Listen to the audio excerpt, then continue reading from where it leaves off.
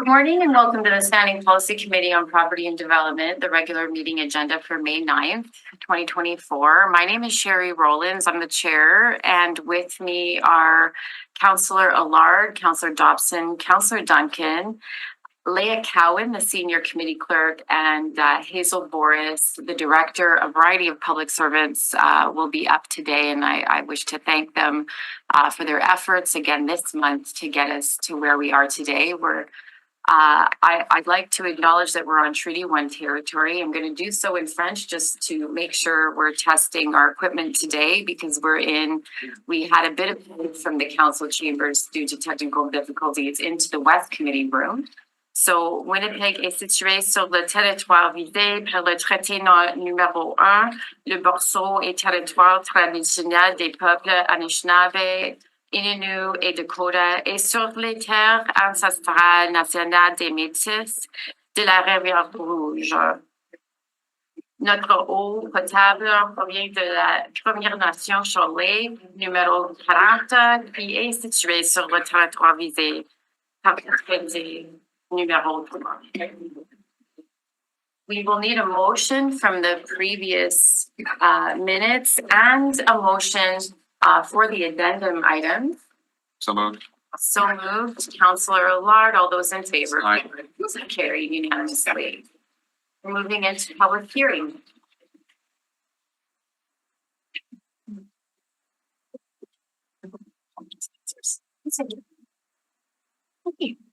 Public hearing today is an amendment for rapid zoning bylaw amendments to the Winnipeg and downtown Winnipeg zoning bylaws. This is filed DAZ 204-2024. This is where the city is the applicant, and so we'll move to hear the first item. Okay, so in accordance with the City of Winnipeg Charter and the Development Procedures Bylaw, the process the committee will follow is the applicant will be heard first, followed by those in support of the application. Next, those registered in opposition are heard, followed by those registered for information. Finally, the applicant may return to speak in rebuttal to comments made. However, no new information is permitted. Please note that when your name is called, it is your opportunity to speak. However, you are not obligated to do so. For a more in-depth overview of the public hearing process and other information pertaining to what happens before, during, and after a public hearing, please consult the public hearing process brochure, which is available on the City Clerk's Department website. Please note that all public hearings are recorded and will be part of the public record.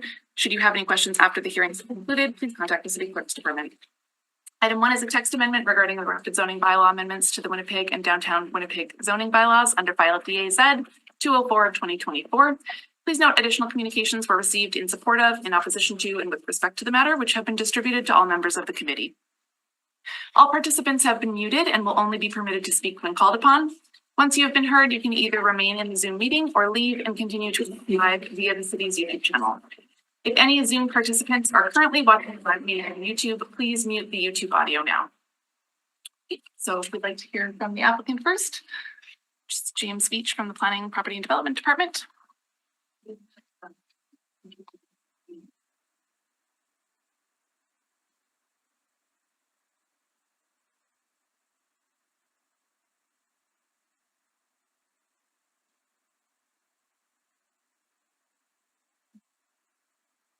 Thank you, Mr. Veach. Go ahead.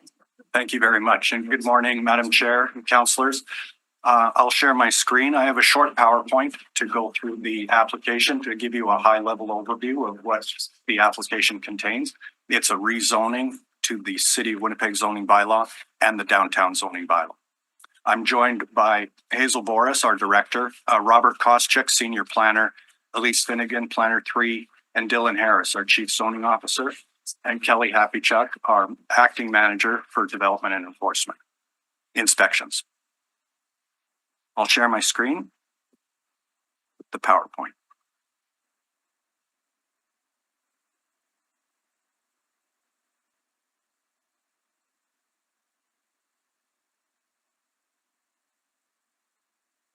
All right. So as discussed, this is DAZ 2004-2024. It's the rapid zoning bylaw amendments, PDO1. We'll get right into where these amendments came from. For the most part, these were key council motions that have spurred these bylaw amendments. In June 2024, 2021, Council adopted the small-scale, low-rise residential development guidelines for mature communities. Included was the following direction to the public service: that the public service be directed to prepare for council consideration an amendment to the Winnipeg zoning bylaw number 200/2006 as a means of implementing the intent of the guidelines, and to allow two-family uses, i.e. duplexes and side-by-sides, within the R1 single-family zoning district as a conditional use. An additional motion, July 23rd, 2020, Council adopted a motion directing the public service to allow detached secondary suites as a permitted use across our mature and recent communities. Other council motions further address minor amendments within this zoning bylaw application: parking reductions, patios, and public restrooms. So, where did they come from? The Housing Accelerator Fund application. These zoning bylaw amendments were also identified as Initiative 1 within the City of Winnipeg's Housing Accelerator Fund application, and that application was also approved by council prior to submission. They were indicated as rapid zoning bylaw amendments for accelerated housing and complete communities. Initiative 1 was developed and vetted through consultations with our CMHC partners, as well as key stakeholders within the development community prior to the final half application submission. One of the key statements of Initiative 1 was to accelerate the pace of housing construction and increase housing density in existing neighborhoods. The Rapid Bylaw Amendments Initiative aims to implement swift changes to the Winnipeg zoning bylaw to align with previously endorsed council directions or policy. Who contributed the ideas and feedback to the infill guidelines? The majority of these proposed zoning bylaw edits came out of the council adopted small-scale, low-rise residential development guidelines for mature communities, also known as the infill guidelines. And again, these were adopted as policy by council in 2021. As part of that 2-year process of creating those guidelines, the public service engaged in a robust consultation program to help inform and direct the content and the guidelines document. So from summer 2019 through to the fall of 2020, there were continual stakeholder discussions on the infill guidelines with residents, builders, neighborhood associations, landscape architects, and designers. September 10th to October 10th, 2019, there was an online survey on the infill guidelines. Over 2,000 Winnipeggers responded. September 24th, 25th, 26th, and October 1st and 3rd, 2019, there were 5 public open houses engaging the communities and explaining the infill guidelines and making changes and feedback. October 19th to November 2nd, 2019, there were 2 stakeholder workshops, which included neighborhood resident associations, community groups, design professionals, and builders and developers. September 17th and October 22nd, 2020, there was another online survey. At this time, 778 Winnipeggers responded. October 4th, 7th, 14th, and 15th, 2020, there were 5 online seminars that were conducted. So a considerable amount of engagement for the infill guidelines, and this zoning bylaw amendment is taking those infill guidelines and putting them into our zoning bylaw. In addition to the ideas and feedback regarding the half application, which I mentioned is Initiative 1, so in addition to that comprehensive 2-year consultation process for the infill guidelines, the Urban Planning and Design Division had been in constant communication and sort of a feedback loop with the Urban Development Institute, also known as UDI. So from April 2023 to present, UDI has been included in the drafting of our half application, providing detailed input on all the initiatives. There's 8 initiatives overall in the half application. All the initiatives contained in the final half application that affect zoning and development. Specific to these rapid zoning bylaw amendments, we have engaged UDI through email, phone calls, presentations, listening sessions, and an in-person workshop reviewing in detail these amendments, garnering feedback, informing revisions and edits. So where do the majority of these amendments apply? The map shown here is the Area 1 and Area 2 from the infill guidelines, and it also forms the schedule of the zoning bylaw amendment. The darker gray area is Area 2, which is typically our oldest communities and often blanket zoned R2 residential two family. The rest of the mature communities shown in the lighter gray are, again, our older communities, often with a grid-like pattern of development and back lanes. The white areas is the areas of secondary plans, which do not, they are exceptions to this zoning bylaw amendment. Where there's a secondary plan in place, the zoning bylaw amendment does not affect that area. So for example, secondary plans such as West Alexander Centennial, North St. Boniface, Osborne Village, Corden, Osborne, and Parker lands, those are not affected by these amendments. Often secondary plans have their own density initiatives, flexibility requirements. So these are not affected by this rapid zoning bylaw amendment. Now, I said the majority of the amendments because there's also amendments to parking reductions. There's no parking minimums, recommending no parking minimums along Portage Avenue or Pembina Highway, and also recommending 1 parking space per dwelling unit for multifamily in these 2 urban infill areas. So again, map 1 is more of our oldest communities shouldering the downtown, often zoned R2, and some commercial corridors, commercial main streets. And here, the secondary plans are not exempt.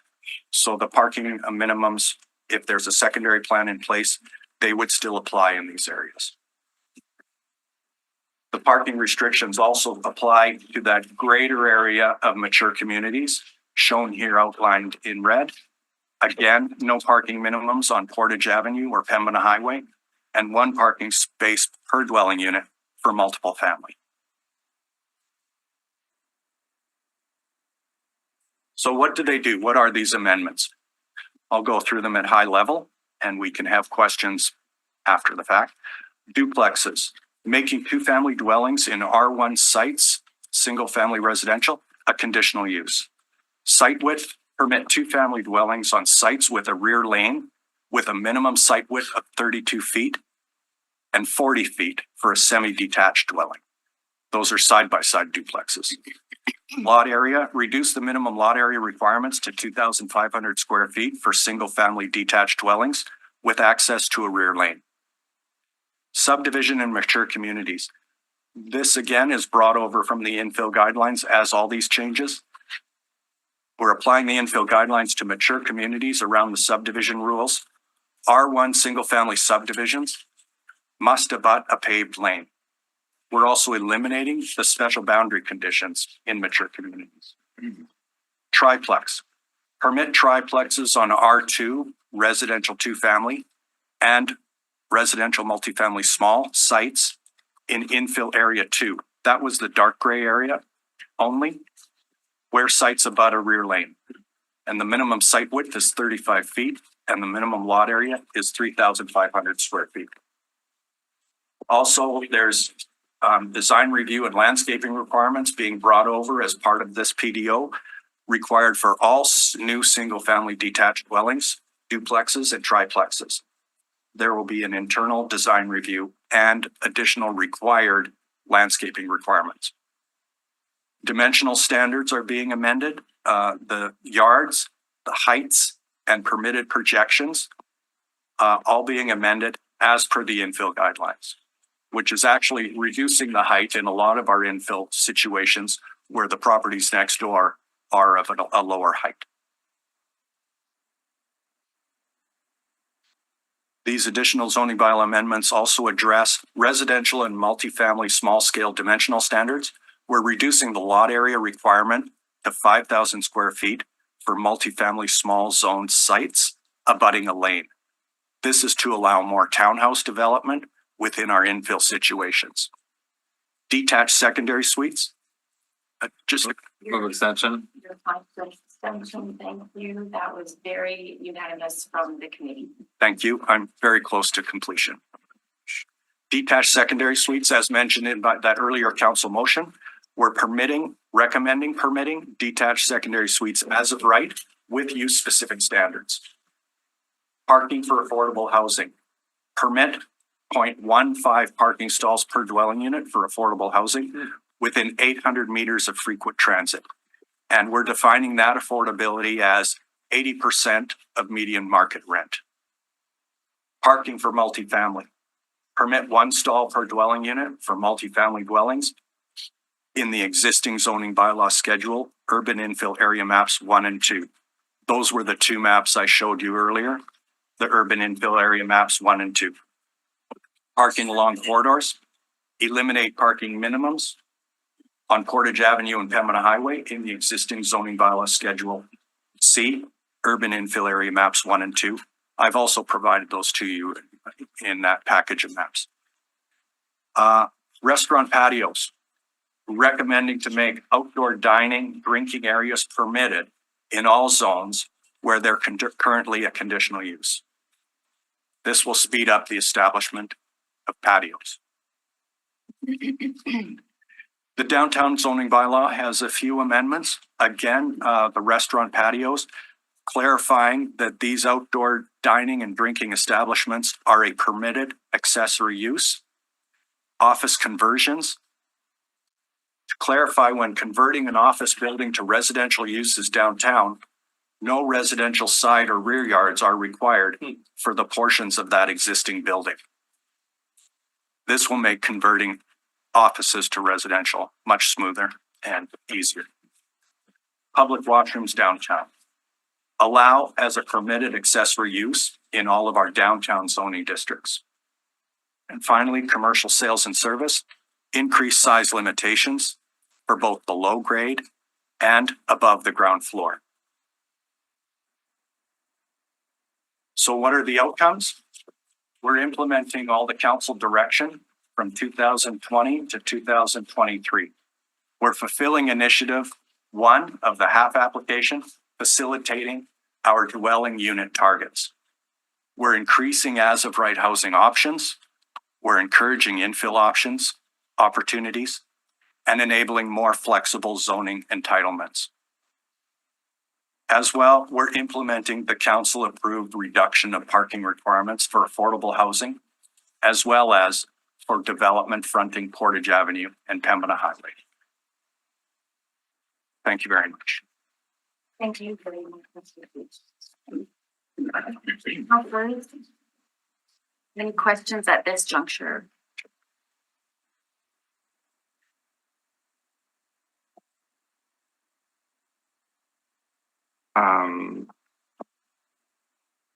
I noticed I'm not a fan of acronyms. HAF isn't defined in the document. I missed it. I know what it is, but Yes, it's spelled out in the document. It's the Housing Accelerator Fund application.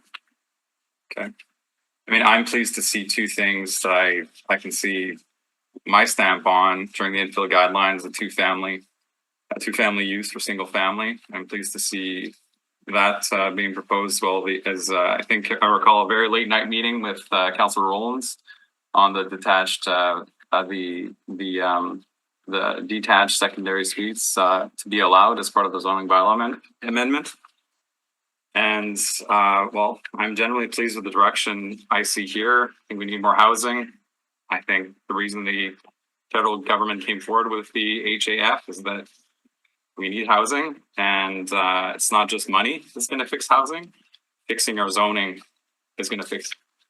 It's going to be part of the fix to housing. So, I like what I've seen so far, but I know it's the beginning of what's going to be a very long process.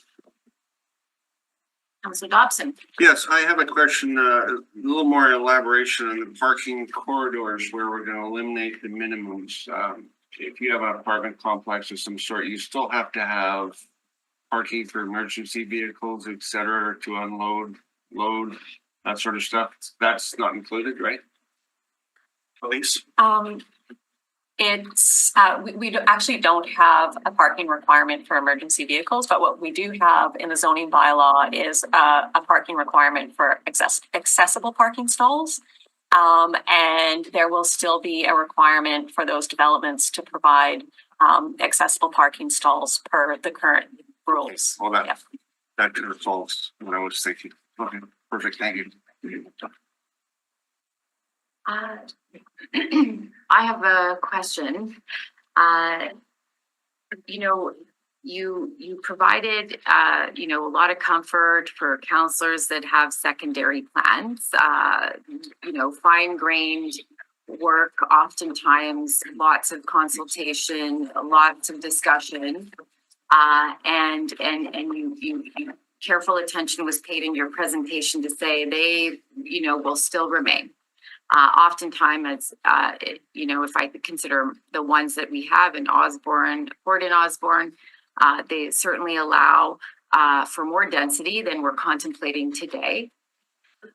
When I reflect on the planned development overlays, though, and I consider the Glenwood PDO and the infill guidelines, I don't see that kind of consistency. For instance, in city center, we have the Academy PDO.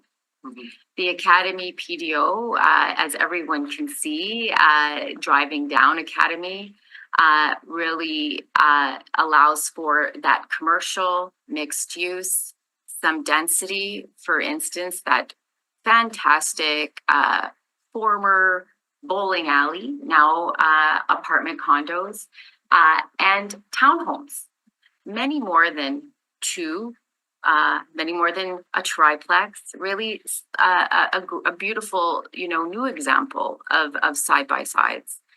No yard, right up to the street.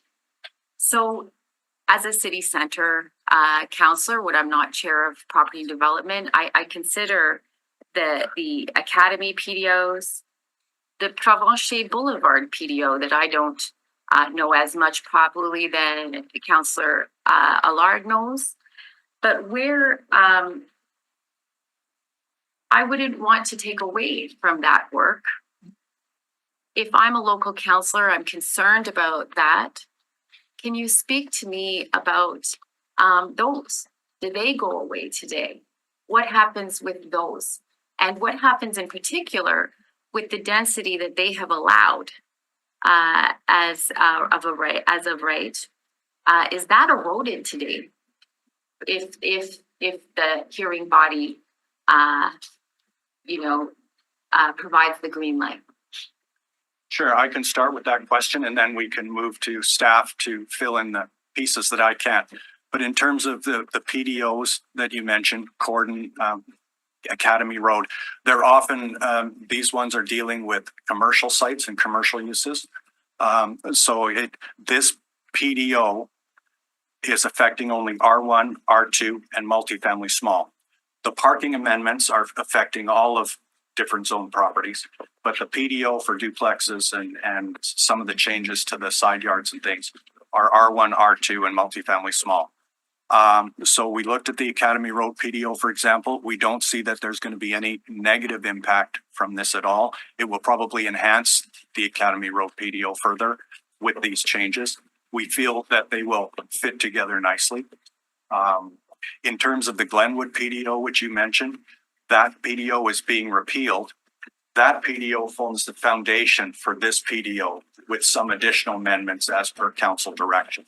But the Glenwood PDO is actually the basis of foundation for this entire PDO. So the Glenwood PDO will still be in place, but with a few tweaks. But now it'll just be called the Rapid Zoning Bylaw Amendments PDO.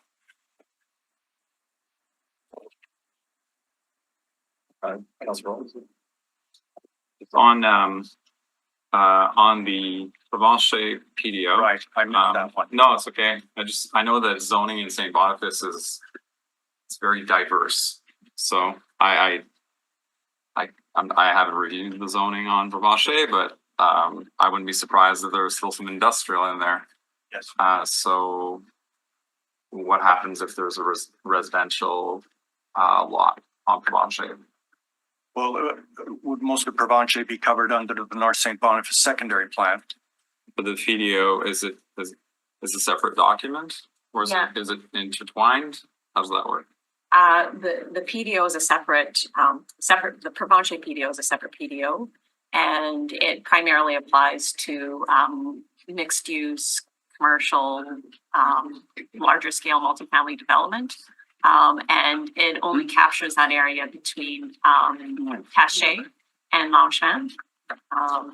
So, yeah, it won't have any impact because as James mentioned, the mature communities PDO only applies to R1, R2, and RMFS zoning, which doesn't exist on Provencher. That's what it is. Okay. Yeah. That's what I wasn't sure about. PDO. Thank you for that.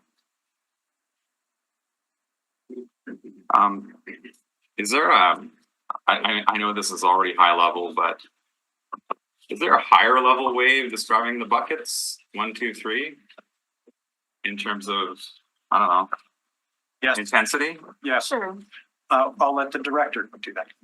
Yeah, so bucket one was waiving the development application requirements for 25 types of development. So that was just kind of reducing some red tape for lower risk development types, many of which still need a building permit, but they now don't need a development permit. A few of them don't need either. But so for instance, if you're repaving your parking lot with the exact same footprint and approaches and the same materials, you no longer need a development permit for that. Or if you are doing, a detached garage in a single family zoning district, you no longer need a development permit for that. You still need a building permit and you still need to go through that entire process. And solar panels and that sort of thing. So that was bucket one, You want to speak to your audience? to ease that process and make it faster and less expensive for residents and the development community. So now today so the council adopted bucket one and that is in place now, happily.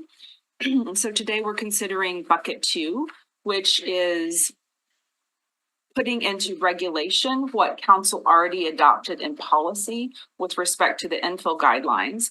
And then additionally, putting into regulation many of the items both in the strategic priorities action plan, SPAP, that council's direction, as well as some of the items from the mayor's platform, things like regarding patios and downtown restrooms. So that's bucket two that we're considering today. Then bucket three is already in and starting its formation process of considering how to implement those extra requirements that Minister Sean Fraser requested of the city in order to be eligible to receive the Housing Accelerator Fund dollars. Back on November 23rd, 2023, council adopted that motion to enable 4 dwelling units per lot. Of course, we'll figure out between now and next May what those design standards are, what the parameters are for that, in consultation with community and council. In that same consultation framework, we will be considering 4 stories within 800 meters of frequent transit. We will also be considering redevelopment of malls and corridors. So that collectively 4 stories, 4 units, malls and corridors is collectively bucket 3. And then bucket 4, per the Housing Accelerator Fund application, we must be in contract with a consultant for that by 2 Decembers from now, December 2025. And that is a review of the entire zoning bylaw to refresh it and bring it up to date with today's market conditions. and today's council directions. And so the initial report for what that might entail was received as information last August 2023, which was the Clarion report. And so that's the beginning of that process. And we anticipate its adoption by December of 2027. So we are in this, multi-phased continuous improvement trajectory for our zoning bylaw to make it more in line with the collective local vision, more in line with today's market demands, and more able to deliver the sort of housing affordability and walkable, bikeable, transit served neighborhood forms that council has directed us to in the past. Chairperson, go again. I realize this is not council direction at this time, or may not be council direction at this time, but I know from having sat in many zoning meetings that parking is often a concern for local residents. And I have been, as the area planner will know, area planners will know, on an ad hoc basis, trading parking for things like car shares. I've gone as far as asking for things like bus passes in lieu of that type of thing. Would this be an opportunity for members of the committee like myself to perhaps ask the public service to codify things like car share, like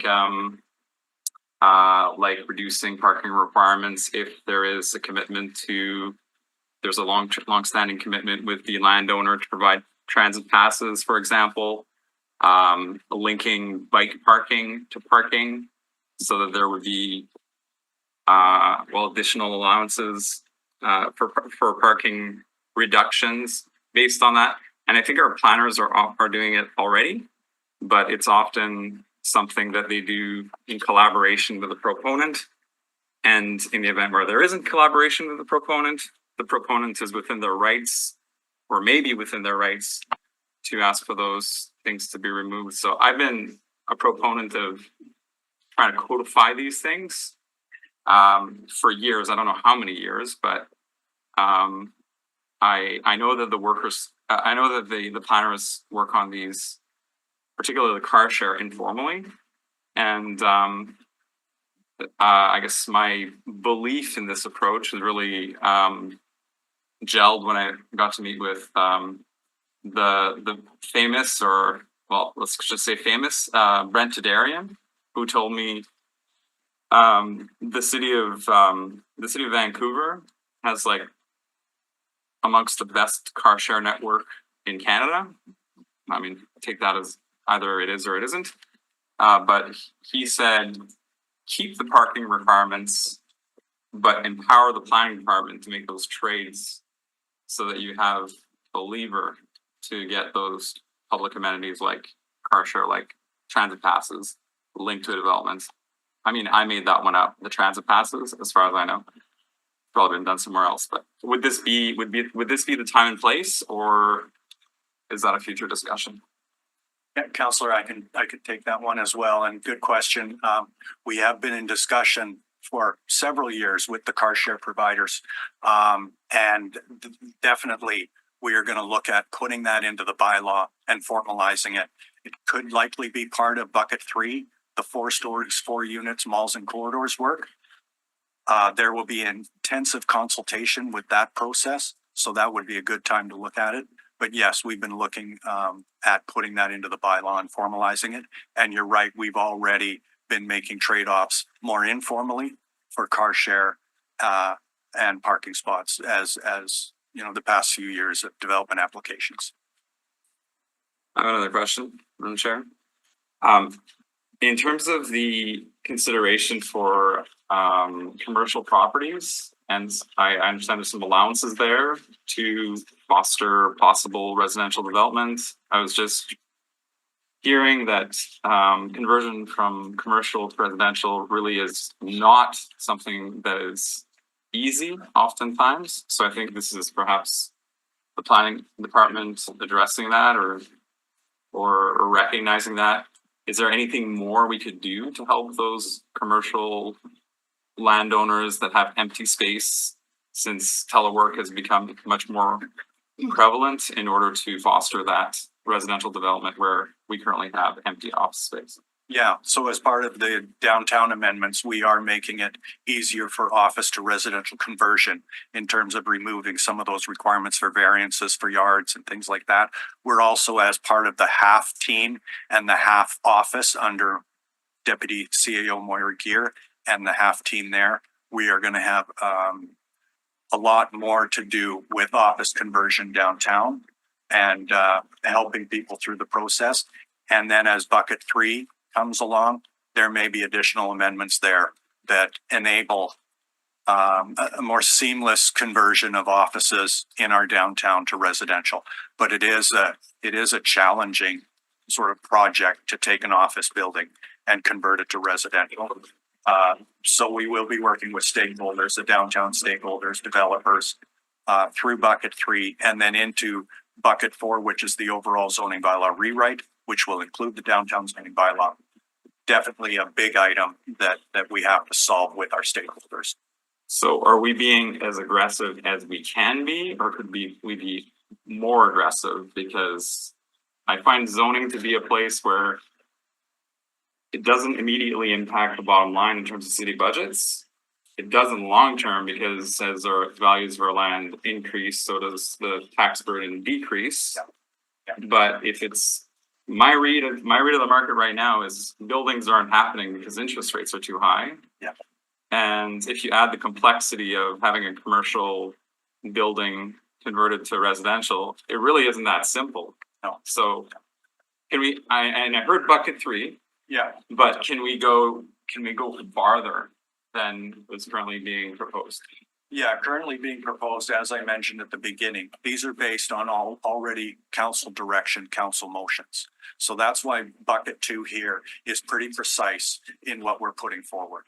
So in terms of being more aggressive and facilitating conversions downtown, that would be part, like I said, of more stakeholder engagement, working with the downtown partners and the public, and likely part of bucket 3 or bucket 4. But at this point, we're just going forward with council direction right now, within bucket 2.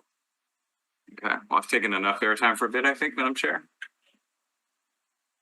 I did want to go back at a bit about the PDO. If I'm because I heard what you say, you're saying mostly commercial.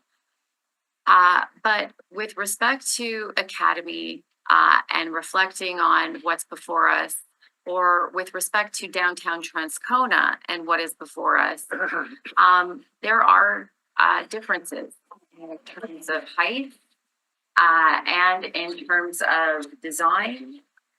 For instance, downtown Transcona PDO has, a really interesting form-based analysis where, buildings shall not be taller or shorter, wider or thinner. This is not what's before us. That would mean, and this is the question, would that infer that after, if we approved it, the design of, buildings not being shorter or not being wider, that the height differences in the multifamily along Academy would be changed? Would it be changed? I don't believe so, but maybe my staff might have a better answer for you on this one, getting quite detailed on PDOs versus the zoning bylaw and how things are impacted. So if Robert or Dylan Harris, the chief zoning officer, I don't see, because again, going back to the previous response, in that most of the PDOs that would overlap, they deal primarily with commercial developments. So that's what they're regulating for the most part will be the commercial. Yes, they do regulate commercial. Yeah. I'm talking about residential, and where they do engage residential is typically in heights. And they do allow for multifamily, for instance, yards in the case of the Academy PDO that are really different than the Glenwood PDO. Because the Glenwood PDO doesn't contemplate the mixed use of that corridor, for instance, Academy or downtown Transcona, and the livability of people, shops. So while it's commercial, these are PDOs that have been worked over time. It's something that's in my head as something that I can for sure consider some language around that. But I wanted your thoughts because these are, typically areas where the livability right by commercial has been thought about, that has been the subject of consultation. And so while primarily it is to look at the commercial,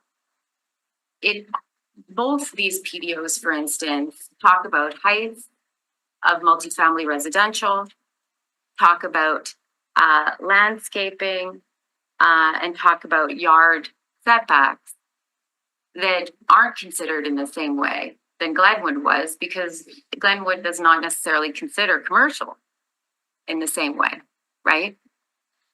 The proposed amendments that are going forward will only go up to 3 units. So it would be single family, 2 family, and 3 unit dwellings. So anything higher than that, kind of speaking to the multifamily residential that you're referring to, what we're proposing today has nothing to do with anything greater than 3 units.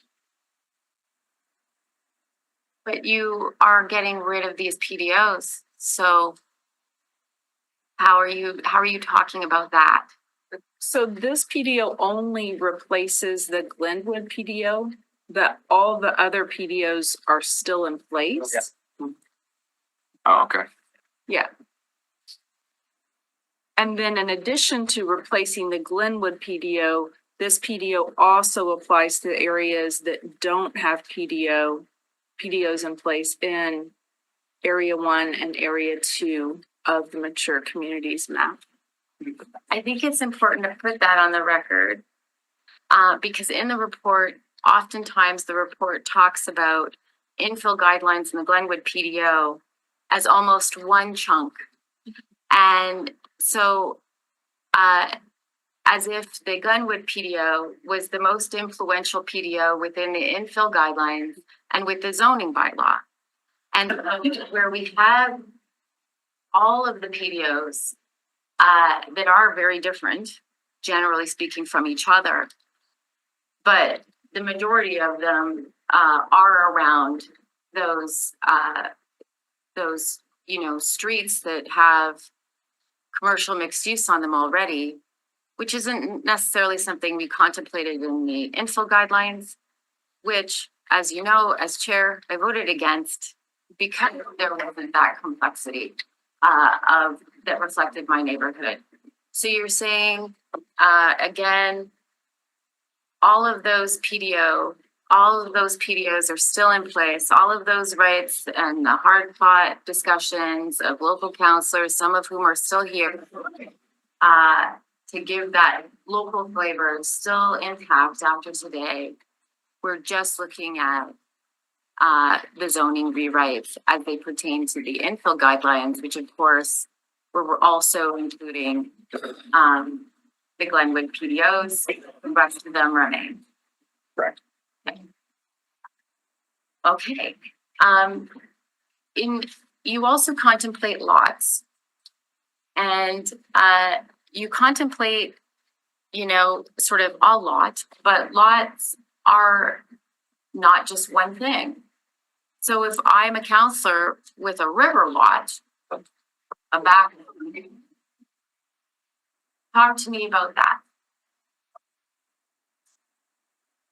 The biggest difference for a single family would be that if you have a front approach or not. So the reduction would be more significant for, in the case of single family.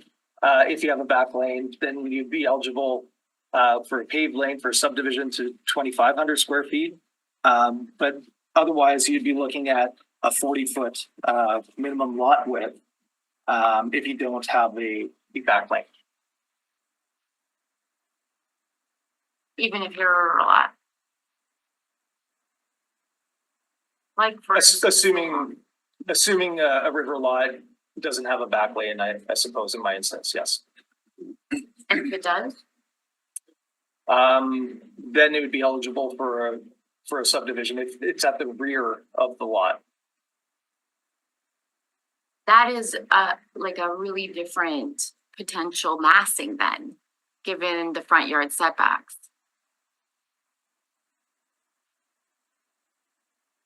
Well, the front yard setbacks would be 5 feet less than the average of the existing front yards within the street block or the portion of the street block. So there would be a calculation to try to bring that into some conformity. The street or, The street block. okay.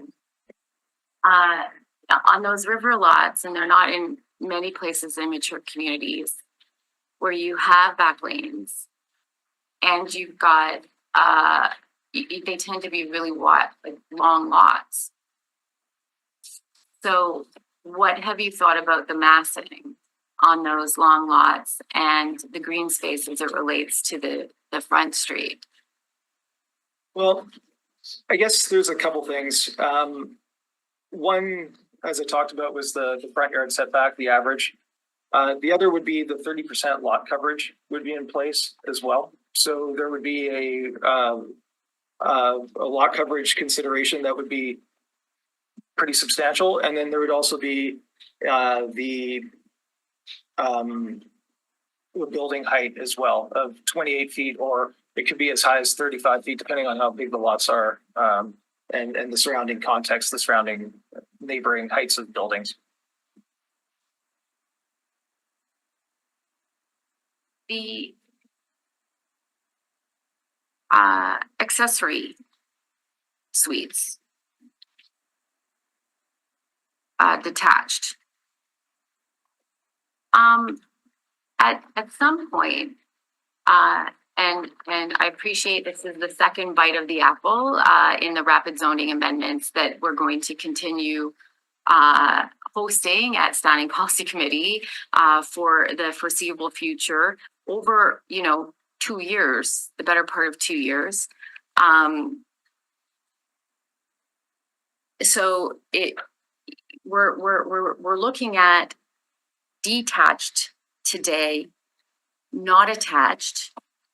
We're looking at triplexes, not 4 units. Some might say, why not attached secondary suites, right? We're looking just at detached.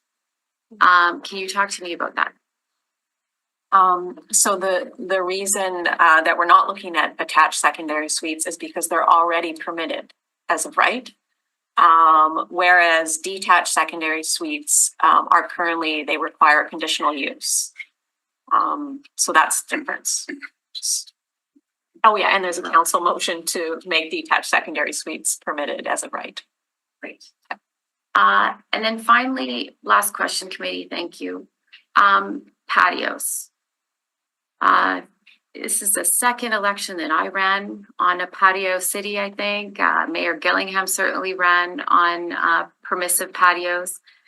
As the chair of the committee, but also the local councillor, Gordon of Osborne, of Sherbrooke and Marion. Permissive patios, what can you walk me through these changes? We've been as a council, doing since the pandemic, a program that is permissive. But for those that have long since had patios attached to their restaurants and paying the city, significant sums, they've had a bit of a different story to tell with respect to our patio programs, our patio policy. These changes, do you foresee, easing some of what we've heard from restaurants and some barriers that they've had when they go to create the time, the investment, and the summertime fun for Winnipeggers? Can you talk to me a bit about that? Yeah, we certainly hope so. The biggest change that we'd have is that anywhere that it was currently conditional for a patio, we're making it permitted. We are adding some use-specific standards to that we think are pretty standard that we've had throughout the city for some time.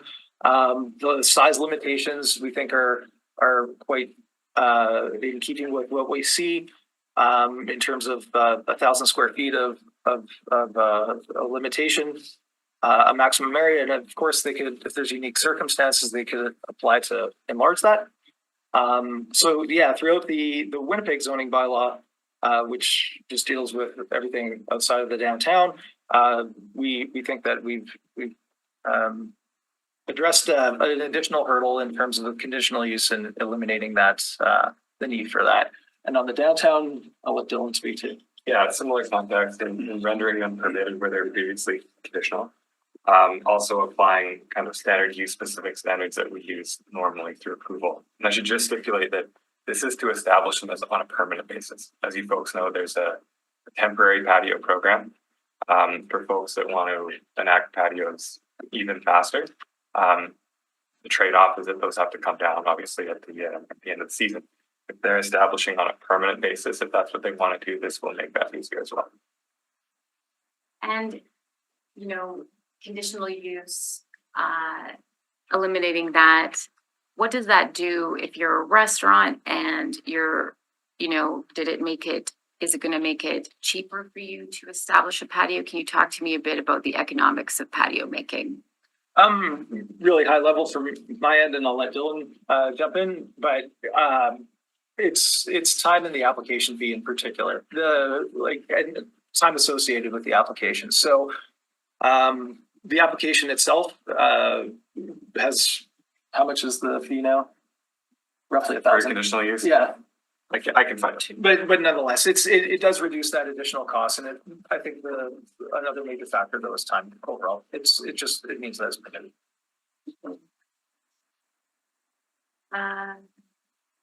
I had one, Okay, Madam Chair. Councillor Lard.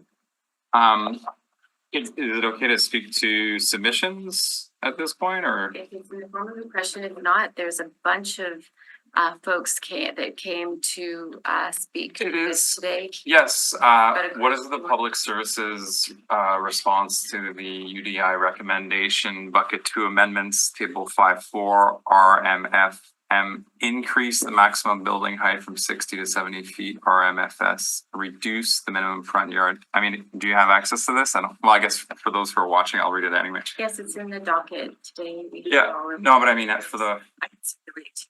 the members of the public wouldn't see it, though, would they? Yeah, it should be attached. No, it's part of the public hearing file, so it goes on file, but if Yeah, okay, so I'll just read it out. So table 5.4 RMF-M, increase the maximum building height from 60 feet to 70 feet, RMFS, reduce the minimum front yard from 20 feet to 15 feet. Table 5.2 R2, reduce the minimum front yard from 20 feet to 15 feet. Note C and D, R2, reduce the minimum lot area from 5,000 brackets 2,500 end bracket square feet per dwelling unit to 4,000 back to bracket 2,000 end bracket square feet per dwelling unit, and remove section 138 special boundary conditions. Seems like substantive recommendations. Yeah, I can circulate that in writing Yeah. and then Yeah, it's a if lot. you want to respond to it, we'll leave it in, Counselor Allard, just for the sake of, it is a technical ask, and so I think it's probably best if we circulate it. You know, some of these letters were attached just Recent. yesterday afternoon. I do have a more high level question. So the current federal government, with their Housing Accelerator Fund, my understanding that was a much less aggressive approach than what the opposition is talking about. If there were a change in government, where I understand that housing starts would be linked to federal support to municipalities. Are these amendments going, I guess, hard enough so that we can benefit from, I guess, both scenarios, depending on who's in government or not in government? And if that's not a question for the public service, I do want to inject that idea into the public record. I know the mayor has in the past in the media. If I can just translate a bit, because, you know, the political nature of that question we'll handle as a committee, but for the public service, where, you know, environmental scanning and policy, specifically housing policy, and the pressure of municipalities to respond to the housing crisis is obviously an issue you can talk to. And you might talk, you know, a bit here about how these amendments increase housing supply, how you might think, and I don't want to put words in your mouth, they diversify housing options, how you might want to, you know, consider rent stabilization in your answer. Again, I'm not putting words in your mouth. You know, the economic and social pressures that Winnipeg is under and how the zoning bylaw applies. You know, perhaps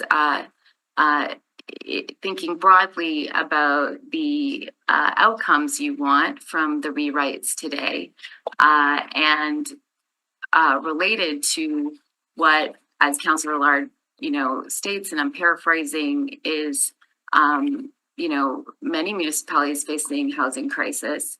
What, you know, can you talk about these moves in context with within the you know, policy environment that we are in Canada? So my brain was still answering his last question, so I'm not sure I actually. Well, I'm trying to paraphrase his comment. Those that are, you know, engaging politics, it's not fair to ask the public service, but it is in terms of, I think you know, the environment. I think they have it. Can I jump on top of what Sure. you're saying, Councillor? Mhm. I guess I heard the words, but if we do a comparative analysis to comparative cities, are we going as far as those other cities, or are we going to lose out on potential federal dollars if there's a change in government? And I'm going back to politics there, which is Councillor Rollins is trying to take out. Yeah. But Yeah. so yeah, There what is are a other response. what So are other what are there is other a cities response, doing? So let's hear from the Yeah. public service. Got it. So going back to the previous set of questions, which were from the development community. So first of all, this, from my initial response to that, this draft bylaw before you today already removes the special boundary condition in section 138 of the existing City of Winnipeg zoning bylaw, so that it does not apply in respect of any land or use to which this PDO applies. So, and that's the only place it applied anyway. So yes to that request. And then none of the their other requests are primarily about, you know, increasing the maximum building height from 60 to 70 feet in RMF. So residential multifamily medium, I have no problem with that. Reducing the minimum front yard from 20 feet to 15 feet in residential multifamily small, also have no problem with that. And the next round of edits, we will be bringing forward recommendations for additional tree considerations and this current edits before you today already, there are extensive landscape standards required. So it doesn't matter to me where exactly those trees go. So having a 15-foot minimum front yard, reducing the front yard setback by 5 feet in residential multifamily small is completely consistent with other mature community regulations across North America. Table 5.2 for residential 2-family or R2 zoning, reducing the minimum front yard from 20 feet to 15 feet. Again, my same response, Sarah wouldn't have any trouble with that edit. And then R2 for residential multifamily R2 zoning district, reducing the minimum lot area from 5,000. I don't understand why the in brackets is 2,500 square feet per dwelling to 4,000. I don't understand that final bullet point.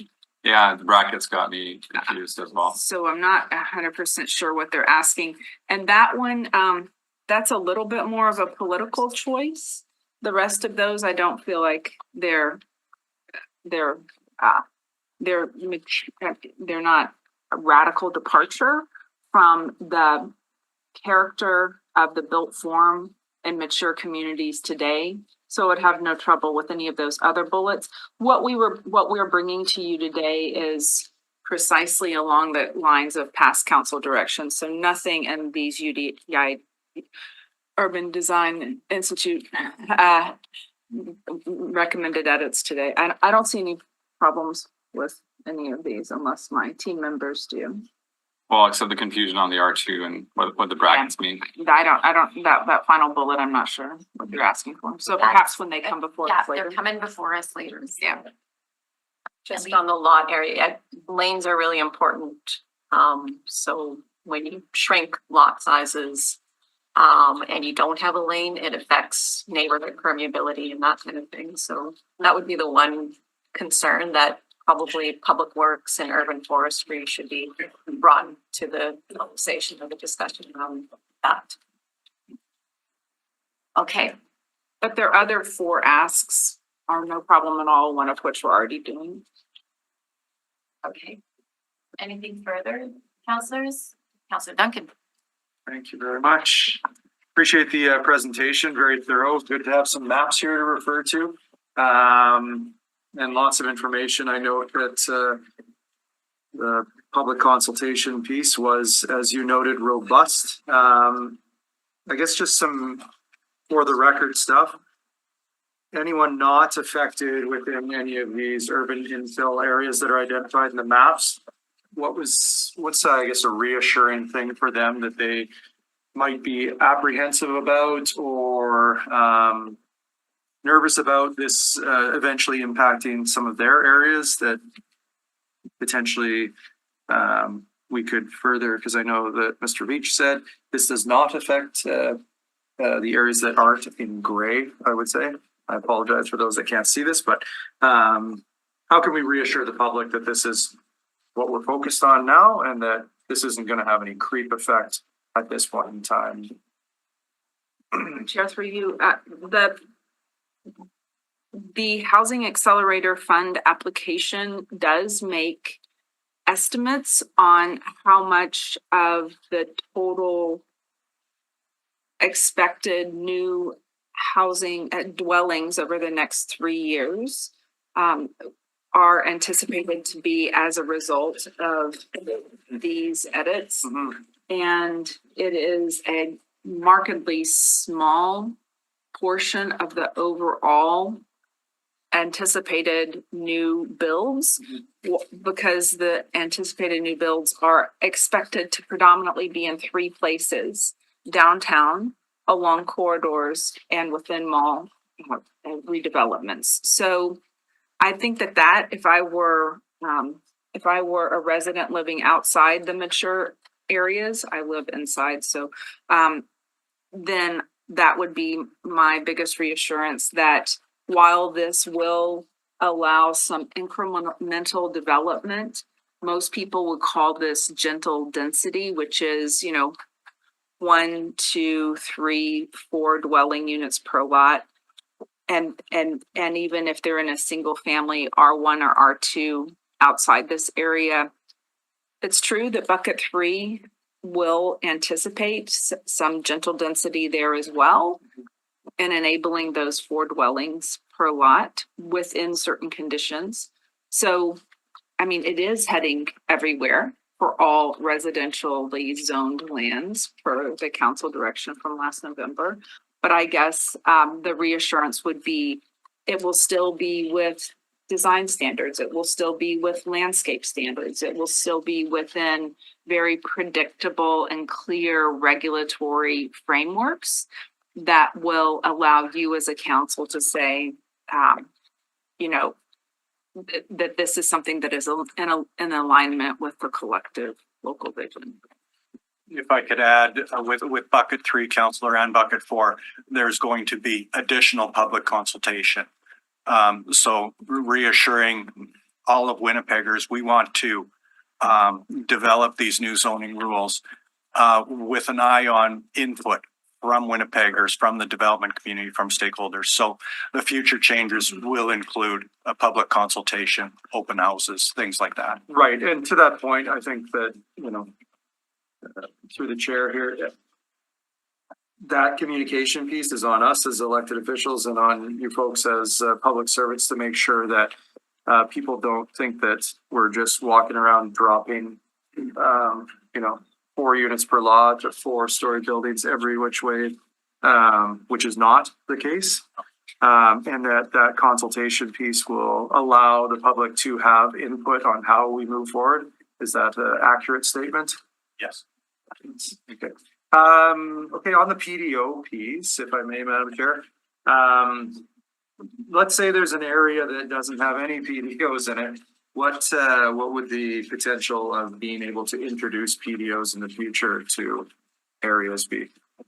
So really what the next 2 buckets are seeking to do is also just make our zoning bylaw more in line with today's market demands to vastly reduce the need for PDOs. Okay. And the next, especially bucket 4, will be looking at all of the existing PDOs and enabling that built form in the bylaw itself so that it will be much more of a cohesive whole.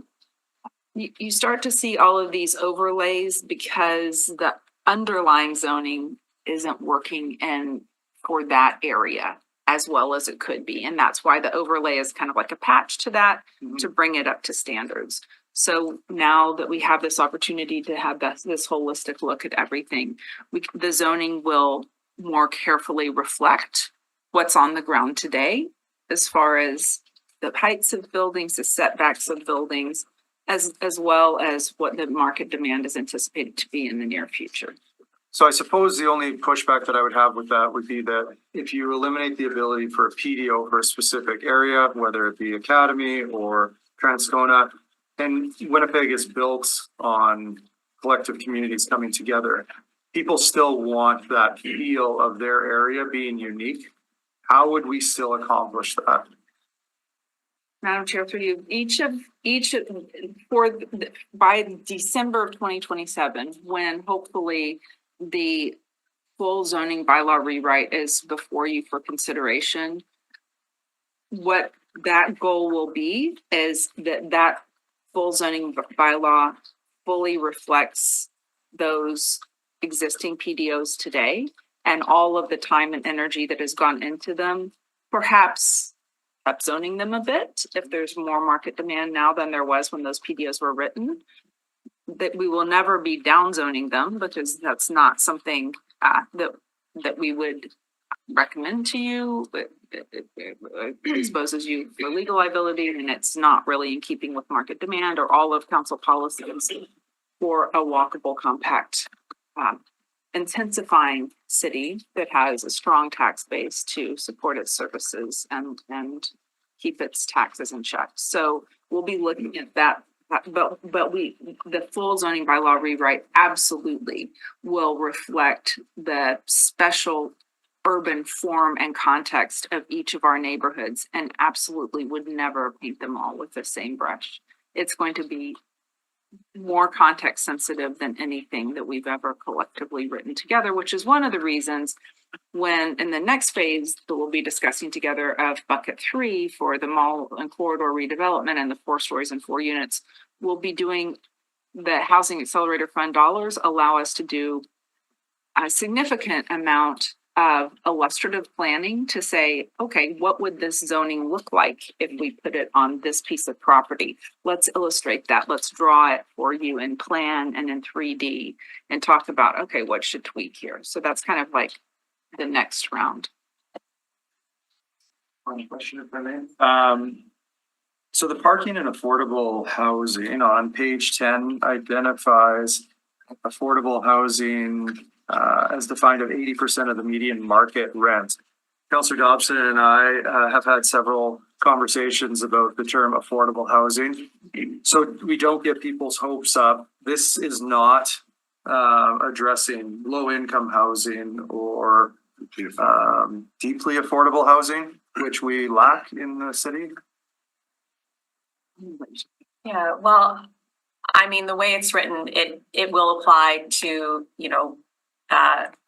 units that are 80%, less than 80% of median market rent or lower. So potentially it could be broadened to what we commonly refer to social housing. But yeah, it is primarily targeted to, the housing that provides those affordable rents, which is at that less than 80%. So is that tied in any way with the CMHC affordable housing definition? Yes, yeah, that is where that metric comes from, is from the CMHC definitions. Because the problem that Winnipeggers have with that is that it's not affordable. And so to my point on this, sorry to cut you off there, the parking piece, and I'm not opposed to reducing the minimum parking or maximum parking. But the fact is that we have people who are in these affordable housing, but they still drive because they earn an income that would afford them to be in a particular area that qualifies as affordable housing. I'll give an example. On Oakdale Drive in Charleswood, there is a new 280 plus units targeted towards seniors living. Those folks are going to be driving. If they did not have parking, if their parking was reduced to these suggested minimums, I don't know why they would go and live there, right? So I get the point of we want to reduce the number of like these vast seas of concrete like they have in the Seasons of Tuxedo area for parking. But are we does this actually target those people who don't drive? So Madam Chair, through you to the councillor, if you said minimum, maximum, I think that was a really important point. So these are not parking maximums. These are only reducing the parking minimums. So we are not saying to the development community, you can only build 0.15 parking spaces per dwelling unit if you have lower than 80% of median market rents. That's not what this is saying. We're just saying you don't have to build more if your current business plan says that you shouldn't. So we got to that number by doing a survey of existing apartments within those rental rate prices within Winnipeg today. And that's the number we landed on. So because the bigger picture of all of these parking reductions are that, for every parking space I have to build, that makes the apartment less affordable. But in some parts of town, like in the St. Boniface secondary plan area, for some of those places that are being built now, when we try to give them parking reductions, they say, no, thanks. I know that my parking demand for this particular type of dwelling that I need more parking. So I'm not going to take your reduced parking offering, you know? So it's important to say that what's before you today is only reducing the minimum, but it's not telling anyone that they can't build parking. They will still build parking in response to what they feel their client needs, but also in response to what they think their financial, like their finance stack needs. So what their bank and other investors feel that will make the project successful. So would we ever, my apologies, Madam Chair, I said my last, this is absolutely my last. So would we ever go to a maximum, like looking at the, sorry, Councillor Dobson, Portage Avenues and Pembina Highways of the world? Would we ever look at that? That is such a political decision, and we would only be doing that at the direction of council and through exceptional consultation with the community. However, that all being said, some cities have absolutely done that. But those are usually the more walkable, transit served cities of Earth. Thank you. Okay. Second bite of the apple, public hearing. We have folks with us. I'm going to check in because I'm considering just like a really quick 2-minute health break before we go into, and I see nodding heads, before we go into inviting the folks that are so generously giving us their time today, Winnipeggers, to talk about the public hearing. Is that okay with you, ma'am? Okay, so 2-minute technical, like just a health break, and we'll be right back. Welcome back to the public hearing on the rapid zoning bylaw amendments to the Winnipeg and downtown Winnipeg zoning bylaws. We have finished up with our questions, and Caleb Mueller is with us. Caleb, you're with committee. If you want to unmute yourself, you have 10 minutes to discuss the public hearing item. Yeah, awesome. Thank you. Hi. Thanks for the opportunity to speak here today. My name is Caleb. I'm a resident of the St. James area, so Councillor Dobson's jurisdiction. Yep. And I'm really excited to be here with you all. I'm here today to speak in favor of the changes proposed in today's rapid zoning bylaw amendments. In particular, the changes that allow more housing units per lot on existing R1 and R2 zone locations, as well as the additions of detached secondary suites. In 2022, City of Winnipeg adopted Complete Communities 2.0 as a strategy and a guideline for how Winnipeg should grow. Through this document, City Council agreed to a target of 50% of all new residential dwellings being built in existing neighborhoods. Since then, Winnipeg's population has started to rapidly increase. By all our own projections, we can see this. By 2027, we are expected to have added almost 57,000 more people to our population. Every one of those people, and the thousands that have been joining us for the past few years, still need a place to live. We've seen what happens in other Canadian cities when the population gets too far ahead of the housing supply. And Winnipeg is largely considered one of the few remaining affordable big cities left in Canada. In order to ensure the future stability of our city, it is crucial that City Council does meet this target. And from all the conversation I've been hearing today and over the past, it does seem like we're all generally in alignment of this. I just feel it's important to come here and kind of speak as to why this is impacting me and how I feel on the subject, and broader considerations for this and other similar pieces of legislation going forward. So the question is, how are we going to go about doing that? And so that brings us to today's amendments. The changes we're proposing here would make it easier, faster, and cheaper to build important infill housing here in Winnipeg. Infill development in Winnipeg and kind of globally has many, many positive benefits. Here are some of the benefits that are listed in Complete Communities 2.0 that I want to go over today. Infill helping reduce the city's environmental footprint by best supporting sustainable modes of transportation. Infill improving our existing housing stock and variety, specifically in established neighborhoods. Attracting additional residents to better support local retail and our existing community amenities.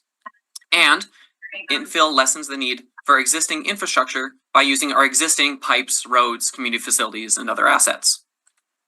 So let's start with the first thing, sustainable transportation. Compared to greenfield development, infill development causes less traffic and, as a result, lower greenhouse gas emissions. Let's compare the addition of 100 extra infill homes in my area here of St. James, just off of Portage Avenue, compared to doing the same thing in a hypothetical new development at the edge of the city. For homes off of Portage, many of the residents here will likely walk, bike, or bus when they need to go somewhere else in the city. Not all, but many. There are lots of nearby commercial spaces and many nearby frequent transit stops, especially in the new future proposed plan.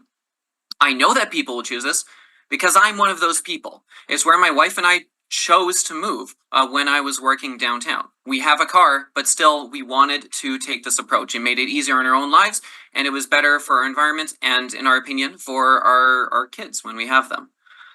We and others like us are people who are choosing to live in a home that enables travel in an environmentally friendly way and without adding more congestion to our roads. So let's compare this to adding these same houses in a hypothetical new development on the edge of the city. Let's use this one that we assume would go out near the South Point area, right? Due to the location of most of the city's existing amenities, it is likely that the vast majority of residents will drive for most of their trips. There's not too many other options unless you are able to build an entire, complete, self-sustaining community. But then we start to incur more infrastructure costs, which I'll touch on later. Each one of those car trips is more congestion along the roads during rush hour, more wear and tear on those roads, and more greenhouse gases being emitted. Just because we've moved the housing further from your neighborhood specifically doesn't mean we've actually taken the traffic away. Most of the time, it's still got to get through the rest of the city somehow. And this is something I want to emphasize. New homes off of Portage and other similar infill options would give residents the option to live without a car. If you're a person who wants to continue using a car, these amendments do not in any way stop you from doing so.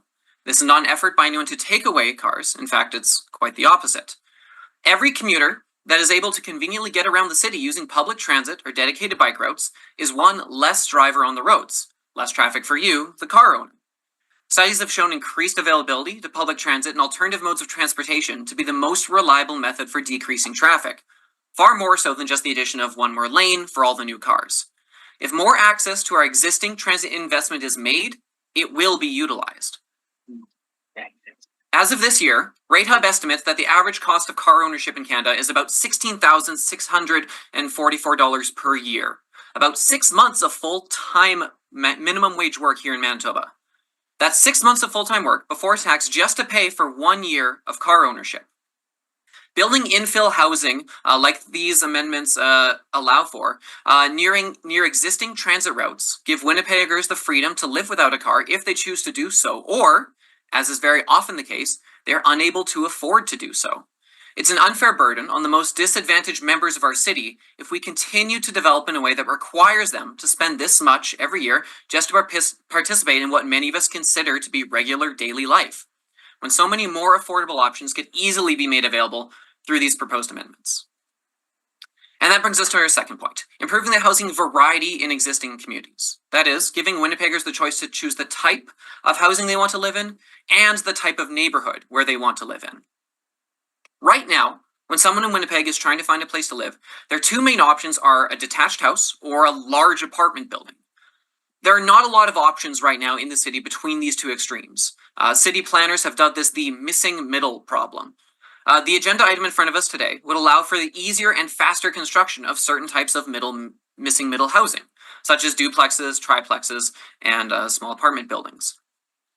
Building more of these types of housing would give Winnipeggers more affordable options than buying or renting a detached house without having to live in a large apartment building on a busy street. Not everyone wants to or can afford to live in a detached house. There's no harm in giving people the choice to choose the type of housing that best suits their needs. And speaking from experience here, my wife in particular grew up in the area of Charleswood and would have loved to remain in that area, but there were not a lot of great housing options outside of going directly to a full-size single detached house. And that's kind of where we landed our middle compromise here of St. James, where we had to rent for a little while before that, before we were able to move to St. James when we were able to purchase a house. And lastly, I want to talk about the cost to our city's infrastructure. Every time we expand the city by building new areas on the outside of town, we are adding on recurring costs for maintaining that new crop of roads, pipes, and other utilities. These additional costs have piled up over many years of greenfield development and have left us in the position we now find ourselves in. Pool shutdowns, underfunding for city services, and the permanent closure of important transportation infrastructure. Looking at you, Arlington Bridge. According to a report published by the city back in 2018, we currently have $35 billion in infrastructure while maintaining an $85 billion assessment base. If we assume that the need to repair or replace 4% of that infrastructure every year, this is a number that's being used and proposed by most developers these days, that means that we as a city need to set aside $1.4 billion every year forever just to maintain what we currently have. This means that a $250,000 property would be responsible for maintaining $100,000 worth of infrastructure. This is an incredibly high ratio. As a result, in order to be entirely self-sustaining, they would need to pay $4,000 in property taxes every year. And this is a substantial hike over the current rates, almost double what we currently pay. And that's just to take care of the infrastructure. I still imagine most people still want garbage collections, community centers, public transit, and the salaries of our city's hardworking public servants. Simply put, we cannot look at adding new burdens to our city budget in the form of new infrastructure, not unless we start to better utilize what we've already built. And that's precisely what these proposed amendments begin to enable. So look, the policies that are adopted by City Council, including the agenda item in front of us here today, directly influence where our new residents will live and how our city will stay financially solvent. These are small steps, but they're small steps in the right direction. While it would be great, in my opinion, to step right in with big sweeping changes across the city, I get the need for a piece-by-piece methodical approach. I would just say, don't let perfect become the enemy of good. This is going to be an iterative process where we make our city better one step at a time. I'm looking forward to seeing this and other components of the Housing Accelerator Fund come to fruition in the coming months. So the City Council can kind of choose which way we want to go. We can prioritize infill development to meet our housing needs, or we can choose greenfield development. Complete community guidelines that we've set out tell us that the former is the direction we intend to take our city. And in my opinion, it's the only direction that ensures the Winnipeg I was born and raised in is still around and thriving for my own kids one day. Again, thank you, Council. I really appreciate the opportunity to speak with you all here today. Thank you for your time. Well, thank you for your time and presentation. Councilors, are there any questions for Mr. Mueller? If not, we'll move on with our thanks. We'll move on. All right, so next registered is, Derek Rollstone is registered to speak via Zoom, but Derek is not with us in the Zoom meeting. So we'll move on to Brian Pincott, who's joining us in person today. That's a good presentation. That's disconcerting. Like a moth to a flame. No, definitely not. Madam Chair and members of the committee, thank you very much. I'm Brian Pincott. I live in Area 2, West Broadway. And I first off want to say thank you to administration for listing the buckets and actually really clarifying what the process is going to be over the next couple of years. And I found that particularly helpful. And understanding where we were in the process and what's before us, and ultimately why what's before us.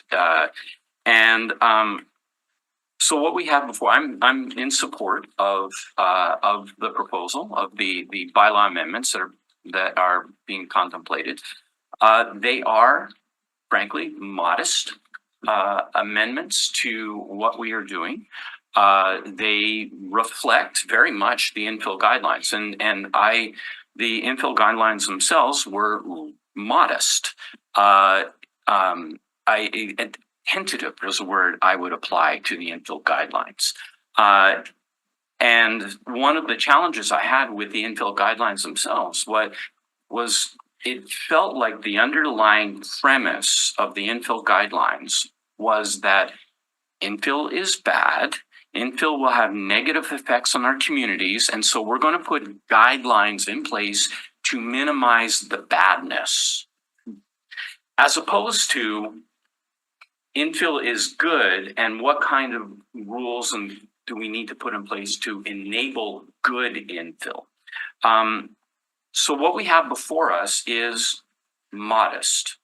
It reflects that tentative nature of the guidelines, and I understand completely why. The explanation of what bucket 2 is, working off of previous council direction, I totally get it. I get it even more so after the discussion with members of council, where I suddenly was like this hierarchy of plans and how administration is trying to negotiate a hierarchy of plans that is no longer hierarchical.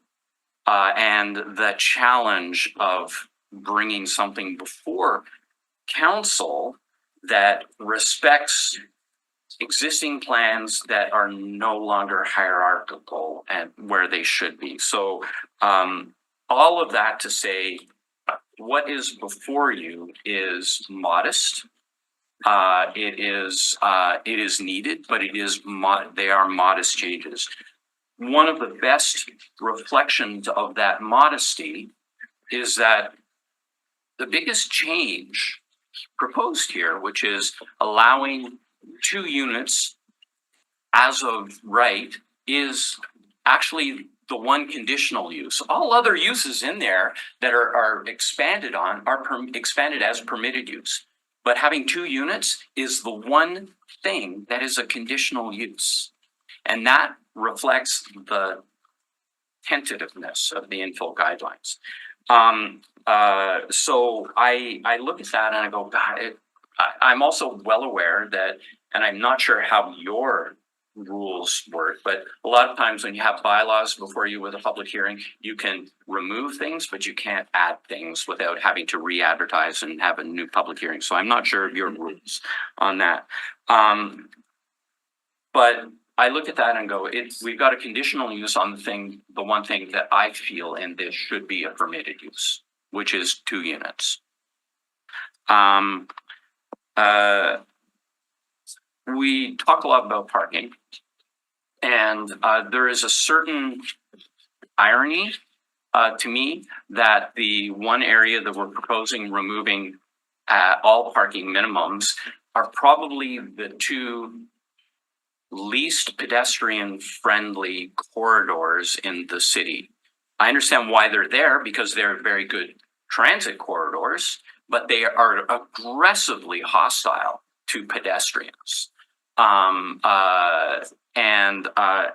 so my preference would be to see remove all parking minimums. The conversation that was had around whether we, can somebody build more, it ultimately boiled down to the market will decide. So let's remove parking minimums and let the market decide. If a developer wants to put in 3 parking stalls per unit, let the market decide. If they want to put in half a stall per unit or 0 stalls per unit, let it be a market decision. We do that now with existing property. If a homeowner chooses to remove all the parking on their property, they're allowed. We totally allow that. That ends up being the property owner's decision, and it is a market decision. So let's allow parking to be a market decision. When it comes to affordable housing, thank you very much, Councillor Duncan. We are handcuffed by CMHC definition of affordable housing. The 80% of MMR will do nothing to address the social and real affordable housing crisis that we have in our cities. When I was with FCM at FCM and leading the conversation that got us to the National Housing Strategy, I was leading that conversation on behalf of municipalities.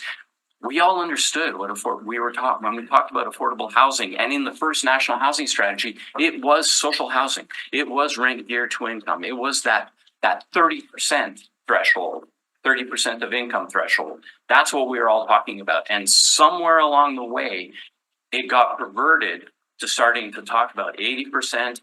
Affordable housing became housing affordability. And we have to get back to talking about how do we get affordable housing. Right to Housing has called for 750 new units per year of rent geared to income. The Housing Accelerator Fund isn't doing any of that.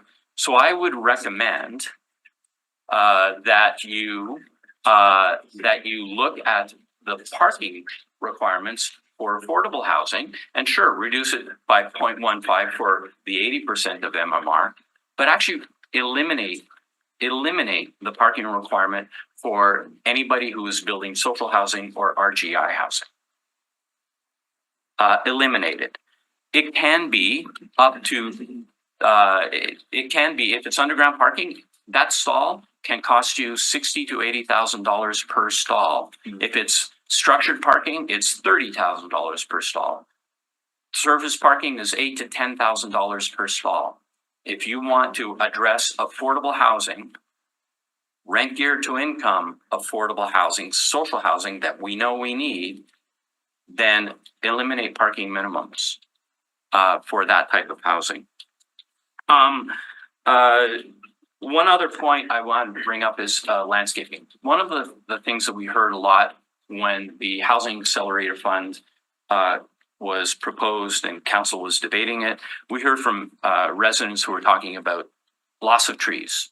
We worry about losing our under threat canopy because of redevelopment.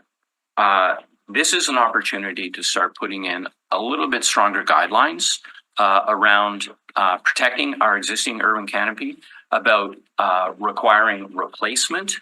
I'm a fan of 2-for-1 or 3-for-1, having an urban tree policy that any project, if a tree is removed, it has to be replaced with 3, put in minimum caliper sizes, blah, blah, blah.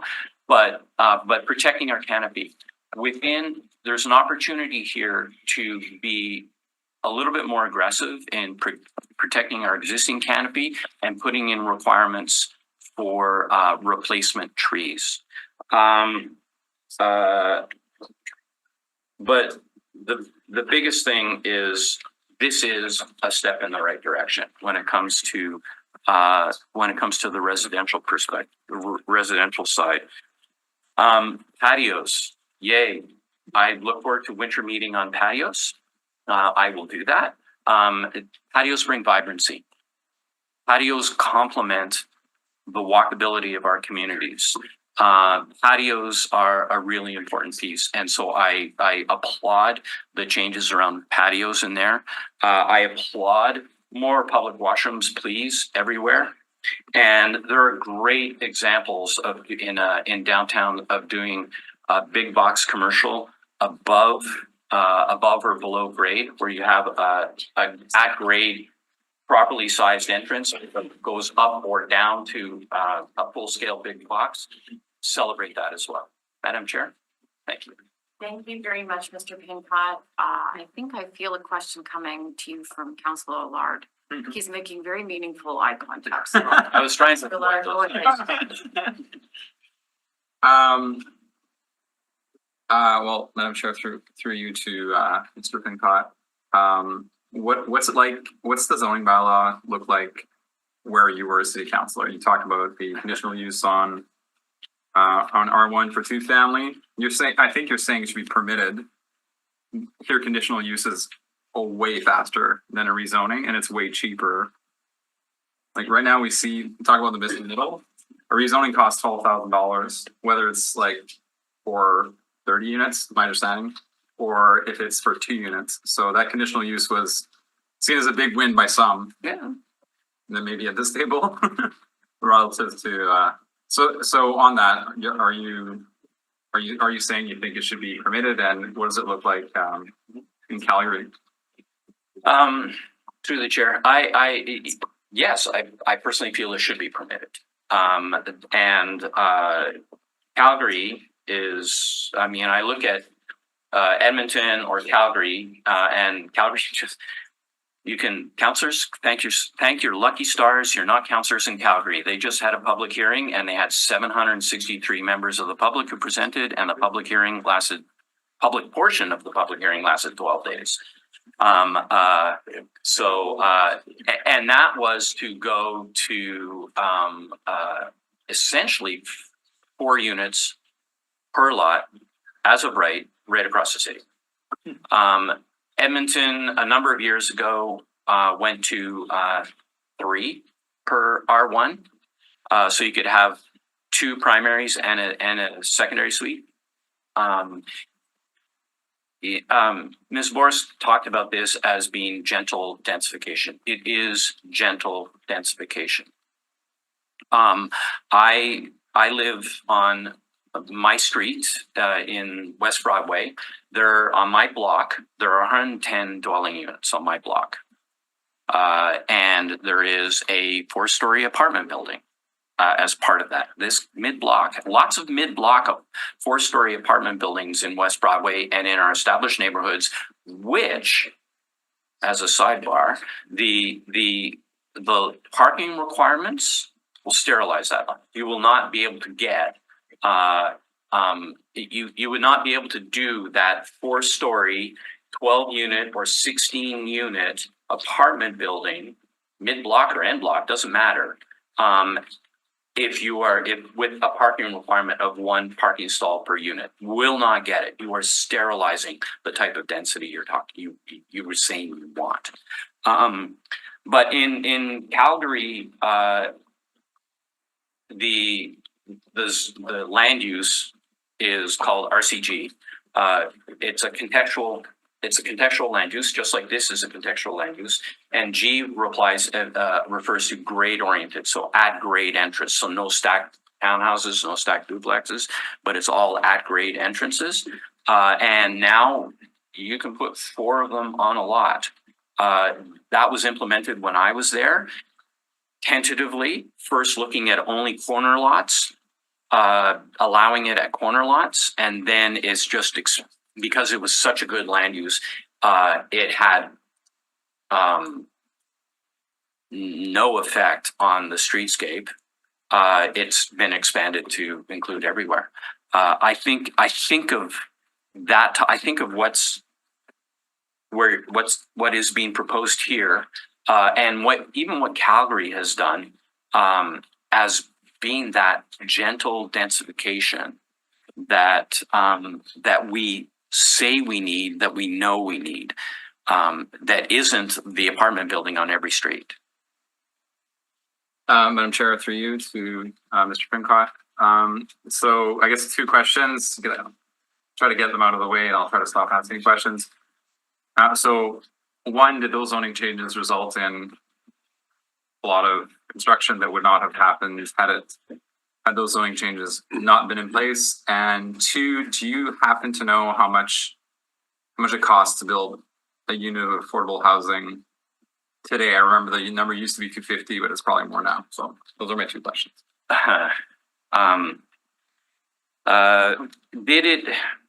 It opened.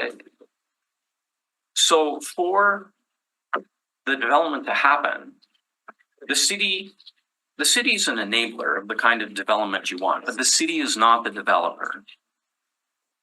So you can enable with your bylaws the kind of development you would like to see, but for it to happen, you still need 2 interested parties. You need the person who wants to sell their property and the person who wants to buy it and actually do it. So it doesn't open the door to it all happening. I mean, when council approved the Housing Accelerator Fund and to do this, I looked out my window and I did not see any for sale signs going up.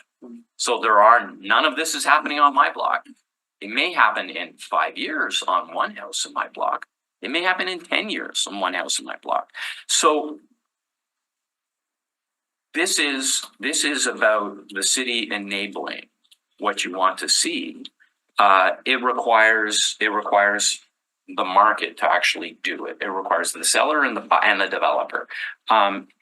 In Calgary, it's a considerably more robust redevelopment world.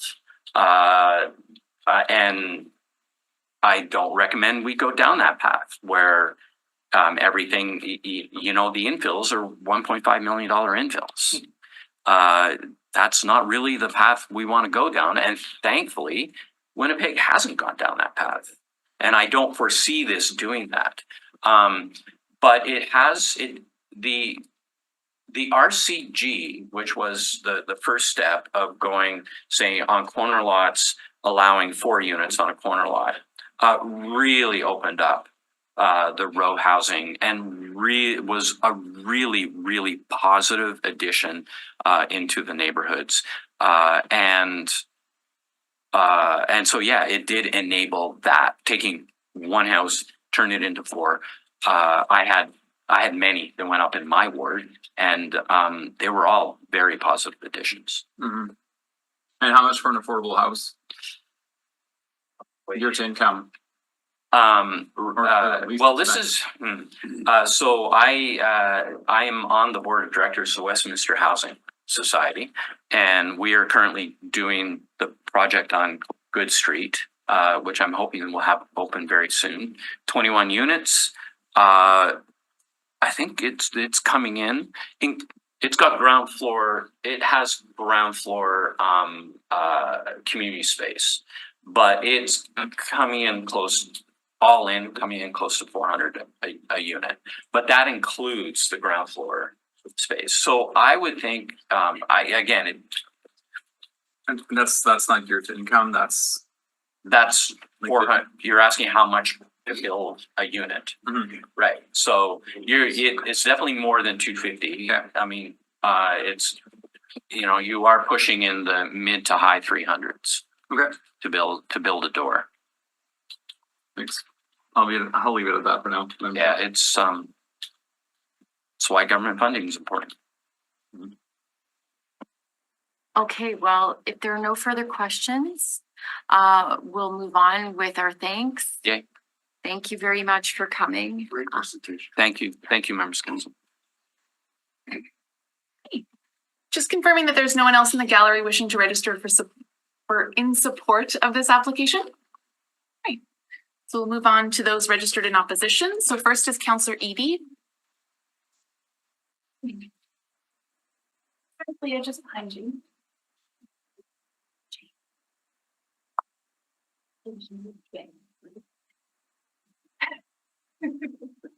You know, there are no.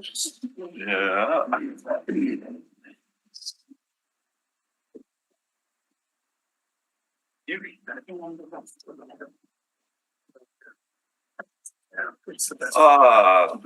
Councillor Thank Edie, you. good morning.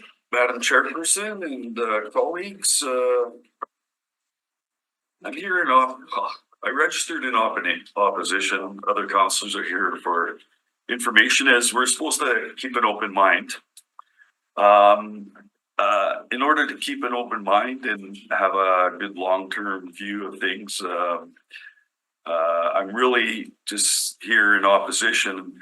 I'm going to be talking about an amendment that it would probably be friendly. However, I don't know how it would apply to all the areas where river lots exist. And Madam Chairperson, I thank you for asking the administration the question, which cleared up for me that really, even when we passed the guidelines, there was no real serious thought given to issues in mature communities where we have river lots. And I would point out to everybody, we're talking 150 years of Winnipeg. Well, guess where the city developed along? They developed along the rivers, right? So the mature communities are all around Winnipeg's rivers, including the Seine River. And I think, anyway, I'm sorry. Anyway, so what happens when they redo the boundaries for any electoral boundaries, they provide an image, but they also at the same time provide a boundary, a verbal description of the boundaries. Now, I'd like to thank the actually, I'll go back to when we did the guidelines quite some years ago, before our current director was here. And I can't remember how many years ago it was, but I was quite concerned that there was no boundaries. So I had to make decisions based on, there was a description of my ward, but I mean, when it comes to the zoning bylaw, we're talking about making decisions for our whole city, right? And so, it's really important to understand that. So I'm just gonna leave that on the table. I was thinking, well, maybe hold off on the hearing so that like it's gonna take some time to do the verbal descriptions, given that these things overlay all over all our mature communities. And so I'll leave. That's really why I'm in opposition. I have an open mind, and actually I'm very supportive of a whole number of amendments, and I was supportive of the guidelines. I voted for those. But you know, actually, because I can't really see it, a verbal, I didn't understand at the time the issue around a river lot. So in my ward, there are many places where there is no back lane. The lots are about maybe, actually, I used to own one in the corner of Anderson and Parr in my ward. It was the last house on that street. And there was no back lane. The depth of the lot was 96 feet and width frontage was 23 feet, no, 22 and a half feet. And there was 3 other houses side by side. These kind of mature community considerations of no back lane are really good for those circumstances. However, if you look a lot and, you know, I think of the Wellington Crescent, Scotia's, Wolseley, although I don't think there's that many houses right on the riverside of Wolseley, but I'm trying to remember, I used to be able to see and worked at Laura Secord many years ago. But most of the lots are very deep. Along Scotia, the average depth is probably somewhere around, I don't know, probably 180 feet, even more than that. And and some lots are pretty wide, others may not. On the other side of the back lane, you have, where there is a back lane, you have 25-foot front lots. It's interesting, but the river, like this isn't like you're backing on to somebody else's property. You're backing onto the river. And river lots, in most of the areas in the city, river lots are subject to flood zone requirements. And there's a whole bunch of geotechnical issues that they have to meet in order to build on that lot. As a matter of fact, the city owns a lot that they sold, but nobody could build on it because nobody can afford to build a house on stilts because it's in the flood zone. So, you know, so these are different kind of issues. They're not the same as Charleswood, where there's a lot of places where there's no back lanes. There's neighborhoods we built where there's no back lanes. You know, that's fine, and they're starting to be mature nowadays. So there is a reason for that. But what we need in this zoning change, we need a requirements related to river lots. So well, I'm not suggesting 25-foot frontage is the greatest thing, but what I would say is a lot that's 200 feet deep and 25 on the front, that's a lot of square feet. So I was hoping that the administration could put together a proper separate little clause to deal with river lots in the R1 and see, and that's the other thing about the maps. I don't know if these low-rise R2 areas, are they near the rivers? Probably not. I'm thinking, but I don't know for sure. I mean, is it the R1 that has to be amended? I don't know. And so I'd like the administration, and I would like you as the hearing committee to ask them to come up with something, because, you know, again, I get it, 40 feet by 100 feet deep, right? That's 4,000, you could build a duplex or whatever, or I have on Magnus, there's properties that are like, well, like on Anderson mine, like it was less than 100, right? So, and you needed room. I did have a driveway, mind you, because I was the corner lot, but the other houses had no driveway either.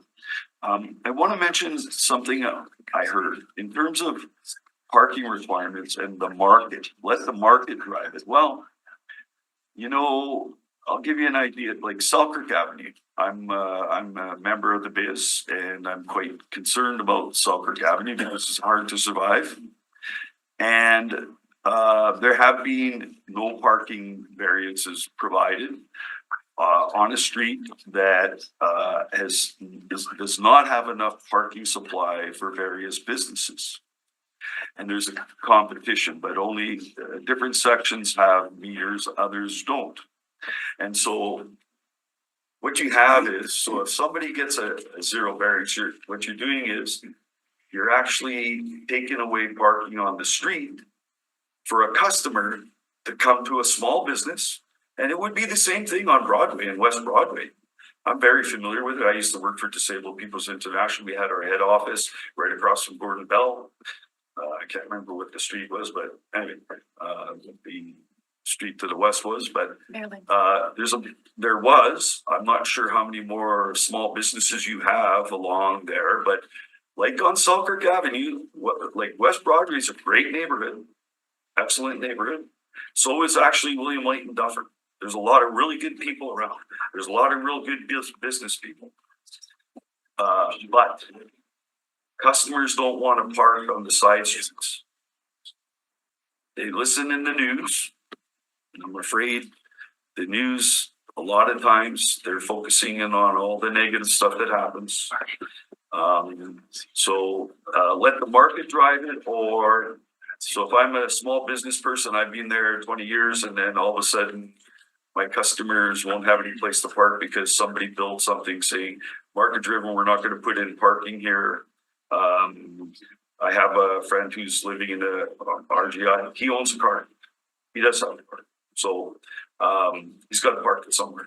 So and he has a very, very low income as a retired gentleman because he never had a job where there was a pension plan or anything. So I just wanted to point out those issues, just so it's on the table, because we are talking about our mature communities here, right? And I say I have to totally agree with Portage Avenue. I just walked there from Grace Hospital to Moray. That's not a pleasant walk. Anyway, I think I'll leave it there. I'm just really concerned whether if it's just the R1 areas, we need a separate clause that talks about river lots, because restricting it to only 40 feet when you got, like, you have to come up with something that allows for a little bit of infill along the rivers if people want to do so. Okay, Councillor Edie, thank you very much. And I have noted your questions, but with respect to the maps, I want you to know that, I view that as a very serious procedural matter. You are the Assistant Deputy Speaker for Council. And so you know that our development procedures bylaw, you know it better than I do. But as a chair, there are 4 different components of that development procedures bylaw. And 2 of them, I think, really pertain to the hearing and what you said at the first, which is as a member of the, you're not a member of the hearing body, but you're definitely a member of the decision-making authority as a council member. And I'll just ask if folks can, I can't hear myself talking, if you don't mind. So as I was saying, a member of the decision-making authority. And so when you don't have access to maps or verbal description, I do view that as a procedural matter. I do view that as technical information that you don't have access to in the same way 15 other councillors do. And there is an important report, map 1 and 2 in the report. But I want you to know I have sent it out for private verbal for a contract. I think I'm going to get it this afternoon. I'm hoping to get it this afternoon, so I will provide that to you. And I know efforts were made by the department to describe. So you know, you, like I said, you are Assistant Deputy Speaker, so I turn to you in the form of a question. If we get that today, is that, you know, certainly I wish we had that for you when all members of council had it, which is at the date of posting. But you know, I do think I'm going to get it for you this afternoon. Maps 1 and 2 that are attached to the report. I will for sure, you know, ask the questions of administration with pertaining to the river lot. And of course, ask them to be as descriptive as possible of map 1 and 2 within the hearing. I do think simultaneously I'm going to get that for you this afternoon. So first of all, I want to ask your impression of that as it pertains to, like I said, a very serious procedural matter and one that I think goes to privilege. Thank you, Madam Chairperson, sorry. Anyway, Okay. I don't think there's any questions. So that's okay, Councillor Edie, with you? All right. Yep. Okay, thank you. Madam Chair, on that, Uh-huh. you're talking about having a private, Councilor Edie would have a private description, textual description, is that what I heard? No, I've sent, you know, the verbal description of maps, like, you know, we have for the zoning bylaw that is found, you know, online. There is a verbal description of that map. That's very useful to everyone. Yeah, In addition to someone who can't visually see the maps associated with the zoning bylaw. And so we do have it for map 1. We don't have it for map 2. And then in the report, as you know, it combines map 1 and 2, not to make matters more difficult. So for sure, I reached out to try and get that for Councillor Edie last night.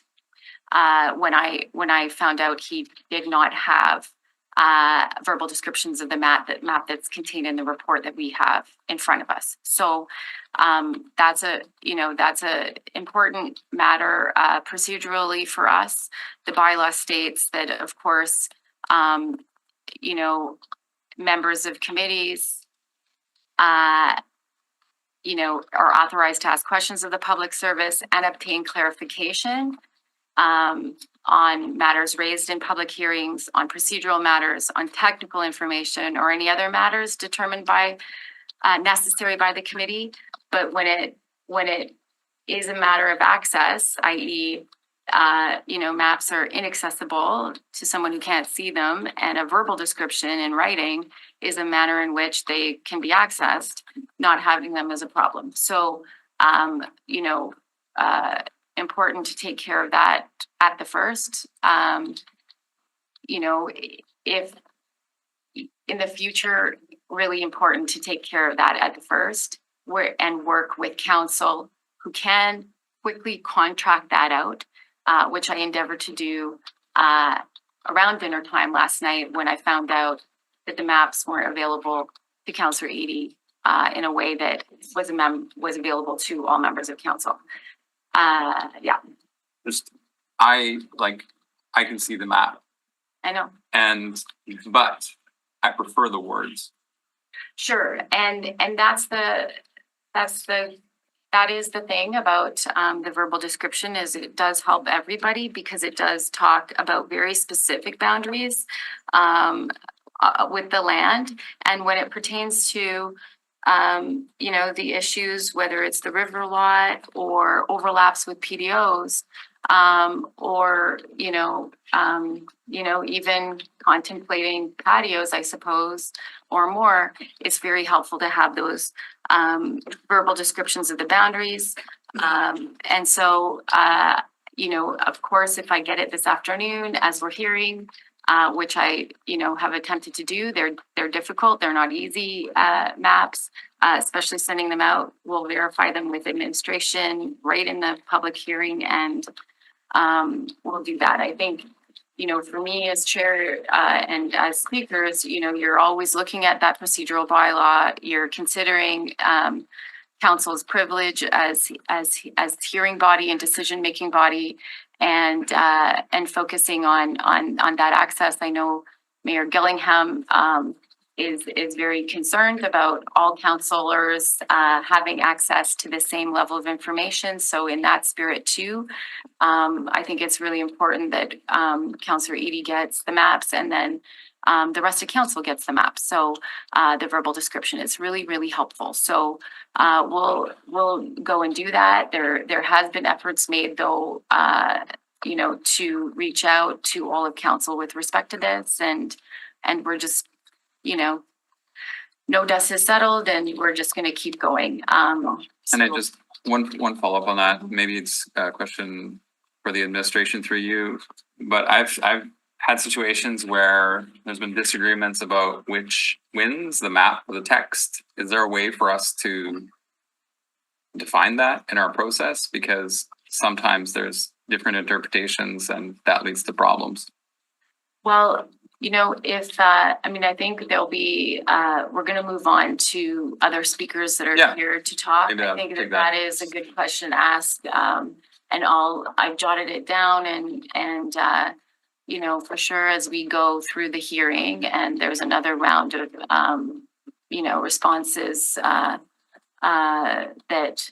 we can ask the admin, we'll do it at that time.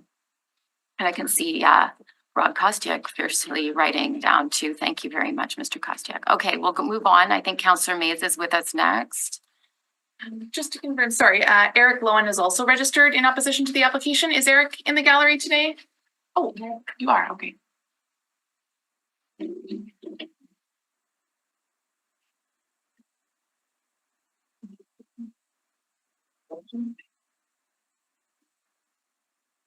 What I'm presenting on the screen. You have something to present on the screen? I have a few handouts. I didn't know how many people would be here, so I can give some How handouts. presented to the clerk, and in order to be distributed to all members of the committee. So do you have enough copies for all 4 councillors and the clerk? I have 4 copies here. Take it. Thank you for doing this. Just So now is it, I haven't seen that one. Is it the same as what's here? Are we gonna do that together? Okay. Sure. If I were you, I'd want to do it together. Okay.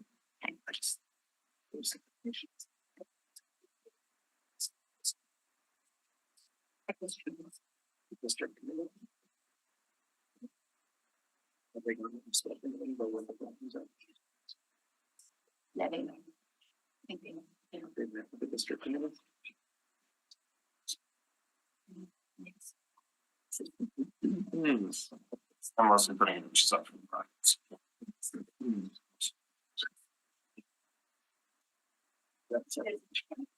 I still have to follow up on that going, where's that? I never got an answer. If you want. If you have.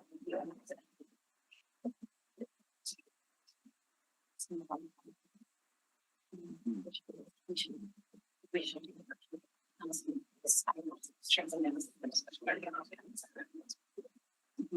I just think if there's like solutions using technology, processing. Oh, I haven't really looked at it. I'll look at it. We can look at, oh, Duncan, sorry. Okay. Good morning and welcome. Thank you for your presentation. You can begin. You have 10 minutes with the committee. My name is Eric Lowen. I live in River Heights.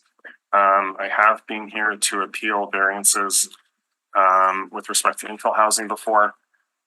So I'm not as familiar with the entire Housing Accelerator Fund, but I am here on account of a lot of my neighbors who had a lot of concerns about it. I've actually learned a fair bit this morning. But so just I understand that some of what I'll be talking about maybe isn't directly related, but it's connected to our current topic. We have a lot of people in the room that I'd like to see what I'm presenting anyway. So I guess in light of that, because I don't know all the details in this. I was trying to follow the buckets and all that helped, but I can't say I'm 100% in opposition, but in general, more so probably opposition. I'll just get going here. So my opposition to the rapid zoning bylaw amendments to the Winnipeg and downtown Winnipeg zoning bylaw is as follows. Most people I know move into mature neighborhoods like River Heights, Wolseley, Norwood Flats, and Fort Rouge because of the character homes, big trees, and family-oriented lifestyle. This often means living with less square footage than in the suburbs for the same price. Many of us have actually sacrificed size and dollars for character and lifestyle. In my opinion, it is entirely unfair to rip this away from people who have made these houses and neighborhoods their home and are raising children or taking care of grandchildren on nicely treated streets and yards with backyards for family gatherings and a safe space for children and grandchildren. I emphasize the backyards because these are under direct threat. One of the main reasons that this zoning change can be applied to mature neighborhoods is because they have back lanes. The intent is essentially to turn back lanes into continuous parking lots, because this is the only way these housing developments work. You can't increase parking on a suburban cul-de-sac or in a bay without back lanes, or where the driveways flare out, leaving minimal parking like in White Ridge. But if you're willing to sacrifice and destroy the entire character of a neighborhood, yes, you can turn a back lane into a parking lot and force these developments into the community. In River Heights, Fort Rouge, Norwood Flats, and similar neighborhoods, the soils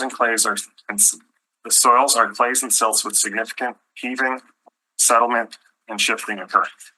As a structural engineer who has inspected over 60 houses in these mature neighborhoods, I can say with certainty that maximizing fourplexes and multi-story buildings to the limits of the lots will have significant structural impacts and result in damage to many of the neighboring properties. I have no doubt this will become a major issue. From the City of Winnipeg's summary on the Housing Accelerator Fund, and I'm going to quote a few things here. First phase of the program will be eligible to proponents developing mixed income multifamily housing projects with a focus on affordable housing projects located downtown. The part about projects located downtown makes sense. In general, converting an excess of office space and or available downtown land into high density housing is great. I am sure there are many highly effective ways this can be applied to the downtown area, and it can improve the city's core in many ways. The close proximity to existing transit also means that many new residents won't need cars for parking, which helps meet the environmental goals. Another quote from the city website, future phases of the capital grant incentive program will provide incentives for housing projects located on transit corridors outside of downtown. To me, this makes sense in the areas immediately adjacent to the BRT, for example. In some of the bigger cities like Toronto and Chicago, I've seen this work very well. Another quote, we are streamlining zoning rules to increase housing density, promote infill development, and expand missing middle housing citywide. These bylaw amendments will be implemented starting now through 2025. Essentially, I don't think we're streamlining rules. I think it's an elimination of rules described as follows. Zoning bylaw changes will introduce as-of-right permissions for 4 units per residential lot up to 4 stories within 800 meters of high-frequency transit and allowing housing on currently designated commercial corridors and mall sites.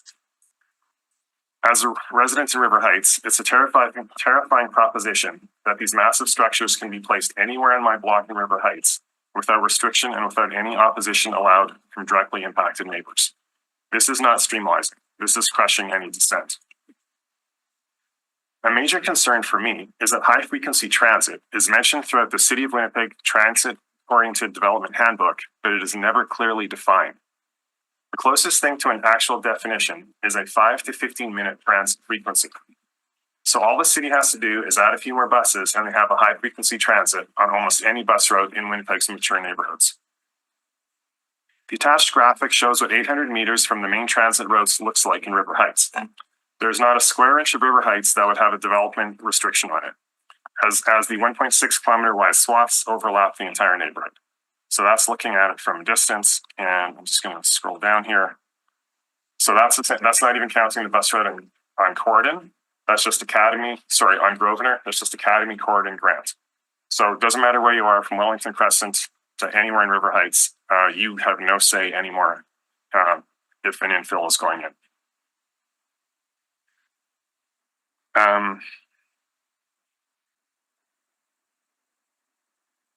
The rapid zoning includes local area plans or community plans, including local development policies to guide growth and developments in each defined area. We use these plans to maintain development policies in areas and neighborhoods across Winnipeg. Quite frankly, we do not trust the city to do this in our neighborhood without any system of checks and balances in place. The citizens of our city need to be able to hold the city accountable, and this strips us of this power. And the fact that I'm here 3 times in less than a year talking about infills kind of confirms that we don't feel like we're going to be listened to, and we're going to keep having to fight this when there's an inappropriate development. There are a number of things, on the website that I think are really good. I'm not going to go into detail because I have a number of things to talk about yet. But essentially, unlock city-owned sites identified for affordable housing. That's really good. Yes, there's lots of land available, and there's things that we can do to improve that. And I don't want to say that we're against, and myself and my neighbors are against all of the infill housing. With respect to infills that have been done in our neighborhood, because it kind of feels like, the thought is that there hasn't been any infill. A couple of these things were already mentioned. There's been a lot of densification in River Heights. There's a fourplex on Academy. It's very much in character with River Heights, directly on Academy, and actually blocks noise to the residential properties behind it. I think it's great. There's 20 plus housing units in the Uptown Bowling converted to Uptown Lofts, again, directly on Academy with no negative impacts. There's 88 housing units constructed. There's kind of a side-by-side along the old railway tracks between Centennial and Lockwood. Great use of available land. There's 30 houses constructed between Lanark and Beaverbrook along Grosvenor at the old school site and made effective use of city land. There's 28 infill houses constructed between Lindsay and Centennial with lot splits. And there's 72 housing units in a new apartment condo building on Tuxedo, along Tuxedo on an existing parking lot. So that's already 242 new housing units, which is definitely densification in River Heights. With all of these, the local residents had the ability to appeal variances where proposed housing was inappropriate. In some cases, there were changes made, but in general, the fact that we were able to voice our opinions had a very positive impact on the corresponding development. And I'll just scroll down and show you some of the images. So, and these two were mentioned already as a positive, and I definitely agree with it. So the left is the fourplex on Academy. The right is the bowling lanes turned into both commercial and residential. On the left is the kind of side-by-sides on the old railway tracks. And on the right is the old school site, which has the 30 houses in it. So we've definitely seen densification. And this is a new apartment that's going up on the shopping mall sort of on Tuxedo there. It's going up in the corner where the Shell gas station was. Other related densification in the area. This is on Taylor, so this is South River Heights. So you actually have 375 new units going in now. So this represents about 600 new units in the local area in River Heights. So the existing zoning laws the way they are, with the ability of residents to appeal them and appeal variances, to me it's working well when we have 600 new units in the area. Running out of time here, so I'm just going to talk a little bit about the infill housing. Some of you have seen this before when our neighbors have been here to talk about specific infill housing. I'm going to just go directly to the photos because I'm running out of time. So here's a couple of, these aren't specifically infills. Can I keep going? Just a couple minutes on these photos. Councilors, Mr. Lowen's requested a couple minutes. He needs a few minutes to finish the presentation. Are you amenable to a motion for extension? Just before I do, just so that the folks here presenting today, in my humble opinion, if you can keep within the 10 minutes, or else we have to give everybody extra time, it does add up. But so moved. Okay, so moved by Councilor Duncan. All those in favor? Aye. Go ahead, Mr. Lowen. Here's a couple of examples of new houses in River Heights. These aren't specifically infills. They're houses that were didn't need a variance and were built within existing bylaws. These are infill houses on Lindsay. They've got really good character. They fit into the neighborhood. You'll notice they left the mature trees, and they actually have small backyards in the back, and they have garages. So they're suitable for families. Kids can be in the backyard, etc. Couple more good examples of infills that are pretty much done right. My point here is that they're not all the same. On Centennial, the lots are 20 feet shallower, and suddenly you're taking up the entire lot. It's a parking lot in the back. The trees are cut down. There's very little character, and really on Centennial, the neighborhood has pretty much been destroyed. I've talked to one of the local residents in one of the new infills, and they felt sorry for the old lady living beside them because she was now surrounded by houses that didn't suit and had basically destroyed the character of her neighborhood. This is what the back lane looks like behind some of those houses on Centennial. So this is not the neighborhood that I bought into, and it's not the neighborhood I want to live in. So infills aren't all the same. I think you need to give people a chance to respond to them, and when there's variances that we can actually appeal them. Again, about half of them that have gone up are great, and then there's never another half of them that look like this. And I know I talked mostly about the narrow infill houses, but if you start putting fourplexes going to be extremely dense as much as you possibly can on streets like this, you're basically just going to have a parking lot both sides of the back lane the whole way down the street. So I think I just wrapped it up pretty quickly there. So. Okay, thank you very much. Yes, and first I do want to say, I know you started your presentation saying lots of technical information, for sure some of the things you are talking about is anticipated in the third bite of the apple, which isn't coming for some time, but because there was so much interplay in your presentation, I don't think it's worth, saying that some of what you're discussing is here before us, some of them isn't. So I just wanted to provide you with that context. Some is for sure relevant next time. Councillor Allard. Yes, through you, Madam Chair, to the delegate. I hear community character, and I think of St. Boniface, and some parts of St. Boniface could probably only be characterized as maybe gnarly in terms of community character, because you've got industrial, commercial, residential. And so I guess, it's hard for me to understand what that even means in those types of contexts. And I guess second part of my question, if you can answer that part of the question, the second part of my question is on community character. To be consistent, should we not also restrict the size of single family homes? Because I have seen streets where you have older homes that are smaller, and then all of a sudden the monster house that I keep hearing about when it's zoning meetings to increase density, it's right there, but it's a single family house and it's like 35 feet and it's like invading the street. So in your opinion, should we also limit how single family homes are being constructed as well? Well, certainly on Renfrew, there's some houses that are 4 times the size of the house beside them, and I would be really sad to live in that little house, especially if you're on the north side, because you wouldn't see the sun again.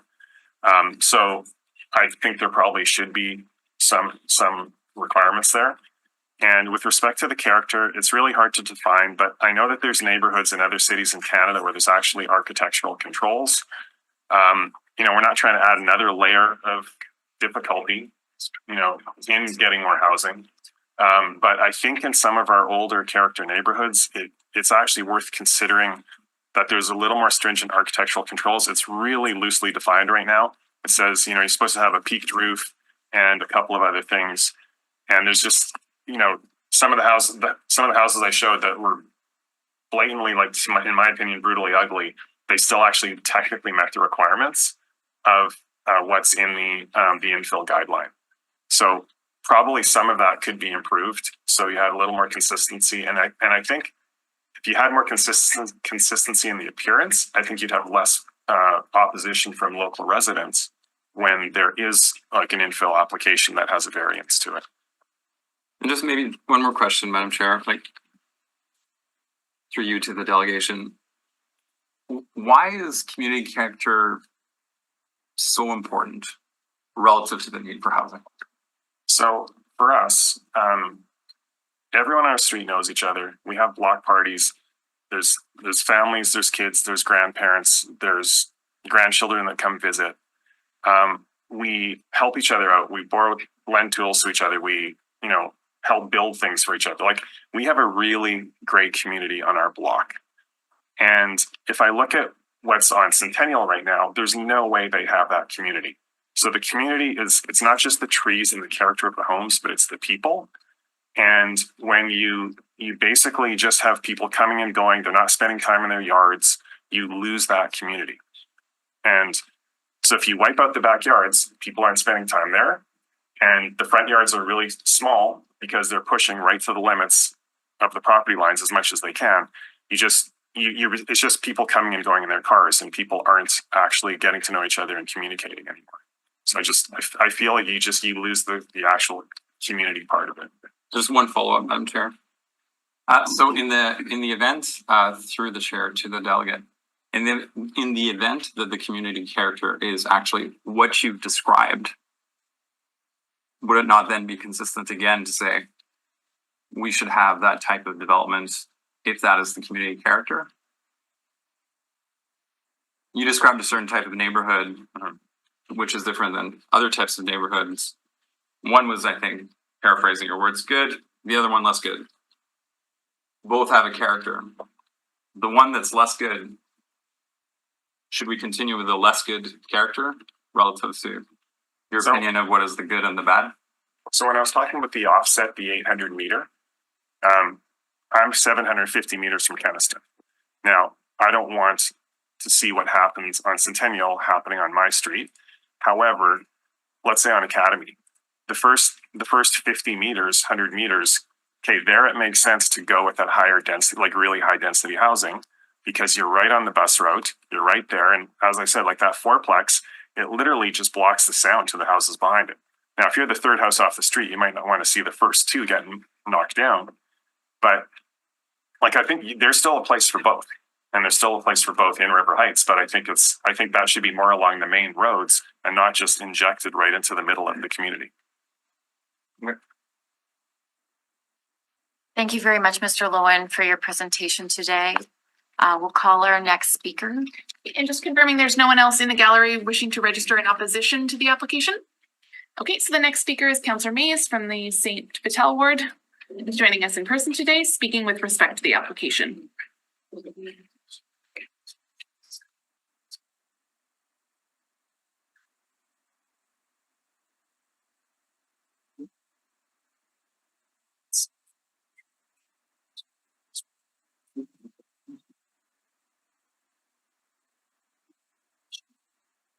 Councillor Mays, good afternoon. Thank you for hearing from me. It is, as Councillor Eady said, important to keep an open mind as we move forward in proceeding. However, we were given as councillors a type of warning that we should come forward with our questions, or at least that it would be better to do so at this stage of the hearing. Thus, my appearance and for information. Some things by way of background, I'm largely supportive of what we're doing. I did vote for the infill guidelines. Not everyone here did. The infill guidelines were not an attempt to recognize that infill is bad, as one of the previous speakers said. The infill guidelines were an attempt to recognize the reality that there had been side effects of some of what had gone on with infill to date in the city of Winnipeg.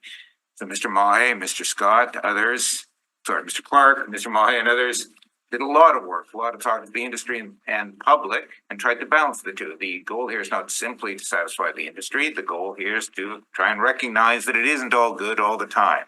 Here's an email I got earlier this week, and Veach and I are heading to the Glenwood Neighborhood Association tonight, and I'm sure this person will be there. The person writes to me saying, I find it astounding that you as councillor for the area would allow such things to happen after a long litany of complaint about the damage to their property, damage to the neighborhood, things not being solved. In any event, Mr. Veach and others on this side of the table to my left here certainly, I think, come around a bit over the intervening years and recognize there are side effects to this. It would be very easy to sit here and say, it's all good. It's like sunshine. It's like vitamin C. It's all good all the time. It's density at any cost. It's all good.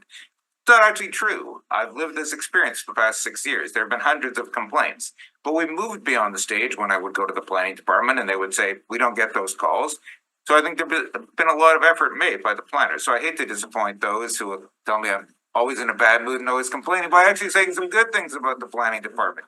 Ms. Finnegan, for example, the author of the statement, nobody really wants 35 high, 50 deep next to them. The stucco box. How do we deal with that? The infill guidelines were an attempt to deal with that. All sorts of design guidelines. The height is coming down. Why should we pass them? Because we voted for them as guidelines a few years ago. And to quote Mahe, we've done our part, but if you and your council colleagues start applying them indifferently at appeals committee, it'll all be a mess. We've made it all a mess. Not on these folks, that's on us. So this is good. We're going to incorporate these guidelines. There was no special treatment for Glenwood. There was supposed to be a secondary plan. Staff said, doesn't really work. We'll do a PDO. That PDO is now being extended to the other mature communities. It's not citywide. It's just the other mature communities, roughly pre-1958. Gotta say, you see these things in the paper saying, well, Happy Land Pool, where it's part of an old part of the city. Let's be clear, that part of the city wasn't part of the infill guidelines. Niagara, Windsor Park, none of that's subject to the infill guidelines. So we sometimes get a little different about what we treat as new and what we treat as old. There was also a troubling comment about the stuff from the industry. All those recommendations are fine. I would very strongly object to the last recommendation, which is to treat lot size limits the same, whether or not there's a back lane. Ms. Finnegan, to her credit, intervened saying, actually lanes matter. We should ask the parks about this. We should ask water and waste. Well, we should ask the councillors. That isn't part of the infill guidelines. Infill guidelines talk about the importance of lanes on pages 6, 14, 15, 17, 19, 20, 25, 36, 45, 54, 59, 61, and 73. Lanes matter. In fact, there's some terrifically eloquent, well-written stuff about why lanes matter. Lanes matter because it reduces conflicts with pedestrians. Page 19, lots with direct access to a lane minimize points of conflict with pedestrians, reduce sidewalk interruptions, provide more on-street parking, reduce snow clearing needs, and protect the boulevard street trees, and support, et cetera, et cetera. So, yes, it should be a different standard for lot size, whether or not you have a back lane, unless we make a decision. We want to be the front yard parking capital of the world. That is our goal. That is our design vision. Then fine, let's go with the industry thing.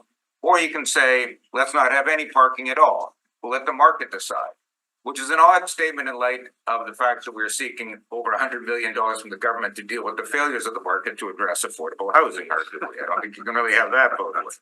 So what is it I'm here today to specifically speak to, other than to agree with Ms. Finnegan's intervention about the lanes? The lanes do matter. We certainly should not be going with the same lot size, whether or not you have a lane. My point is, thanks to pages 11 and 12 of the document you have in front of you, and as Mr. Kotick, who's been terrific on this, has said, it's not a code. These are amendments to a code. If you start amending the amendments, you could have unintentional consequences. This document on page 11, to its credit, recognizes there's a difference between paved lanes and gravel lanes. This issue affects most wards in the city, mine more than others, Councillor Ellard's second. There's a hierarchy beyond that. There's a provision on page 11 that says, no, we will not support subdivision where you have a gravel lane. It's a recognition of reality. The lanes aren't in as good condition. Why would we treat them the same?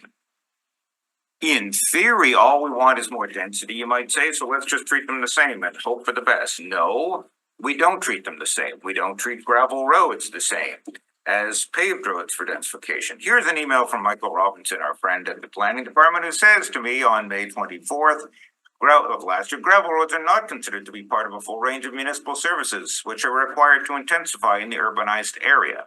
So we treat gravel roads differently than cement streets. We should treat gravel lanes differently from cement lanes. We certainly treat them differently for the way we keep them up. For example, we will be going an increase of from 14 million to 18 in 27-28 for alley renewals. And for gravel lanes, we're going up $80,000, $45,000, sorry. So we're pouring millions more into maintaining our cement lanes. And tiny fraction of that into maintaining our gravel lanes. So let's recognize that. Let's treat them differently for purposes of development. The infill guidelines did make that recommendation, so I'm pleased to see it's being incorporated here. And also, I remember having, trying when Councillor Allard was Chair of Public Works to revise our current policy on gravel lanes. Let's actually add some gravel. Public Works took a year, had a 2-page report, arguably 1 page because the other page was just a rehashing, literally a cut and paste of what they'd already put out. But in essence, the report was, we only keep them to a passable condition. They're all passable. Therefore, don't change the policy. They're not all passable. They're not all passable. So let's not make it worse. To the credit of the staff over here, they have recognized that on page 11. I would say on page 12, you should make the same revision. Mr. Kostick has said, be very careful about how you might word that. So I'm asking the question here, and if you choose to debate this later on, you can, which is, we're talking about triplexes. There's provision about the width of a triplex where it abuts a rear lane. I would put in the single word paved lane. Mr. Kostick said, you don't want to create a situation where you're incentivizing gravel lanes. Well, I must need less on a gravel lane, less width than if it says this about paved. A fair point. So there might be some grammatical touch-ups that needed. But anyway, I would submit that there's a line to be drawn here somewhere. I think you can already put a secondary suite on your home if you have a gravel lane.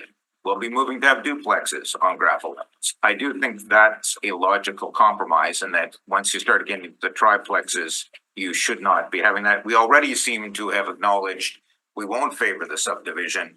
The 2 houses, each with a secondary suite. One would assume when we're back in the fall, we won't be having 4 plexes on gravel lanes. That really would, frankly, just be denying reality.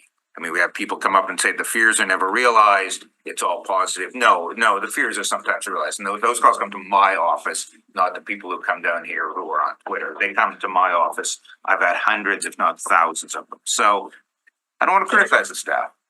I actually want to speak in favor of some of what the staff have been doing. These infill guidelines, I would not have voted for them if Mr. Veach hadn't been named to the position when he was still acting. The previous draft had a very awkwardly worded provision about gravel lanes and paving. I think all 32 members of the technical advisory committee came in to criticize it. None of them called me. None of them had ever dealt with anything to do with gravel lanes, but they all complained about it. Mr. Veach came up with some very good compromise wording, which you would see in the infill guidelines. So I appreciate that effort. So the request really, after all that, is fairly straightforward and could perhaps be done in a word, or perhaps could be done in a clause that Mr. Kostick's drafting, which is to say, look, let's be realistic. We shouldn't be tripling the density where there's a gravel lane. We have no plan to fix them up. We put a fraction of the amount in that we do on concrete lanes. We treat gravel roads completely differently than paved roads. We are now making the back lane the sole point of access. See earlier comments about lanes, because we don't want people driving across the sidewalks. So you take out the front approach, much more traffic on the lanes. Let's actually admit reality that there's a difference between the gravel and the paved. Perfect, Councillor Mays. Right on time. Councillors, questions for Councillor Mays? Madam Chair, through Yeah. you, Councillor Mays. I guess I'm just parsing the gravel paved. I'm aware of other street treatments like asphalt. I think your point is gravel specifically. Otherwise, we would have to have an exhaustive list of every type of building material that's, allowed but not limited to, or something like that. Yes, I would agree that the asphalt is a paved lane surface. Mr. Veach declined my invitation to have a drink and talk about chip sealed lanes and charge it to Mr. Kostick's account, unfortunately. So Right, where's that? one could, there are very few chip sealed lanes. Like I've got one as I warned. There are. I still want to know which category it is. Chip seal would fall under paved. Though there would be an interesting sub-debate about that. But yeah, I mean, the differentiation here that the infill guidelines oddly at 2 places has a reference to improved lanes, which has been construed to be every single lane in the city except the two mud lanes. That seemed, I think, a drafting error that we are correcting here. No, the differentiation is gravel and paved, and you put And mud. asphalt in it or paved. Gravel mud, presumably? Gravel mud here, Correct. others there. Mud is, okay. Okay. Anything further, councillors? Thank you very much, Councillor Mays. It's daunting to have caught the ball from you and Councillor Gilroy. Thank you for coming today. Might not be so upbeat in the fall, but for today, I voted for the guidelines. I think the staff, Very I would not be in favor of the industry changes, at least that final one that I mentioned about the changing lot size, but I'll let Ms. Finnegan make those arguments. Okay.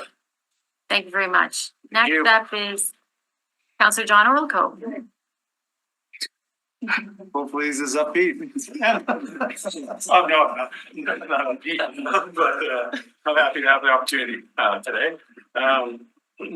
So the reason I'm here is I first of all want to thank for giving me the opportunity to speak. It's this process has been a little bit different than I'm used to, but again, we're all working in a new environment a bit and I'm figuring it out. Sometimes I figure it out quickly, sometimes I don't. But I do want to thank the administration for the responses they provided yesterday.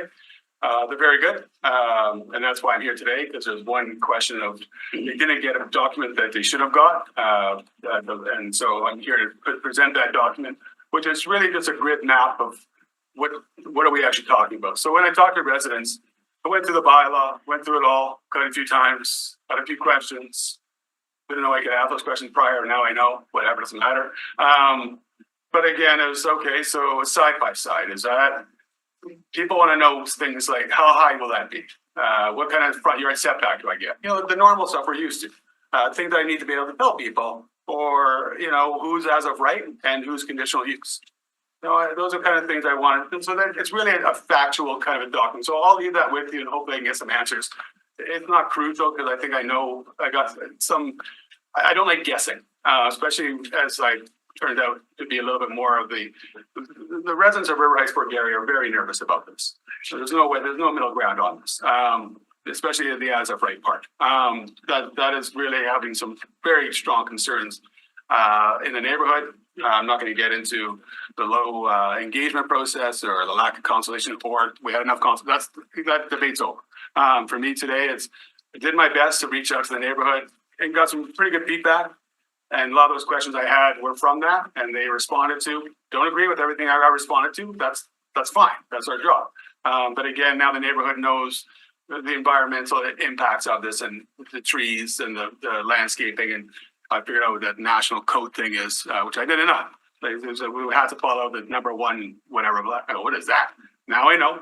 I got a link to it. Now I can tell them go to the link. So that's why again, that's why I really appreciate having that information. And we're still addressing. We're probably about 10 to 15 calls a day, but all of them that. A lot of them, generally it is. I know Councillor Allard talked about character. I'm not going to get into that today a bit. What is character? We did the infill guidelines. We stayed away as far as we could from design, because what is design? Some people like that, some people like that. There'll also be a limestone building only with only glazing and so far. It gets very complicated. But again, I'll be broaching that subject at the council meeting coming up. But I'm not here for today for that. Just here for information to provide you this document that I have here to see if I can get some clarity on. So pretty well, what people want to know is they want to know what type of lot. So in River Heights, Port Garry, just so we probably all know, except for Lindenwoods, this applies to the R1 or Area 1. Area 1 applies to all of River Heights, Port Garry, except for Lindenwoods. That's the only spot that doesn't. And now if you want to make the envelope a bit bigger and talk about recent communities for the next bucket, I wouldn't say no to that. But again, where we are today is recent communities are not included, just mature Area 1s and Area 2s. We're Area 1. The whole thing. So I can tell people that. I'm not getting into bucket 3, which is the fourplexes as of right and the 4 stories. That's a debate tomorrow. It does interestingly flow back here though. I'm not sure how we're going to do a fourplex as of right, but then have a triplex of a conditional use. Again, we'll have to figure that out as the next round happens. So I'm really focusing just on what's in front of us today. So the areas that I listed out, where generally we get this all the time. I'm sure we all have it. is, okay, so I have, what type of lots? So what's the front footage? And generally, these are just River Heights. So I know in Charleswood, they have bigger lots, different types of lots. But generally in River Heights, it's a 50 by 100. That's this typical lot that we have. So there's some changes to 25, the lot splits at 40 and 25 and different stuff like that. You know, again, now I know that semi-detached is a side-by-side. That was a good clarification. I was confused and I tried to do my own research, but I just got the townhouses. So, and then it goes into the length. So the length, you know, generally put everything down to 100, except for the townhouses because I can't remember the word they use. They explained it to me. They're different. The yardage is different because they use a side street. So that's fine. The height of the building, you know, 28 feet, which is from the mature info guideline, but some of them I hear maybe townhouses are bigger. I don't know. So I put that in there. The side yards, you know, the 4 and 3 versus a 4 and 4 because of lot splits. So you do the inside. So I think that's what they said. The front yard setback, again, you talk about character. That's a very big character element for the neighborhood to have the front yards kind of lining up, not have these buildings jetting out in the middle. So again, I believe I have that accurate, but I may be wrong. The backyard minimums, again, that's important. The number of units, again, residential units. The minimum, the zoning types, so R1 versus R2 types. The back lane, if it's required or not. The parking per unit, everybody wants to know about parking.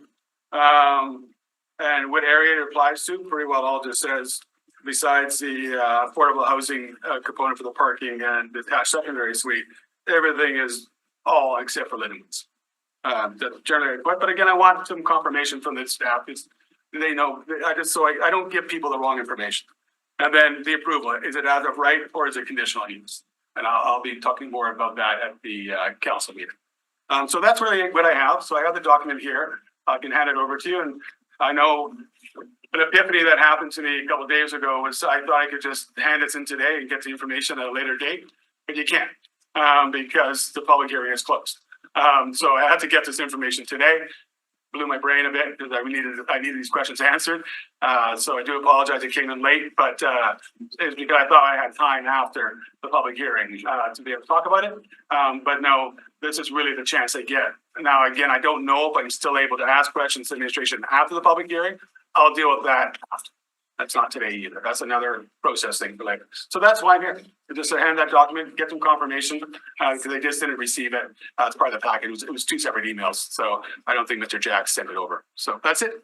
I'm here.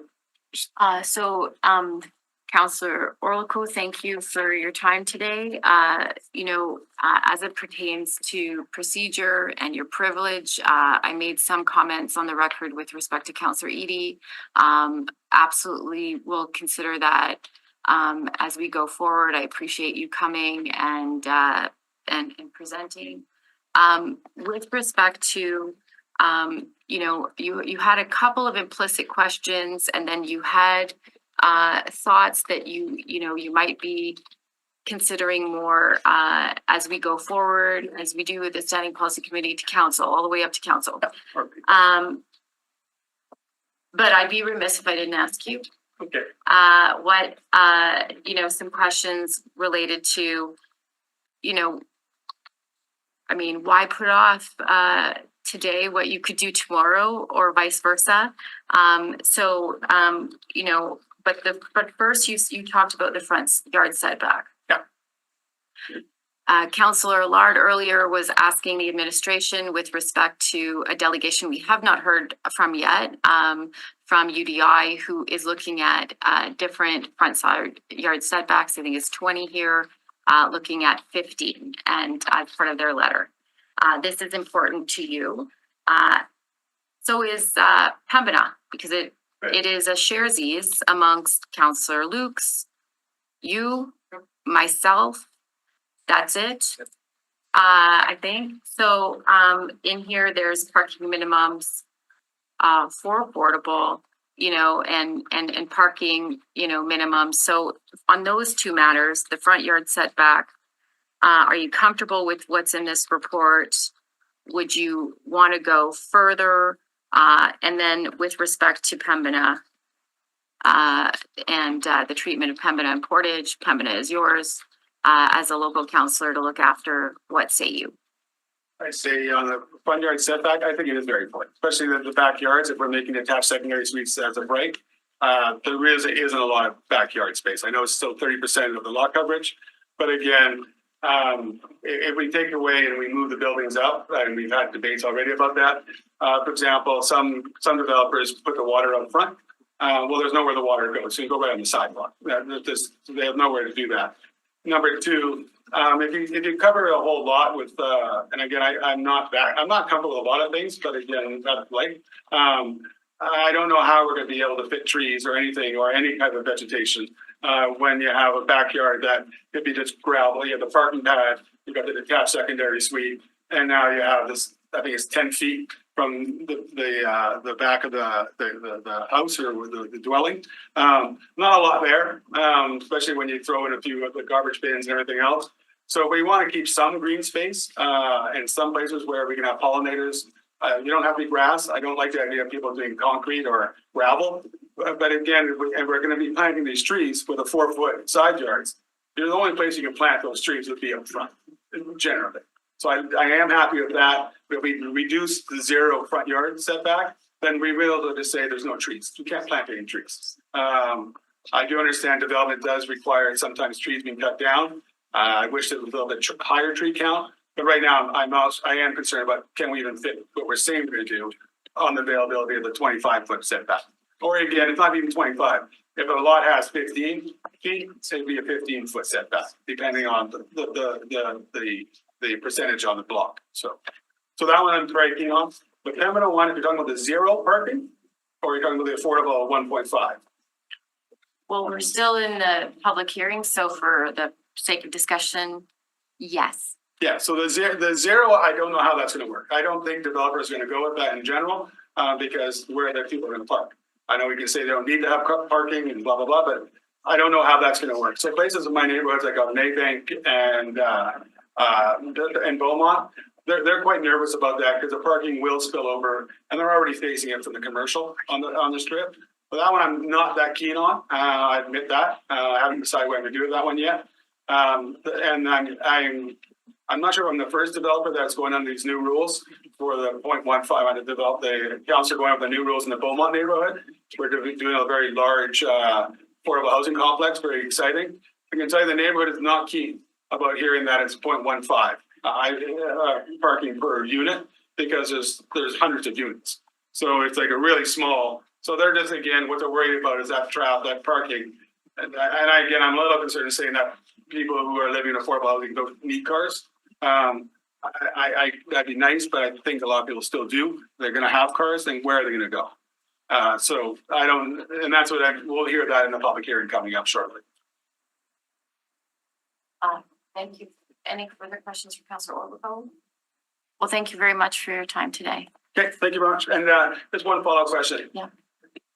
Because today's the last day, would we get a response on the grid thing I just sent in today, or do I know it's not a Q&A session, I can't ask for that, but I'm just wondering what the intent is on that, on the reply back. So in the document you just handed out is the proposed zoning changes overview specific to River Heights for Gary Ward for administrative review, feedback and confirmation. Yeah. So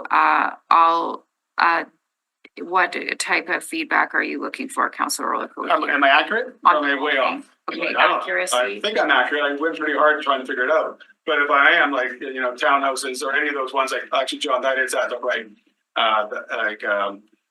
side by side.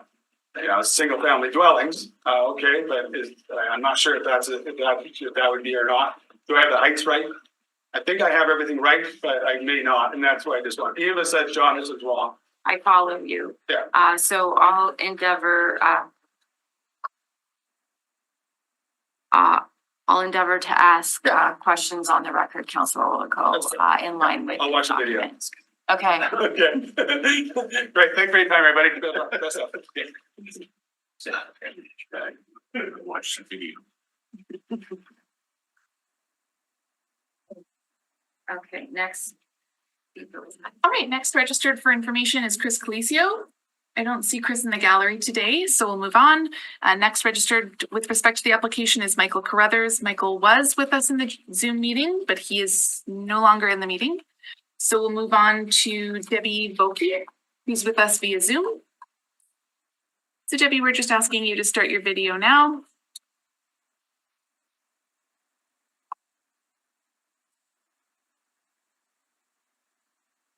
Hi Debbie, you have up to 10 minutes for your presentation. Thank you. Give me a second here.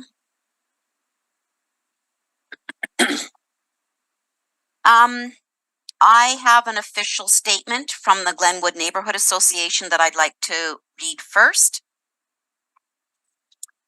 First point. The Glenwood Neighborhood Association was not aware that this bylaw amendment was coming before the committee until the chair, Ray, checked his email yesterday morning as a result of a courtesy email from Pam Lisinque from Ours Winnipeg, forwarding a notice from Councillor Orlico. As a result, we've had no time to prepare substantive comments. Point 2. The document deals specifically with the elimination of and replacement of the Glenwood PDO. The Glenwood Neighborhood Association worked for months and met many times with the planners for the city of Winnipeg in good faith and cooperatively to produce that document. We are well known to the department. They have our email and phone contacts. Clearly, this planned change to the PDO took some time to produce. We were never contacted to participate in any way in the process. We are very disappointed and offended, to say the least. And that is the official statement from the Glenwood Neighborhood Association at this point. Now, moving on, I'm going to make some comments myself. And before I make those comments, I'll give you a little bit of background about myself. I've been living in Glenwood area for 30 years. I own my own home here. I have an infill house next to me, and I have an infill house, 25-foot wide lot next to me with a little house and then another infill there. So I am for the people. I believe in infill. I believe in densification. I'm for the environment. And so I'm certainly not against infill. And I'm willing to take the bullet for what happens when we do have infill, and I have. And I'll tell you the bullets that I've taken that I find that I can live with. One direction, I lost the view of a tree and the sunset. So that was with the 25-foot yard in between. And then because there was an infill, very tall infill put there. That, that's not the end of the world. The infill that went next to me, my house was built a foot off the property line. That house was built 3 feet off the property line. So now all of my windows just face a beige wall. Okay, of course, what comes with all this is loss of sunlight. There's back balconies, loss of privacy. So there's several circumstances here. My garage has never flooded until this spring, and we didn't have much snow last year because of the densification, the parking. There's no place to put the snow. It ends up sort of up against my garage. I'll have to mitigate that in the future, figure that out. The house is so tall next to me that all the snow comes off their roof, lands on mine. And because I'm in a little bit of an area where there's no wind now because of all these tall structures, I have to try to remove the snow off my roof, which I've never had to do before. So those are not great. I can live with that. I can live with that for densification, for the greater good of the people, all of that.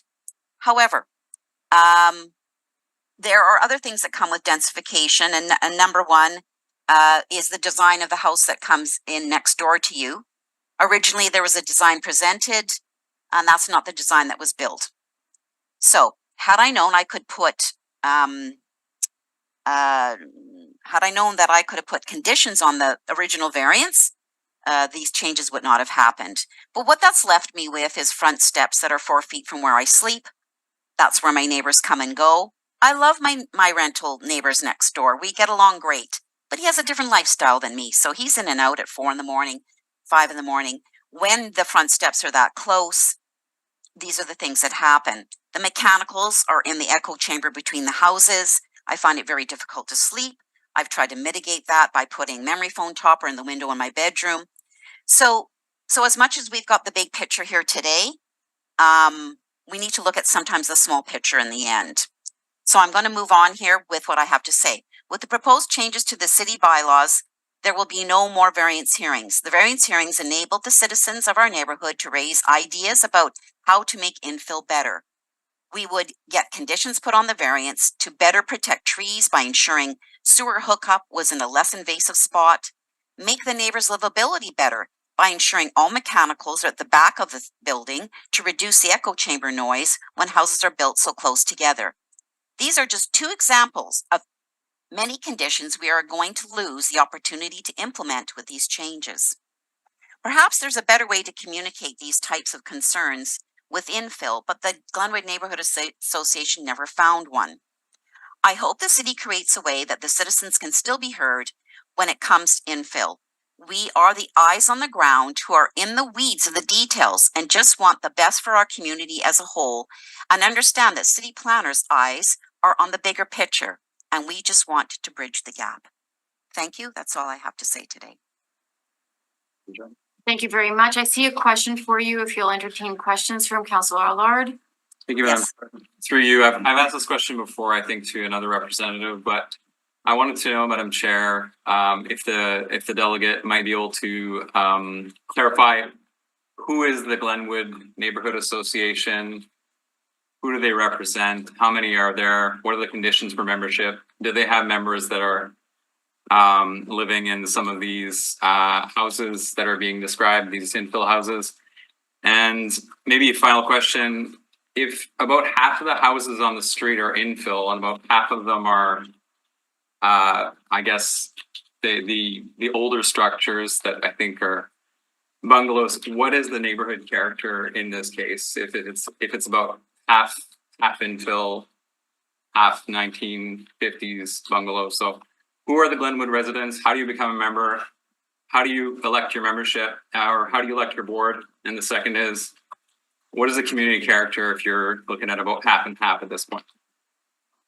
Okay, so I am not the chair of the committee. I am just a member, and I am not prepared to speak to all of that because I don't have all those answers. The only answer that I can speak to at this point is the character of the neighborhood. I personally feel that there's more people walking on the streets, on the sidewalks now. I see a lot more, people walking, which I like. I am very engaged with the renters next door. They utilize my yard because they have no yard. They come into my yard to spend time with their children. I'm going to be having a little garden for the girl next door. So as much as one of the other presenters said they don't have engagement because of the infill, I'm actually seeing that there is engagement still. It depends on who you are and how you operate and how you embrace the people in your neighborhood. It doesn't matter what structure they live in. I think it's all has to do with character. So I believe that the character of the people in my neighborhood is robust. I don't think that the infill has destroyed that personally, but I'm an engaging person. I have friends that live in the infills. I don't see how that's changed the character of the people. The character of what the street looks like, of course it looks different, but I don't live in those houses. I live in mine. They live in theirs. They live in the character that they want, and I live in the character that I have. I'm not going to, those are their choices and I have mine. We all have choices. The one thing that we are losing though, of course, is the trees. And in the summertime, my neighbors come into my yard where it's not a heat island, where I have mature trees, where it's cooler, and they sort of use it like their little mini pocket park, which I embrace having them there. So I don't know if that answers your question. I think I'll leave it at that. I mean, I think the question has been answered. in the way that the delegate feels is appropriate. So I'll leave it at that. Okay, we'll move on. Thank you very much for joining us. I don't see any further questions, just checking in with the committee. Thanks for coming and speaking also on behalf of the Glenwood Neighborhood Association. We'll move on. Okay, so next is Rita Morier, who's joining us via Zoom as well. Hi, Rita. We'll just ask, oh, perfect. You're unmuted and you have up to 10 minutes for your presentation. Hello, good afternoon. Bonjour. My name is Rita Morier, and I do live in the Glenwood neighborhood, and I am a member of the Glenwood Neighborhood Association. I have attended many infill variance hearings, as these are the only available avenue to have my voice heard. It is time and money inefficient, but it was a way for resident input into what was being developed. Now, every variance appeal allowed us to express concerns with development and obtain conditions and minor changes that have a huge impact on the livability to the immediate neighbors. I think my predecessor, Deb, mentioned that very well. When we attended some of these meetings, we were able to get conditions as to doorway placements, mechanical placements, conditions regarding permeable paving, restrictions of back balconies, landscaping timelines, tree protection. These do not fit maybe in the big picture of city planning, but they're really important considerations to the individual residents. Subsequent to this variance process era, the Glenwood PDO was developed, or the Plan Development Overlay was developed, to give the infill guidelines a little bit more teeth, because their guidelines are just that. They're just guidelines. They're not very enforceable. And to address some of our recurrent concerns. The GNA was consulted. The GNA met with city planners, and GNA was representing the residents, and we were involved at that stage. So the resulting Glenwood PDO was created, but unfortunately still had some deficiencies. Now the new proposed amendments to the city bylaws are generating a new PDO resulting from the Glenwood PDO experience. We were in essence the guinea pigs. We were the test tube community. Why were we not consulted for feedback regarding the deficiencies with our PDO? I am disappointed that the GNA was not involved. The city consulted with the Urban Development Institute, or the UDI, and I'm sure they have credentials, but none as important as the residents who have lived the Plan Development Overlay experience. This document lacks consultation and continues to prohibit resident input. One of the concerns I have is this design review, Schedule A, Item 5, Bracket 1, that requires approval by the director. Does he or she know where the doors are in relation to the immediate neighbor or the adjacent trees that are at risk? Without resident input and details that only residents can provide, the review of this design is pointless. Design review needs resident input as it looks like we will no longer have that variance mechanism to do just that. And our appeals were oftentimes to address some of the deficiencies in the design.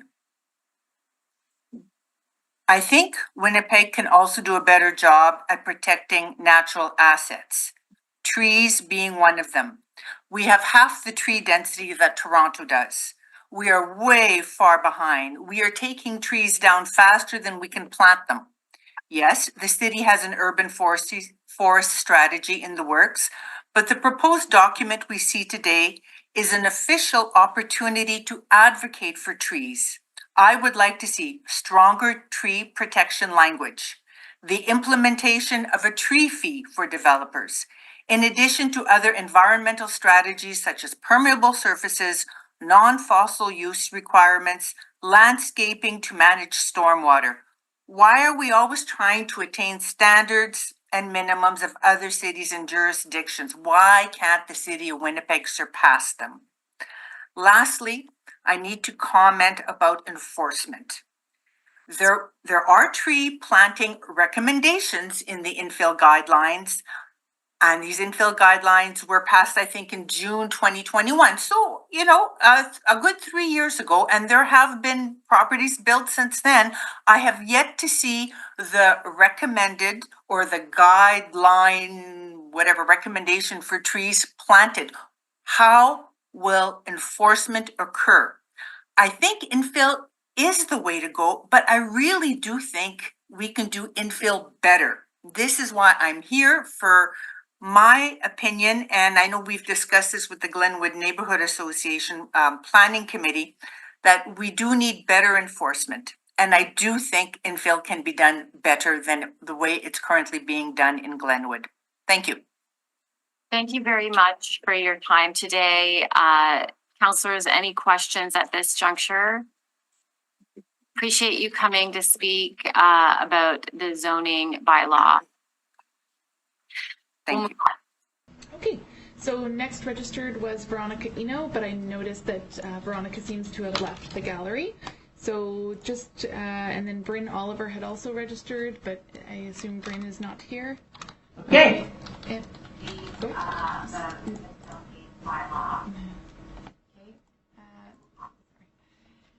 And just confirming that we have no one else in the gallery that wishes. Can we ensure we take the video off? I'm not sure the residents are aware of it. Sure. They still have their video on.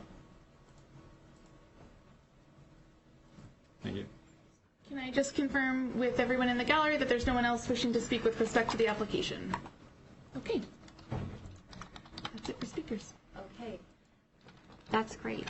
Now we have more opportunity for discussion with the public service. If councilors have questions, Councilor Dobson. I have one question. One of the people that was speaking had mentioned that what was proposed during these meetings not necessarily was built, so they changed stuff. So any idea what that, it could have been the design or something? Yeah, Dylan? Yeah, I can speak to that. So in general, especially if there's conditions of plan approval on an approval, right? And those plans are presented, they're obligated to build to those. We have programs in place that do checks. They are limited. Our enforcement capacity is limited. We get complaints, we respond to them, and we have to enforce accordingly for contravention with, a condition of approval. So there's mechanisms to do it. We do rely on a limited audit program, and then we also rely on complaint to do that. One further question. So what you're saying is we do cover it, but we've got a shortage of staff. Yes, we have limited enforcement. Limited enforcement, not enough staff. Okay. And naturally, you can amend a condition to allow a different plan. So plans can change legitimately, but in the event of someone builds something different, contrary to approval, yes, that's an enforcement scenario. Yeah. I'm good. Councilors, I want to raise to your attention, there was one more person that had registered to speak, Mr. Mike Crothers. He has just joined, and as you know, there's sometimes tech delays when if you want to pause, I know it's a little awkward, but if you want to pause right now, I'll leave it to you to let him in. Okay, we'll do that. Thanks, Holly. Okay, so Michael Carruthers was registered with respect to the application and has just joined us via Zoom. So, yes. So Michael, I see your audio hasn't joined, but we're asking you to start your video.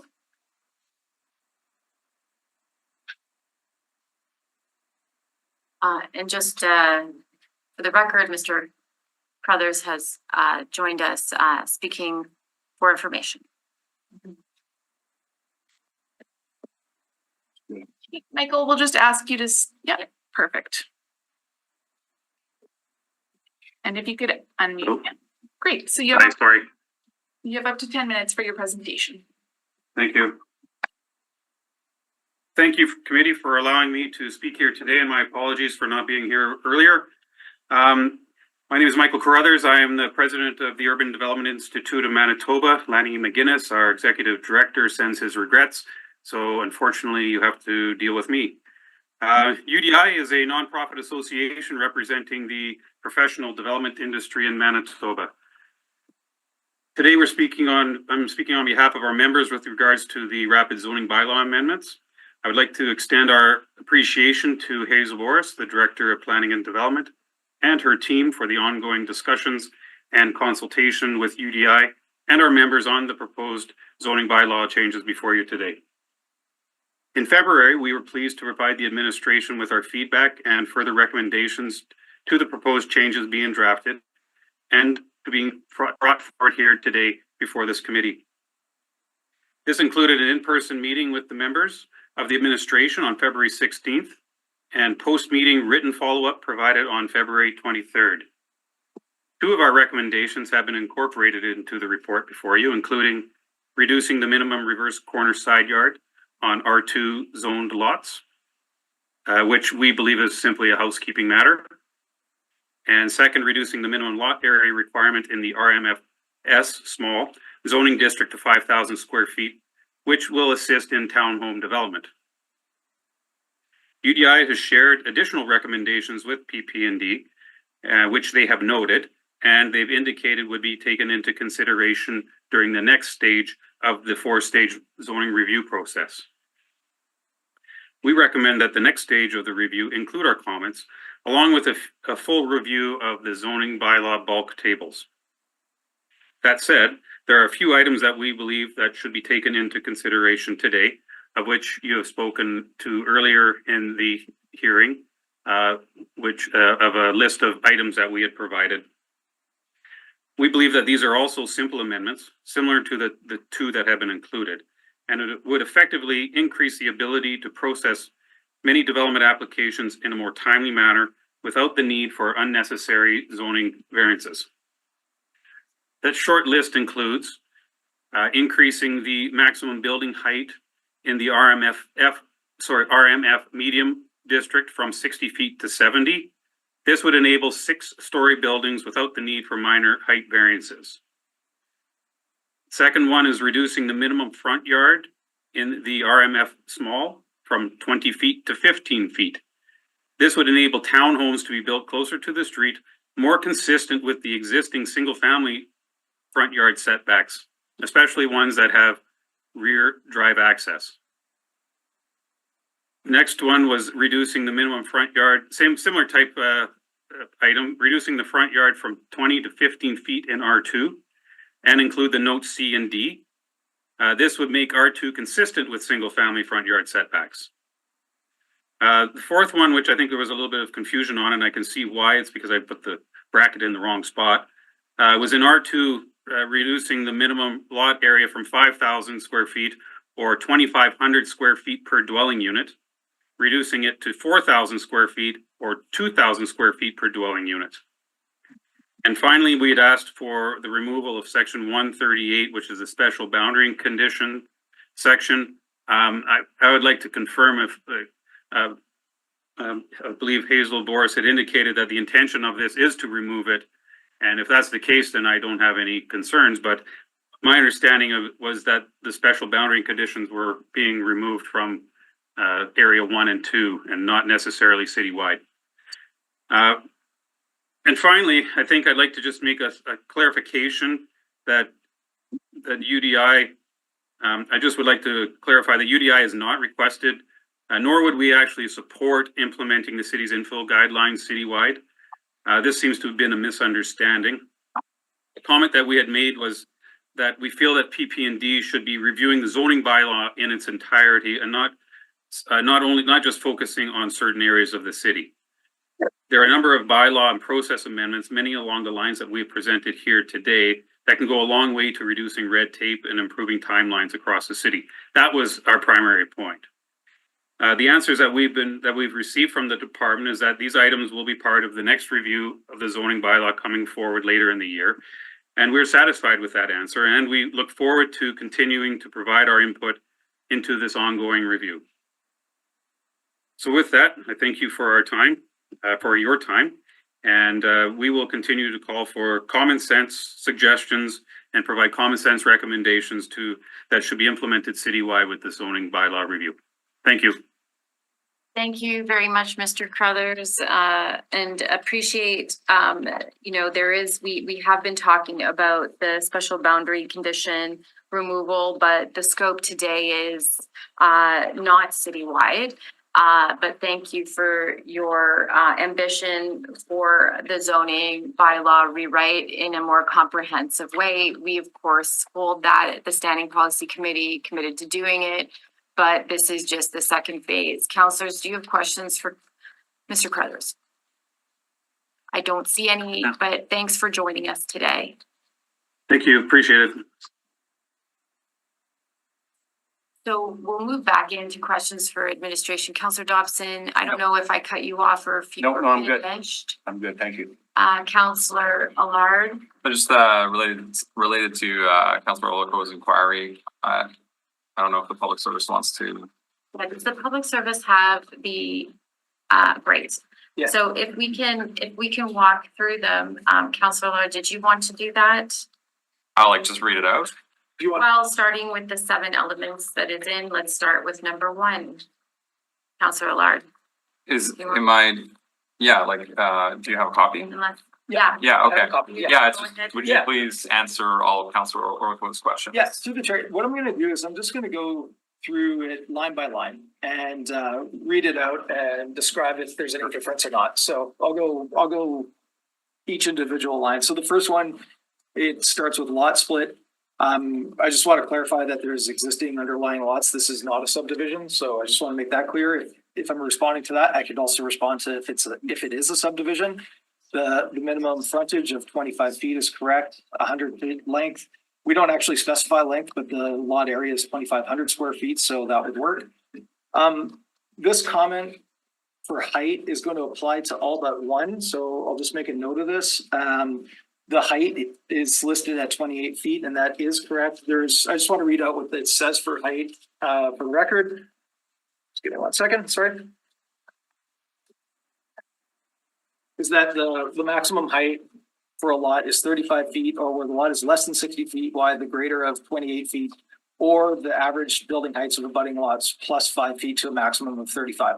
So in a lot of instances, it will end up being 28. So that's generally going to be right in quite a few instances, but there are instances that it can be slightly higher. So say that again, please.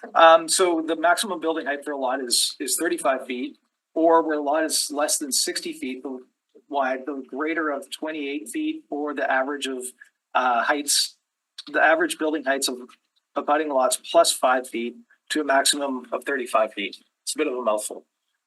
So this isn't correct. It's probably mainly correct in a lot of instances. So Because it's within a range. yeah, exactly. So 28 feet will probably apply in a lot of instances. So I get that it's a small cell and he's only probably capturing that part in, but that's what I want to clarify for this one. The next, the only one that this wouldn't apply to is duplex. So that comment holds for every single one of these, just so for everybody's information. And with the duplex, I'll get to that. okay. Yeah, let me just, I'll roll through the rest. Can you go through though, like his grid? So if you're jumping to duplex, right? He has another line on duplex. That would be the third element. So if you could just go right across lot split 25, 100, 2,500, right? Like, cause don't jump around. Oh, yeah. Cause otherwise I'm not following, cause duplex is not on the line that you're. No, correct. My reference was only that comment about height applies to every single one of them except for the duplex one. So that's all. I just don't want to repeat it over and over and over again. Reading out. Comment within a range of 25 to 35 feet? Yeah. Okay. Yeah. That whole column except For for that the whole cell. column. Okay. Yeah. The side yard is correct. Here's another one that will apply to several of these, or all of them pretty much. For the lot, the front yard. He has block average with. But for side yard, he has 4 and 3 or 4. So you're saying generally yes again? 4 and 3, correct. It's actually 4 and 3 in this. 4 and 3 depending. Okay. Yeah. The front yard, he has block average with 5. I think that's meant to be 5 foot variance. It's it's the minimum front yard setback of a lot is the greater of 5 feet less the average of the existing front yards within a street block or a portion of a street block, or 10 feet. And then the maximum front yard setback of a lot is 5 feet more than the average front yards of setback of abutting lots. That's technically what it says. It's captured generally quite well in here, but there's those two little add-ons that I just want to note, and that applies to all of these in the entire grid. Say that one more time. Okay, so the front yard for everything in here, for lot split, lots, the two, for everything, let's just say, and I'll go with that, is the minimum front yard setback of a lot is the greater of 5 feet less than the average of the existing front yards within that street block or portion of the street block, or 10 feet. And the maximum front yard setback of a lot is 5 feet more than the average front yard setback of the abutting lots. So that's technically what it would say in the front yard. The backyard minimum, same thing. Comment that will apply to pretty much everything. The rear yard, the minimum rear yard setback of a lot is the greater of A, 36% of the lot depth, or the average rear yard setback of abutting lots less 10 feet, whichever is less, or 25 feet. In the grid, it's marked as 25 feet. Technically, what I just read out is what applies. The number of units is correct. The zoning's correct. Back lane, yes, is correct. Parking per unit, yes, is correct. And approval would be as of right. Yes. I'm going to make one additional comment on that, though, is that if they were to subdivide, they would need a paved lane and the subdivision rule would apply. I just felt Councillor Maze's heart grow. Oh, he's here. Sorry, Councillor Maze. I withdraw my comment.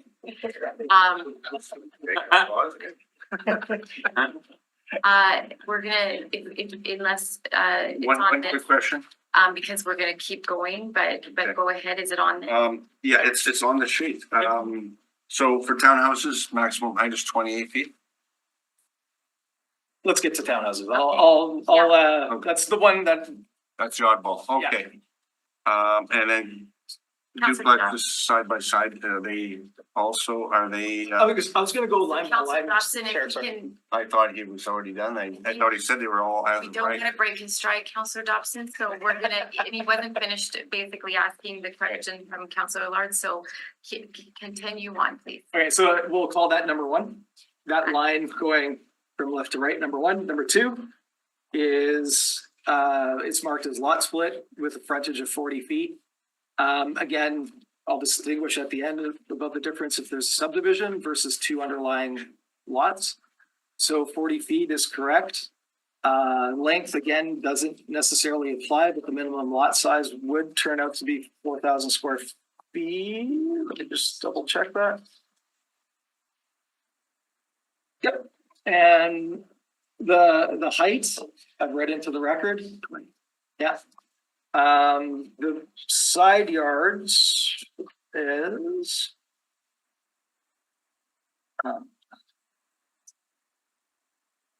It would actually be 4 feet on either side in this instance. So we're erasing and 3. Yeah, correct. The front yard I read into the record. The backyard I read into the record. Units is correct. R1 would be the minimum zoning.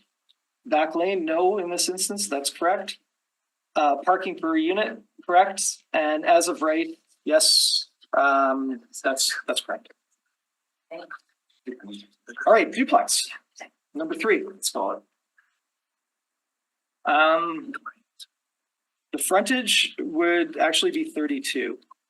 So instead of 28 per your sheets, it's 32. The length, there isn't a length per se, but the lot size is correct at 2880.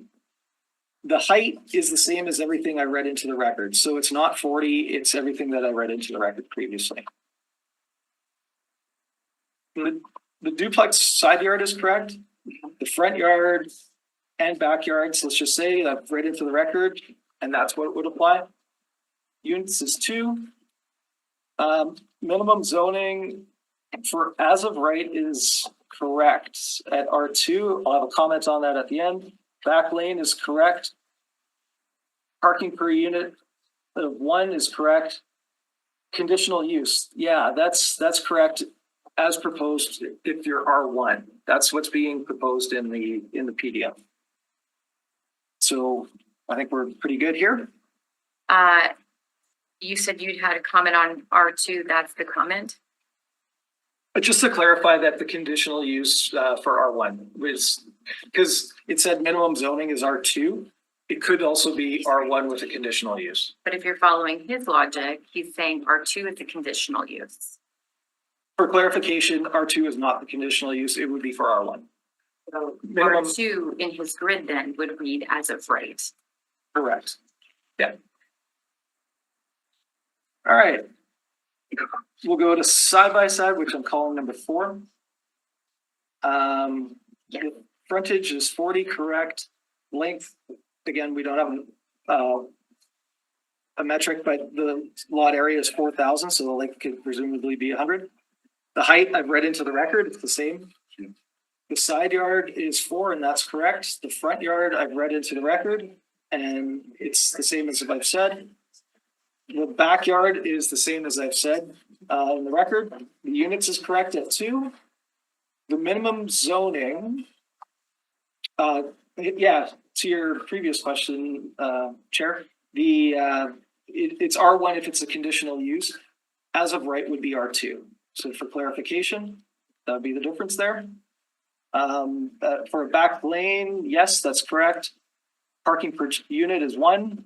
And then I've commented on the conditional use. Number 5. Townhouses. Triplex, one more. Just Triplex, yes. 6 would be townhouses. Yeah. So we have the minimum lot frontage, or width, sorry.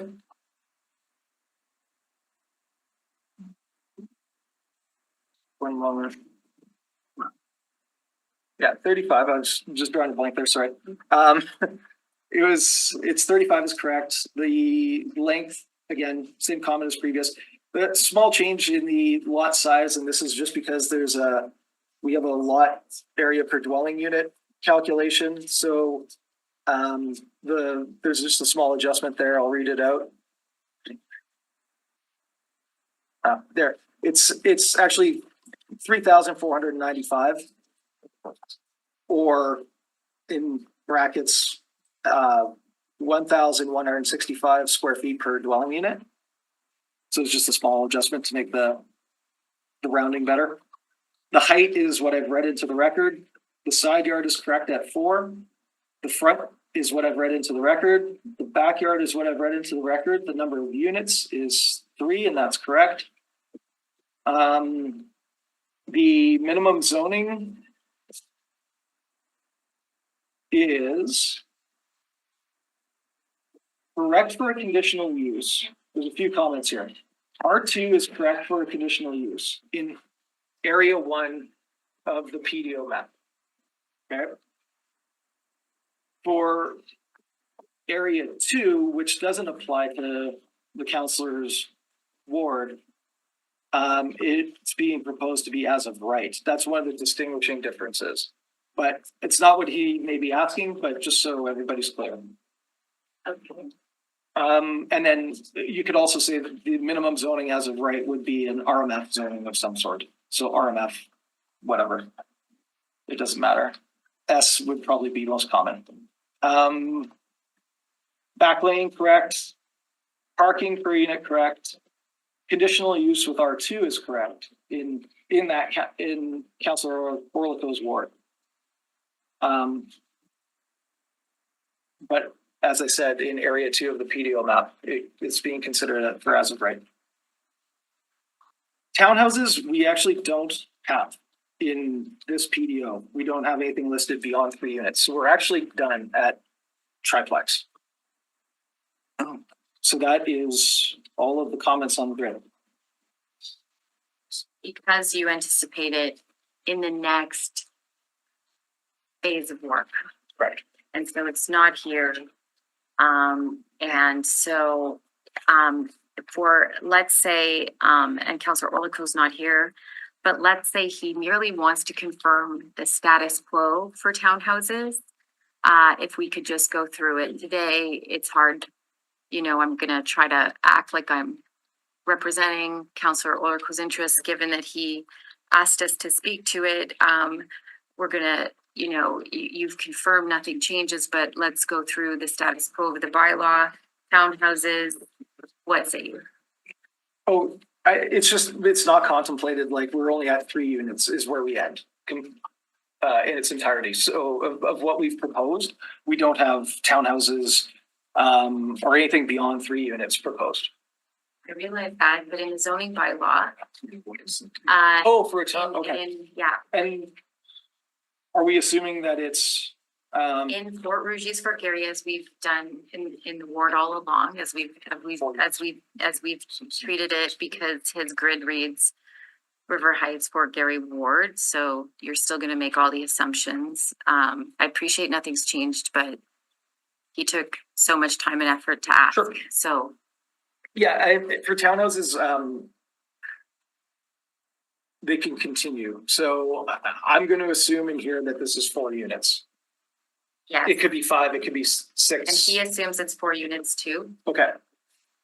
Well, that would follow the current, it could be the current RMFS zoning is one of the zoning districts that would get you there to be able to build one as of right. So it would need a rezoning application if you don't already have that zoning.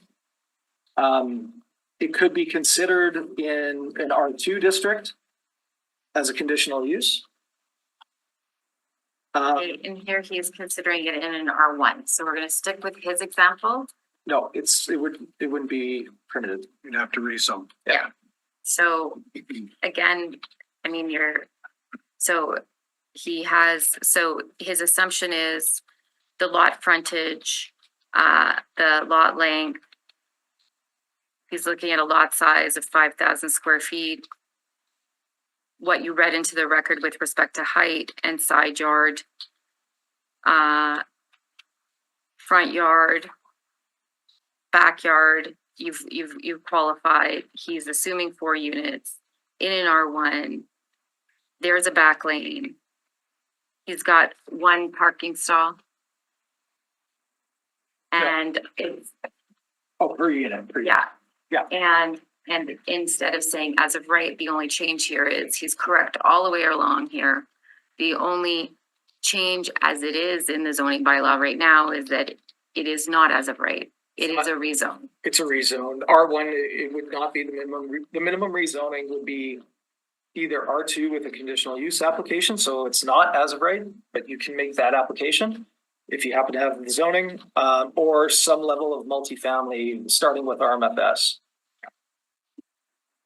Still conditional use RMFS. No, it'd be, In area if you have the rights, lot area, it could be as of right. Okay. So important stipulations, because, all right, that's great. And then jumping to, he writes affordable detached secondary, but he sort of answers his own question. Did you want to answer that for him? Working down his grid. He doesn't say what the form is or the frontage or the, lot area, so it's difficult, but he talks about it as of right, and probably important to put some words on the record. He doesn't have.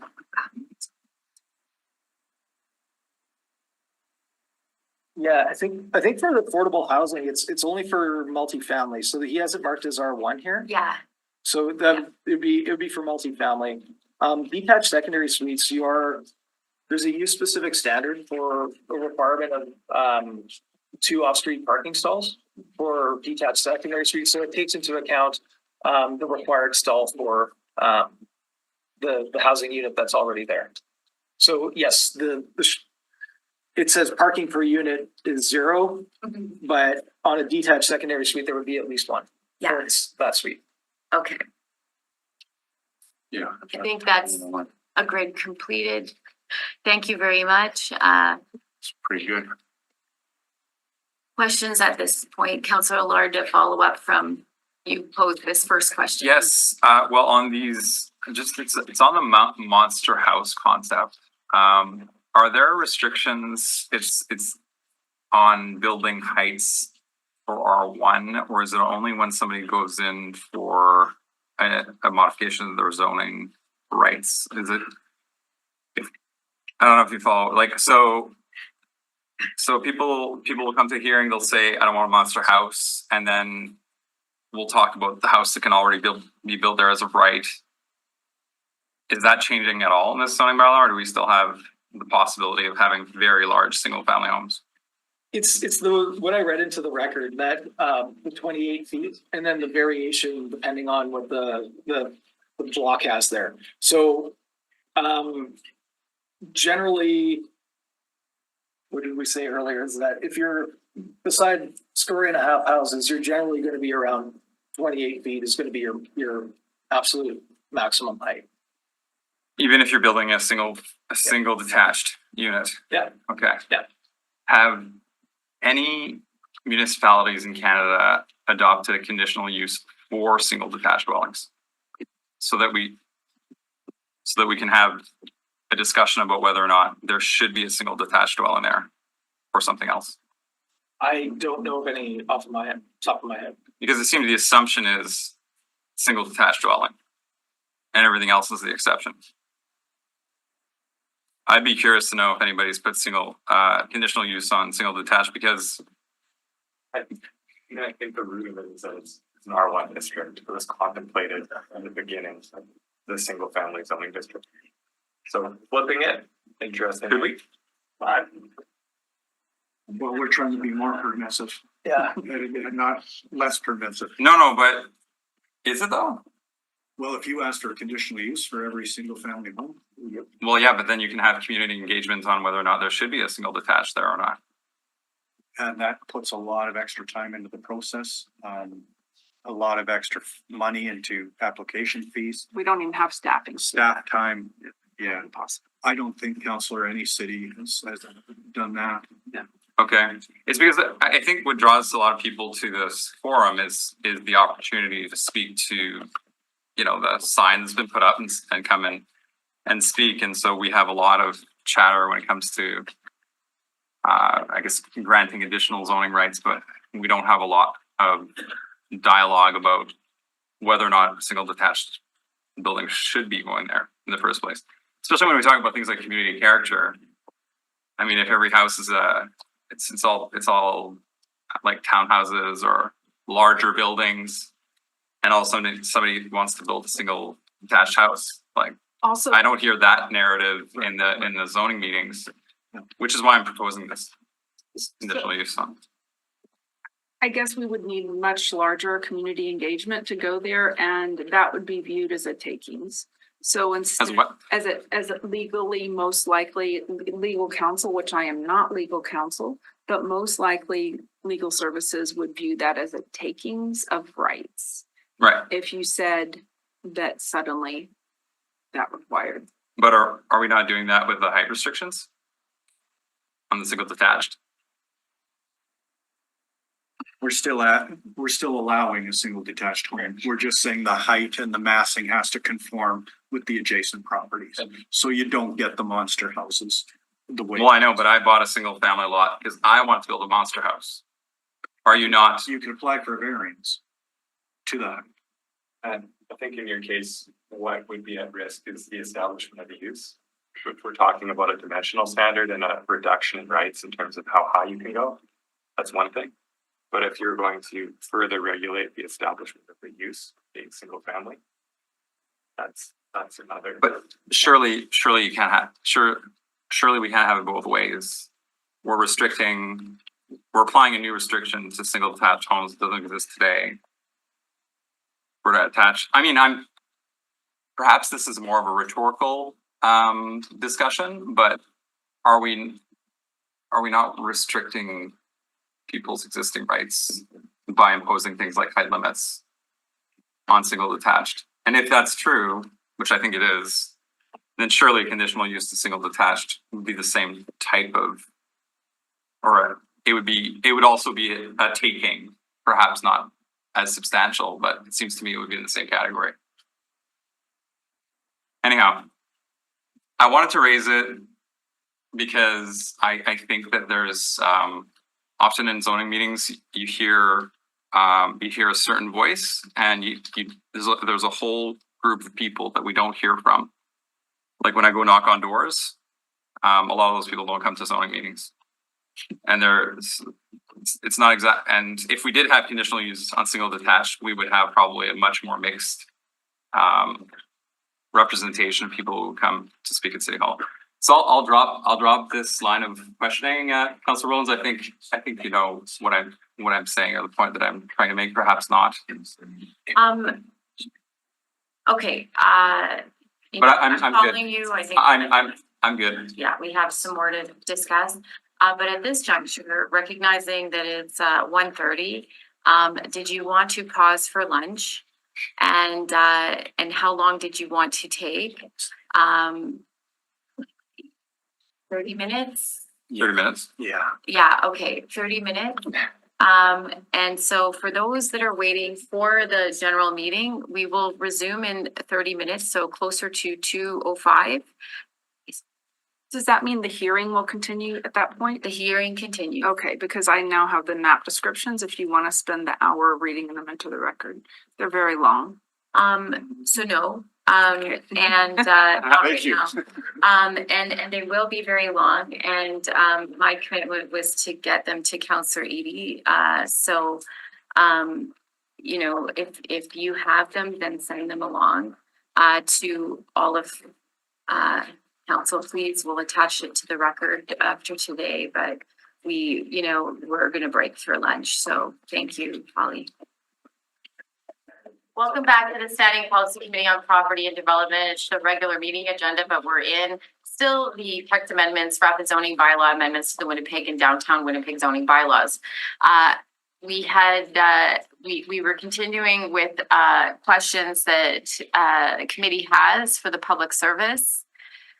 If you'd like me to start off too, there are still a couple of remaining questions from the delegations this morning to the hearing. I'll just fill the void a bit with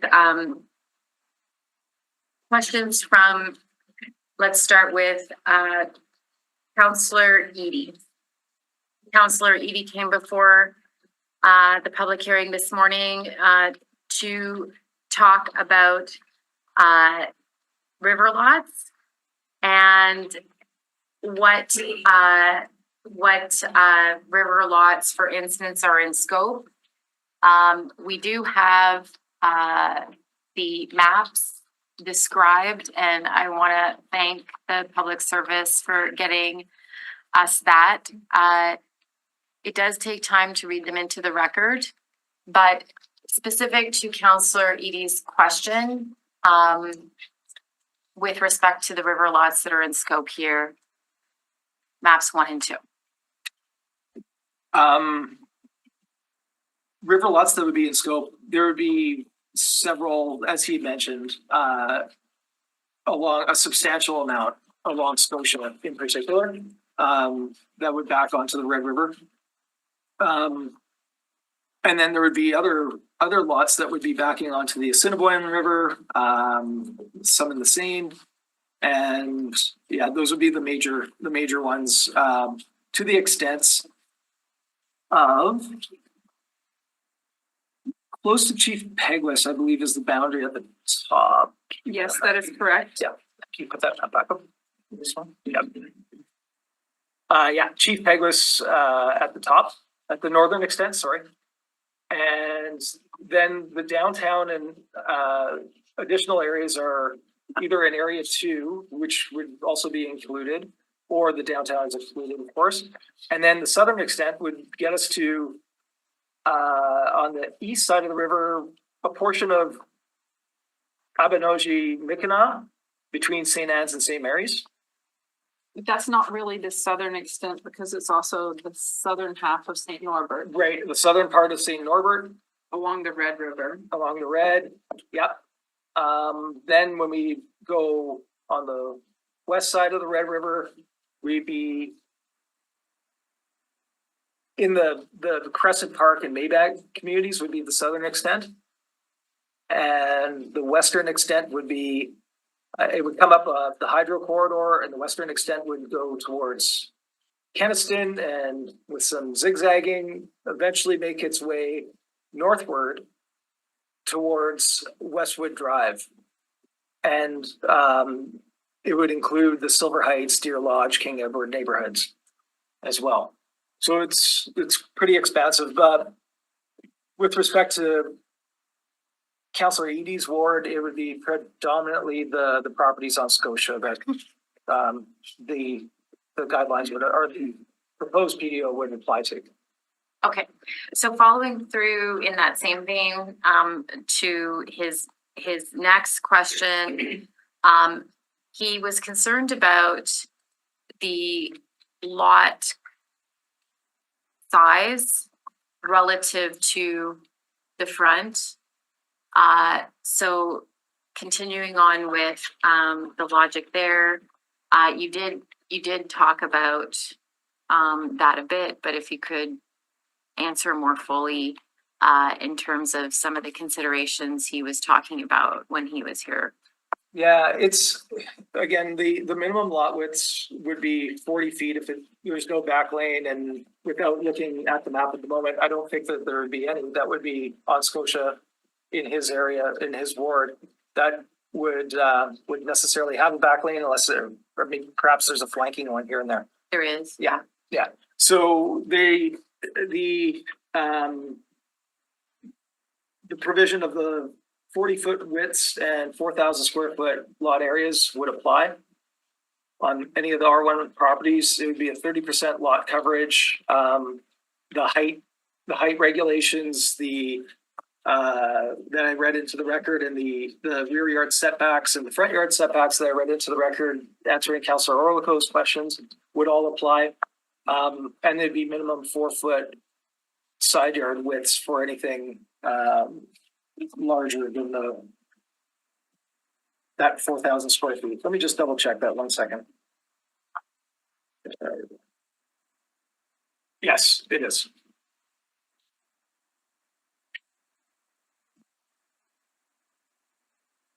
So talk to us about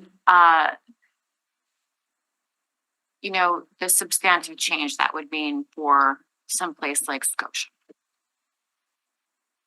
The form it has now.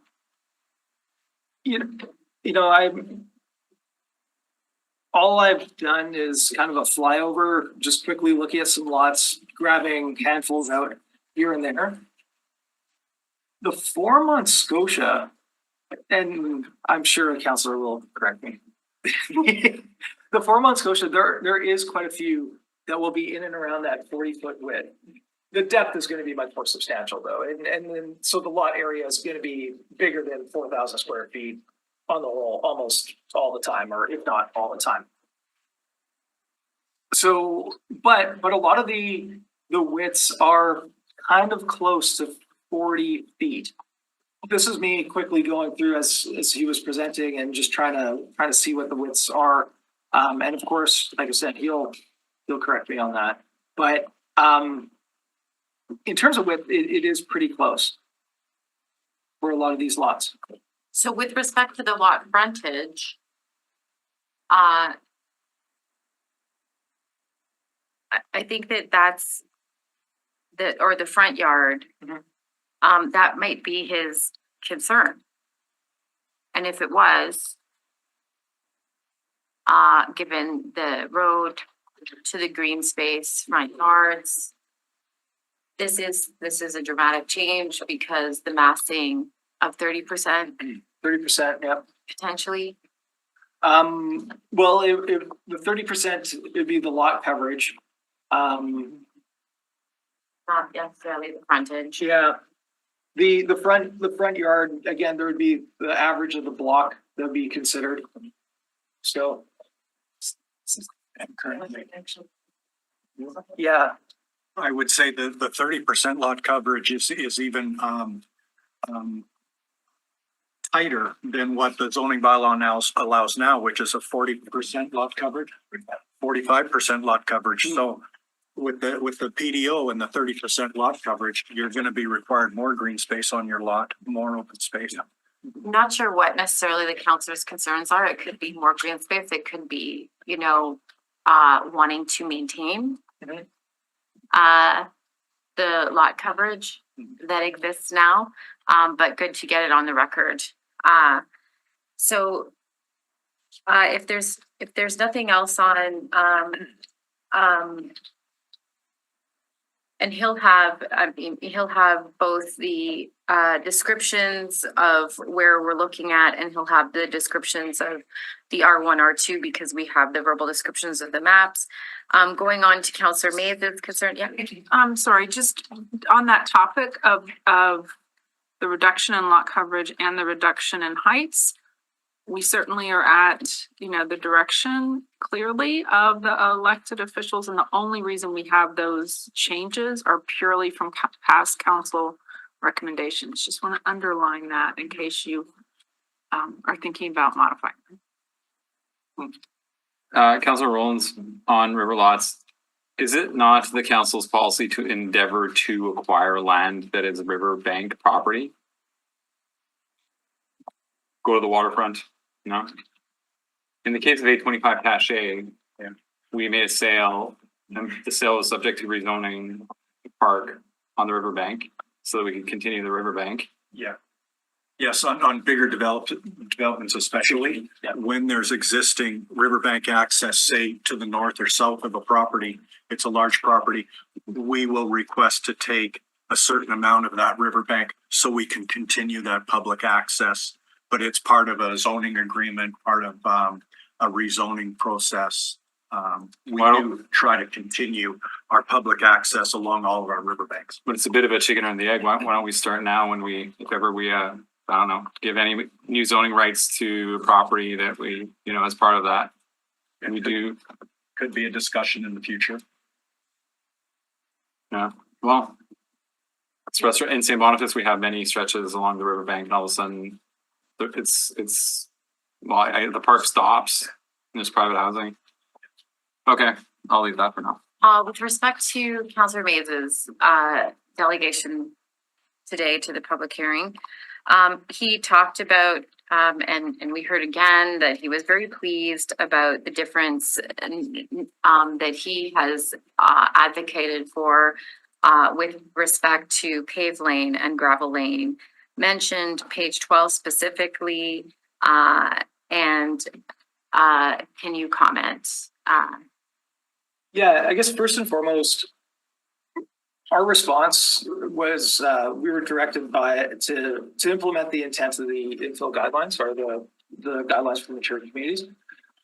So there wasn't mention of a paved lane for 3-unit development. So we applied it to R1 properties as it says in those guidelines. If an amendment were to be considered, it was number 15 on page 12 of 24 for under lot width for 3-unit multifamily dwelling. So it currently says the minimum lot width for a 3-unit multifamily dwelling is 35 feet where the lot abuts on public lane at the rear of the lot. The committee could consider a sub clause to that. So that's the abutting public lane at the rear of the lot of a 3-unit multifamily dwelling must be paved. Something like that. Must be not a gravel lane.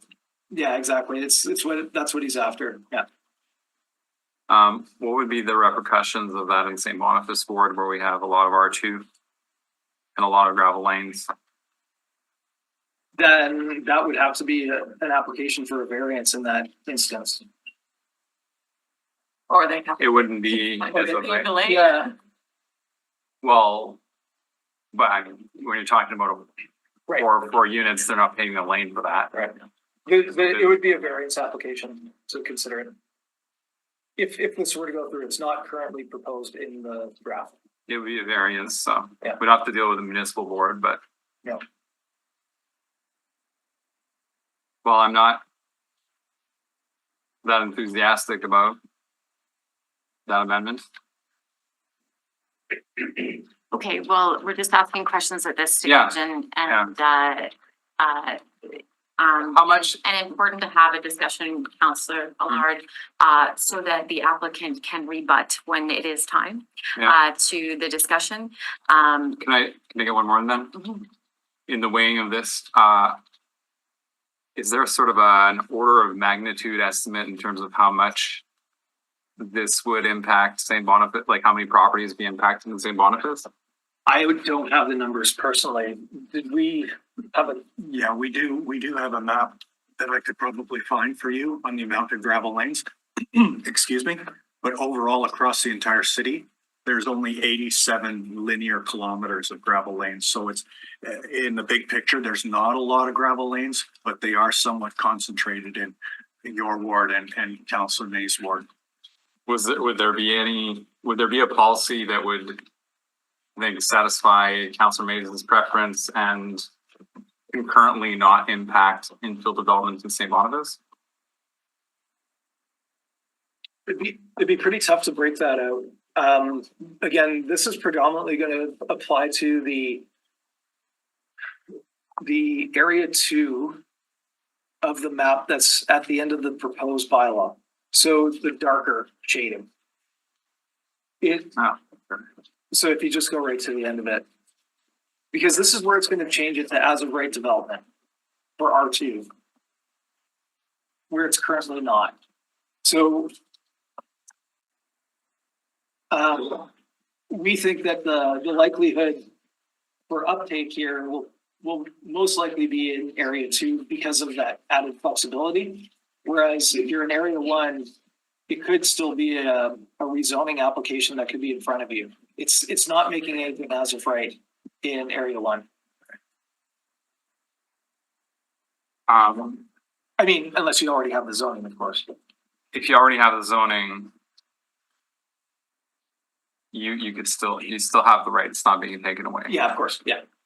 It's only. And then there'd be a reduction in the lot size provision. So it adds some flexibility. This is like the one thing that was included in the infill guidelines that I liked. And we're talking about removing it. What was that, Councillor Allard? The two family as of right. For gravel, for lanes that are not gravel. That are not gravel? Yeah. Anyway, I'm just wondering if there might be a way for everyone to have their cake and eat it too. So in terms of, I'm thinking through the delegations here. In terms of the last delegation, and the implicit questions of, Mike Carruthers, mentioning, I'll work backwards, removing section 138 special boundary conditions. We had been talking about that specifically for what's in front of us today, but any comments from the public admin? Thinking back to Mike Carruthers. So I would like to revise what I said because I didn't fully understand as I was reading his comments initially. I wouldn't be in support of removing the boundary conditions citywide unless it was something that was served by a rear lane, as Councillor Mays underscored. And do you want to say anything more on that, public service? I think with some of those amendments with the front yards and things, we were comfortable if the committee chose to go that direction. Oh, okay. I was just on the special boundary conditions, working through some of the other things, reducing minimum lot area from 5,000 to 2,500 square feet per dwelling unit to 4,000, 2,000 square foot per dwelling unit. Substantive change of 1,000 square feet. Like I said, like for a range, their comments. Yeah, we would include with that an additional bullet or clarification that where it abuts a rear lane. reduce minimum front yard of from 20 feet to 15 feet. This is another note of Mike Carruthers. Yeah, we were comfortable with the front yard reduction. And this is for both RMFS, R2 is the note, I think. RMFM increased to maximum building height of 60 feet to 70 feet. Now, this is something that comes to councilors often, just in terms of just the realities of what RMF is in terms of building height or stories, which we don't really like to say, but comments. Yes, we're comfortable with that change as well.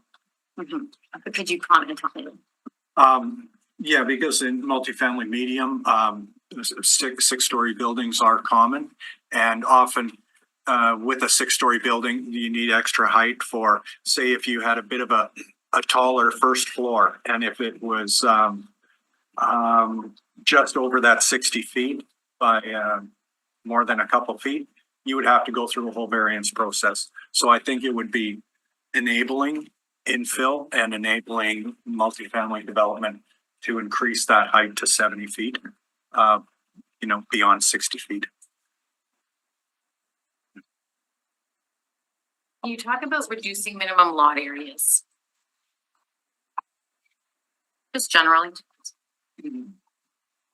Reducing minimum lot areas generally is one of the base tenets of increasing affordability and making it more in line with both market demand of younger generations as well as aging generations. So those reduced lot sizes help to support multi-generational neighborhoods and to support affordability. Okay. And then impacts and,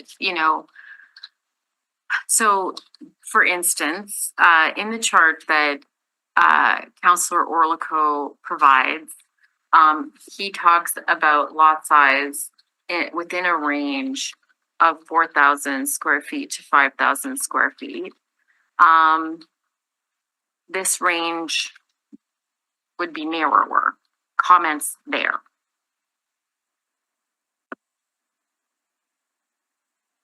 Yeah, there'd be some for 2,500 square feet that'd be eligible for a subdivision with a 2,500 square foot lot size in there as well. Is it an impact? An implication, sorry. It is an implication, but it's also providing, it ultimately, in a lot of those instances, be providing for more single-family homes where there's already existing single-family homes. So in terms of the use, it's compatible, same as would be seen for duplexes and triplexes, et cetera. Okay.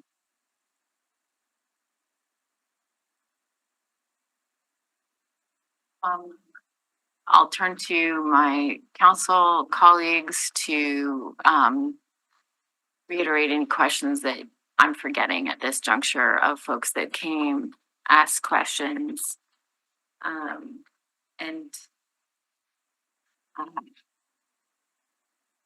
just like, I appreciate the answer from the public service on how many properties impacted on the not gravel lane idea. I'm just still interested in that. I looked to the map. I'm not really sure what I'm looking at in terms of how many properties, which streets, et cetera. I think the summary, if I'm understanding Councillor Lard's question correctly, is where are they located? And Councillor Mays, when he was here, talked about his ward absolutely having a lot of gravel back lanes. Councillor Allard's as well. I know in Fort Garry, we certainly have a number of them too. These are the councillors that fight for the Pulva mixer every summer, of which we have one in the city. So you know, it's a bit of a juxtaposition between what Councillor Mays and what I call, you know, just construction impacts on a lane that it has gravel that we don't have a large program for. They get really damaged. And we don't have a gravel program that's really robust. I'm not even joking about the fighting for the Pulva mixer. It stayed in St. Vital and St. Boniface last summer, and Fort Garry residents didn't get it at all. So River Heights. I don't think so. Okay. So so Councillor Lard's like, where are these gravel back lanes? What would be the impact? I mean, I think a lot of St. Boniface is R2. Yes, that I can. But not all of it. Right. So I'm just wondering what's the order of magnitude of impacted properties? Yeah, I personally don't have a map of the gravel lanes, and I wouldn't be able to speak to the number of properties. I don't have that at my disposal. Not sure if it's worth the fight, but Pertaining to patios, you're a restaurant in, let's say, the Fort Rouge East Fort Garry Ward, you abut a side yard and a backyard, but you want to place a patio there. You're saying 1,000 square feet, but is that what you need, or is that what you could do something smaller? Right, that would be a maximum, the 1,000 square feet. So smaller, absolutely. Larger would take an application, a variance application, if you're going about that. Care where it is? There are additional conditions that would relate to limiting sound and how it projects, and hours of operation. So those would come into play. on the patios, so the temporary program relative to this, like what they proposed here, is the temporary program more permissive? What would it look like in a zoning bylaw if we were to make the temporary program permanent? It's tough to say because the temporary program, by virtue of it being temporary, is extremely permissive. Like, we don't get site plans, right? It's very basic. It's a letter confirming certain things are gonna be met and that they have insurance. And so it's I don't, not in a pejorative way, influence, right? Intentionally. Yeah. So when you make it permanent, which some folks see the value of making a patio permanent, and it's easier now, but there's gonna be more regulation on it as permanent. Okay, so yeah, I think I'm hearing they're advising caution because I'm sure we don't want patios absolutely everywhere, though we do want more patios. Yeah, okay. Anyways.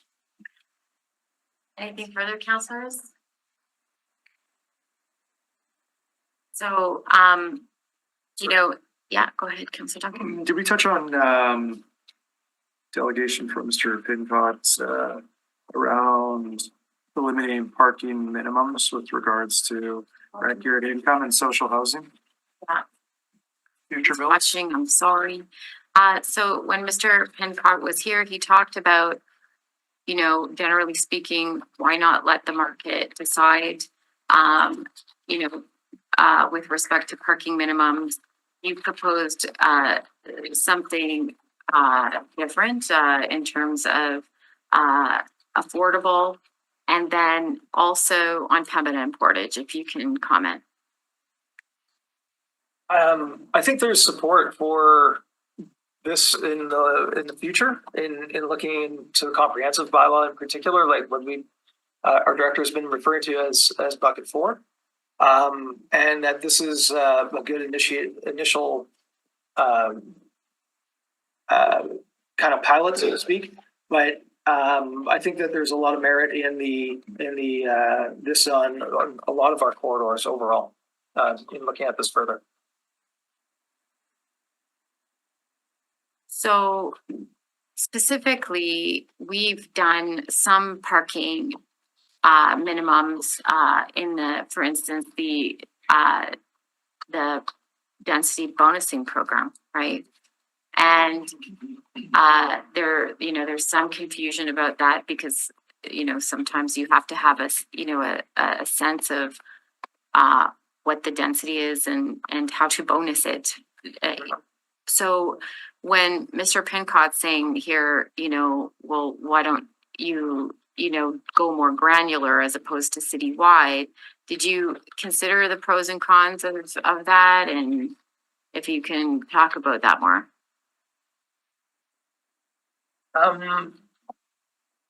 In terms of barriers to affordable housing, for instance, in terms of barriers to development generally, for instance, in terms of, if someone wanted to do more, they would now need to consider different after today, if we pass this through council, let's say.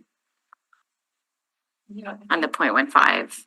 Yeah, again, kind of further to what Rob was mentioning, this was kind of putting into the zoning bylaw what was previously approved by SPC. And so really, we were taking what was approved and putting into the zoning bylaw.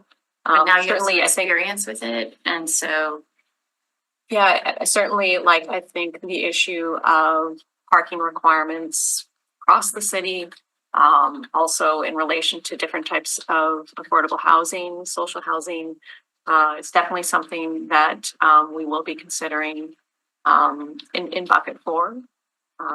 So, yeah. But you certainly could reduce parking minimums. I mean, that is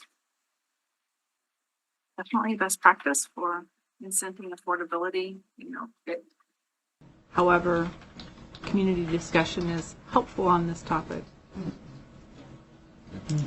Incentives. Chair, through Madam Chair to Councillor Lard, staff was able to provide the numbers of gravel lanes. So in the St. Boniface ward, there are 10.9 kilometers of gravel lanes total. That's about 122 lanes, and it makes up about 21% of the lanes in the ward. Was still the change, Madam Chair, through you to public service. The change Councillor Mays is requesting though is Within the whole. No, I understand that, but he's requesting what's the limitation he wants to have on gravel? So that they won't support subdivision where there's a gravel lane, and that they won't support the triplexes where there's a gravel lane. So page 11, relates to the subdivision, and page 12, I believe, is triplexes. Am I right? Yeah, page Okay. 15 is, 15? no, item number 15 Okay. is the triplex. It would be nice to know how many of those are R1 lots versus R2. Well, or would it matter? No, the R2 still has the right. The question is how many R1 lots are impacted in St. Boniface if we move forward with Councillor Mays' request? It's hard to say because it's you'd have to determine have a predictive sense of how many subdivisions and how many triplex requests. No, I know. And understand that 20% of the time it's going to be on a gravel back lane. No, that's not. No, I want to know how many lots are R1 that are adjacent to gravel back lanes. That's the level of information. Because those would be all the potential impacted sites. Difficult, right? How many lots are there in St. Boniface generally? just sorry, through the chair, to Councillor Lard, are you wanting to know, like, specifically in relation to the amendment for triplexes? Because that only applies to R2 zone lots, whereas the subdivision provision applies to R1. And Councillor Mays is asking for the 3-unit For 3 units specifically. triplex. So that would affect R2, Yeah, It would affect R2. R2 zone lots. So that's St. Boniface. That's 20% of St. Boniface. Yeah, I'm not sure if it's broken down by zoning. no, your lanes are Where there are back lanes, where there is your potential for gravel lanes. Just grab. but those are, I think it's high. I think I heard 20% I though. think it's high. of the For the lanes, whole ward. Yeah. Could include some R1. But they're mostly in the mature, But, they're mostly in the mature neighborhoods though. But some of your R1 definitely has gravel back lanes for sure. But it's 10.9 kilometers total in St. Boniface of gravel back lanes. Yeah, That doesn't sound like out of all your gravel back lanes, 10.9 kilometers doesn't sound like a lot of gravel back lanes. so what would be the total number of kilometers of lanes in the ward? So you have, it looks like it's about 52 kilometers total. So 40.9 kilometers of upgraded back lanes in St. Boniface and 10.9 kilometers of gravel or mud back lanes in St. Boniface. So almost 41 kilometers of paved back lanes. For 10 gravel, Yeah, almost 11. where we would not allow triplexes. Well, they would have to get a variance if this amendment went through. But only, and of those, some of those are in R1, so a triplex wouldn't happen there anyway, Wouldn't have there anyway. without a variance. Without a conditional use, Rezoning and conditional use. it would require rezoning. So two-family conditional use really is just two family, it's just duplex. Yeah. It's not like triplex or more. So the triplexes are in R2 and the duplexes in R1. Okay.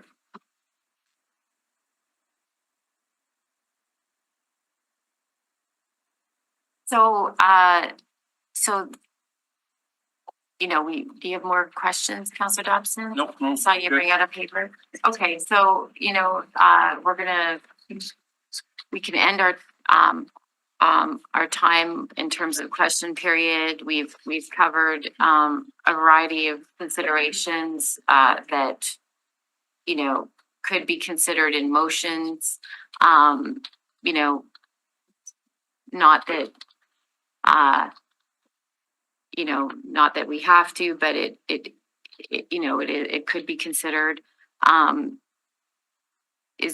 Are you ready to Well, I would move. hear from the applicant again? Because they've heard our deliberations.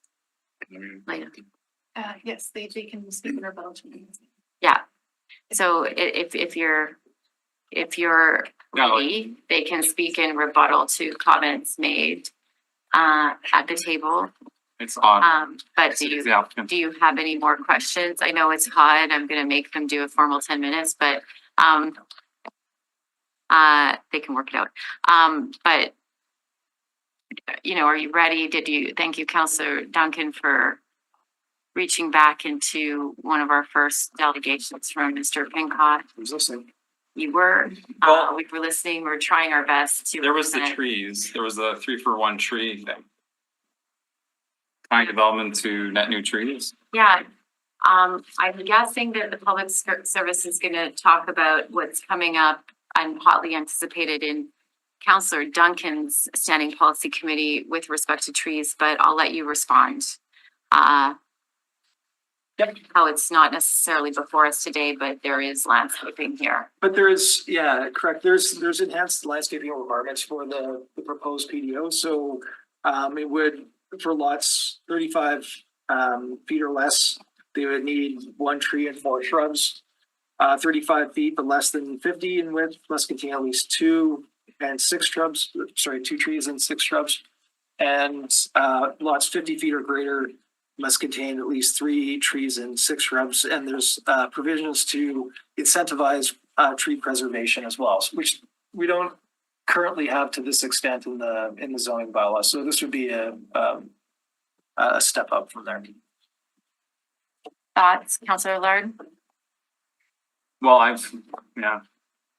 like the car share, it'd be like, I would like to see something like that one day formalized so that it's not a discussion every time with the landowners asking for new zoning rights where trees are impacted, because that's a major sticking point with communities. I mean, I've just been working with landowners and just doing net new trees on my own, but that's just me as a city councillor and the landowner and the residents.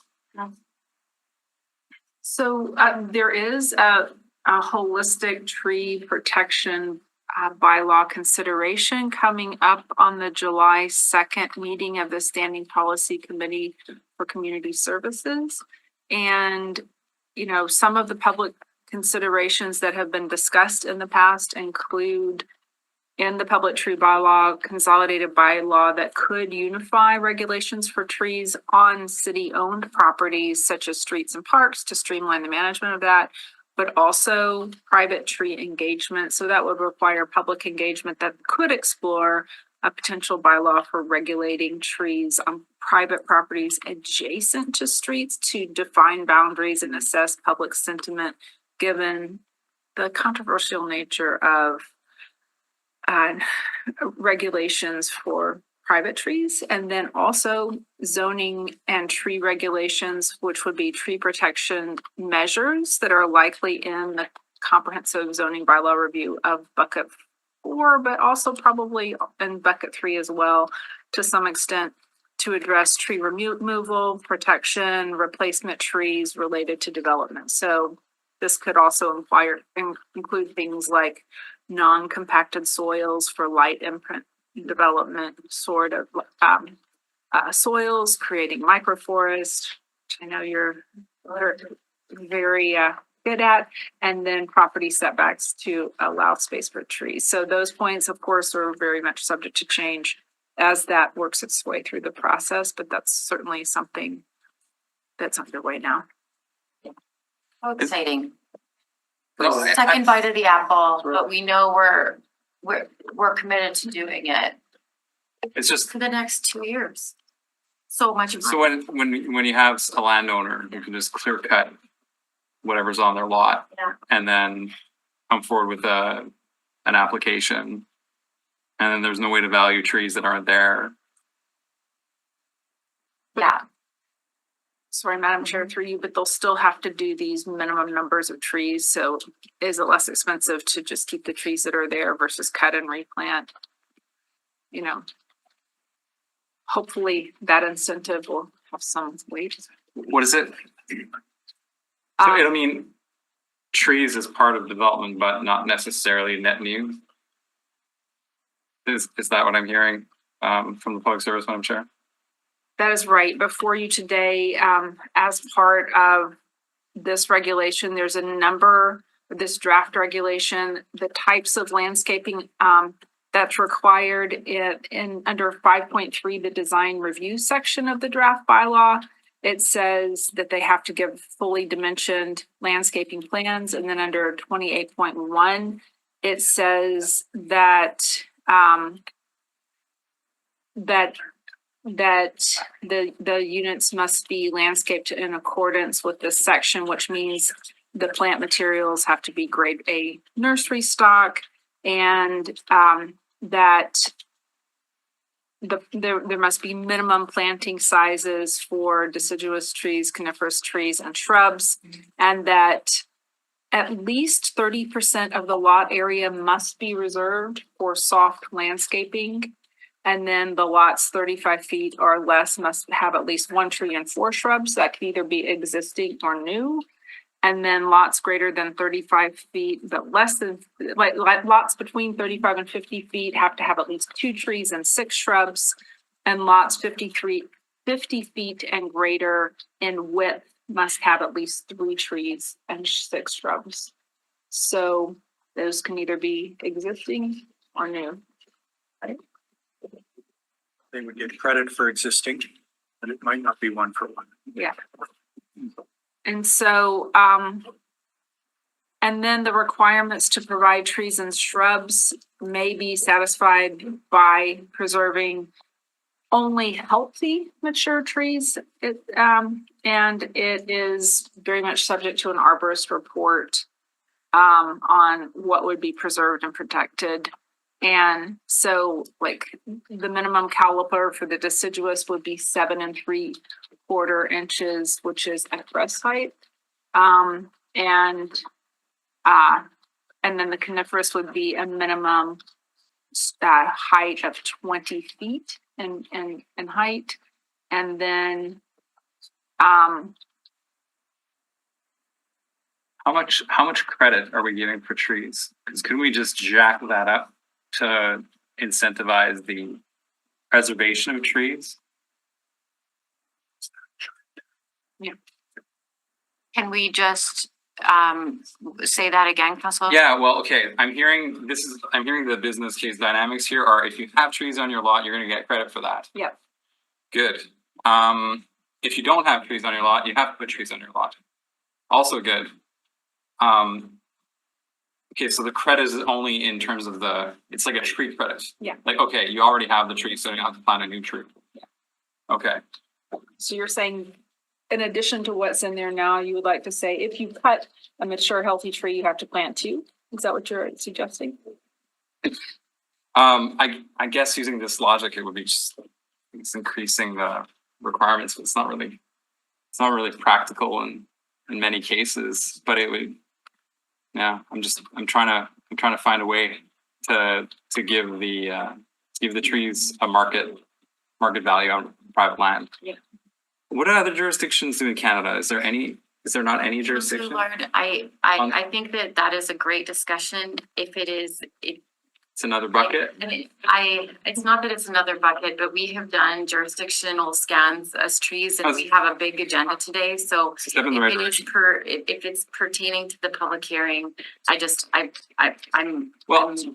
can challenge the chair, but I think No, we're stating. I've learned to the consequences of that. I mean, you can, maybe there is something that you want to do. No, here I mean, it sounds like the public service has done what is, I don't know, what is tenable and what's within the scope of this work, but just always looking for ways, because I mean, I walk in and I say, community saying X number of trees, so let's plant net new trees. One time we even got a silica on a boulevard with the consent of the landowner, so. Yeah. Anyway, it's just be nice to codify more of this stuff. And I think what we're hearing is much more policy work to come. And I think the challenge is that the whole of the zoning bylaw is theoretically in scope when we look at it. The applicant has come today with a particular scope.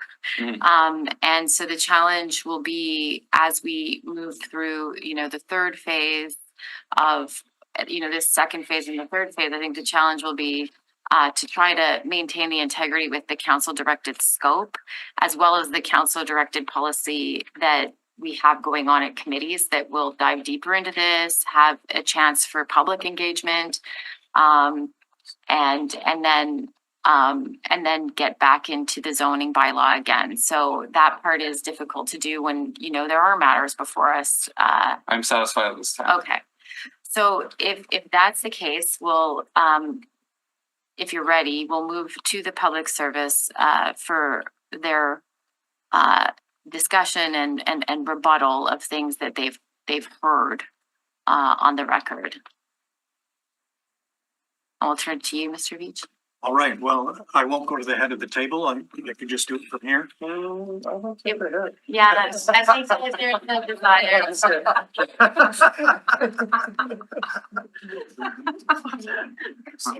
You would have got away with it if you didn't say it. Okay, so as the applicant in rebuttal, and I also have my consultant team here if I need to lean on them, but from the delegations, from the discussions, we're comfortable with what we've heard and with some amendments being proposed. The amendments from UDI, we were comfortable with the one disclaimer that it should be on a back lane on one of their amendments, and that special boundary conditions are only being removed within this PDO area, not across the entire city. With some of the other comments in terms of the trees, in terms of the riverbanks especially, I want to speak to. There was some wording that we were trying to work with. It's difficult to come up with some wording for riverbank lots right now that makes sense.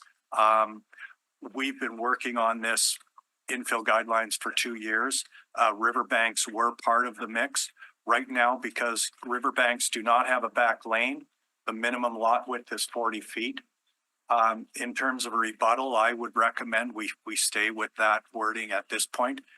Remembering this is like the chair had mentioned, this is the one bite of the apple starting off. This will be in place for 2 years or less as we move forward with bucket 3 and bucket 4, the full rewrite. At this point, I think the riverbank restriction of 40-foot wide lots is sufficient. And that was in the guidelines, and council direction was to move forward with the guidelines. My consultant team, director, Hazel. So I guess the only thing I would just amend of what you said is, I think that we would be amenable to removing the special boundary conditions citywide, but only in the instances where there's a back lane, right? Oh, I thought we were leaving the special boundary conditions. Robert? I thought it was without, as long as there's a back lane. All right. I will agree with that. What about paved backlinks? I don't know if you're done, Yeah, Mr. Beach, but Mr. Beach has 10 minutes to provide, but you can go ahead and ask a question. We can do it again. I'm curious, he didn't mention paved back lanes, that's all. He might have broken his. Yes, in terms of the triplex, Yes. yes, we'd be comfortable with that amendment. Okay, let's, You said it there, but you didn't say it there. Yes, okay. And then, yes, removing special boundary conditions where there is a back lane, gravel or paved, we'd be comfortable with that.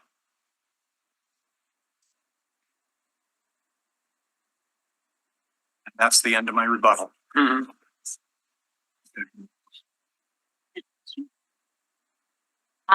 So there was a lot of, I had a lot of questions coming into the hearing about PDOs and the relative densities that would or would not be protected based on the report and its reference to both the infill guidelines and Glenwood. And you handed out maps that included all the PDOs, and I thank you for that. You clarified on the record that the PDOs would remain in place, and I thank you for that. Councillor Edie along the riverbanks doesn't necessarily have a PDO, but Councillor Edie has a larger density now allowance of 40% versus 30% on a large river lot, which makes sense. PDOs in Councillor in Transcona Ward and in River Heights Fort Garry have better allowances than is proposed here. If instead of a amendment that dives into river lots, distinctly, or dives into PDOs, which, aren't really a language within the zoning bylaw. It's another policy tool, right? It's part of the framework, policy framework. I'm certainly looking for comfort that the density that is currently the status quo without amendments be protected. I don't, could you discuss that, please? Because I was, prior to coming to the hearing, really prepared to write in every single PDO today. It doesn't seem like I have to. But when you have a policy framework and you have the zoning bylaw being superior to plan development or overlays with the exception of the secondary plan, if you want to be protective of the density that they allow or the multifamily on corridors that they allow, the only thing you have is a motion. So I don't feel comfortable with, you know, and I can't speak for Councillor Edie. I don't know whether or not the 30% proposal here of lot coverage within the infill guidelines provides him more comfort, or in recognition of how large his river lots are, he wants to maintain the 40% that would be allowable if we made no changes today. I can't speak for, you know, Councillor Orlico, but I know somewhat of the work on Academy. So what protections do you have? Because that's still R1 and R2, right? So I'm not sure if I agree that it's the most protective stance, or that it needs to be out of scope today, when a year will go by and it will now be a lesser density potentially. Yeah, I'll defer to the director. Having discussions. Could you state the question one more time? Yeah. So it isn't in the case of the plan development overlays that we have, right, along corridors in like downtown Transcona or Academy, right? They allow for multifamily and they allow for, heights, because in the case of the downtown Transcona, it's absolutely kind of form-based PDO where it really speaks to adjacent buildings of heights and widths. And so, and not the same issue, but separate is in the case of large river lots that allow for, a 40% coverage of them. If all of this is passed as is in your report, all of a sudden that's 30%, right? And one might derive comfort for that. And, Councillor Edie might be screaming at me from his office right now saying, yes, that's desirable for me. But he may have come here being concerned that that is not, because they are a large river lot. And, if they're getting in their older homes, for instance, on Scotia, and if they want to do a net new home, right now they have 40% lot coverage. As of, let's say, when this passes, it would have 30%. And so, a minor edit to best reflect the plan development overlays and maintain the densities that have been negotiated, maintain the densities on large river lots. That's my consideration. So in response to that, we would be happy to do a text edit that on the map that's before you today that council has. Like include that map. That is, yeah, sure. That's PDO in mature communities to clearly state that this PDO 1 does not apply within the existing adopted PDO areas. Correct. Yes. Or more positively stated. And or another thing that you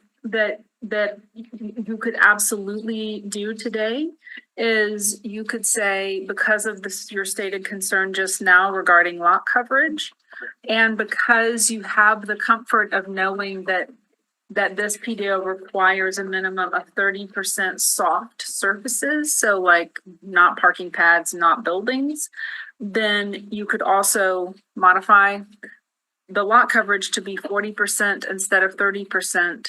And that will, in this PDO, the reason it's 30% here is because of the infill guidelines that they are 30%. But if you wanted to modify it and make it 40, that is absolutely your discretion. No, and that is not the point, right? The point is that plan development overlays have densities, and then that will be kept. I think you've said enough comforting words on the record that it'll be kept. It's yeah, sorry to interrupt, but we have no motion or regulation that would indicate that we'd be repealing any of the PDOs, the only one that's mentioned and for a specific reason is the Glenwood one, because Glenwood had a lot of the mature communities guidelines already built in, and it was the easiest one to modify to work with. So that's why Glenwood was specifically mentioned, but every other one, we are not repealing, we are not amending in any way, shape, or form. Yeah.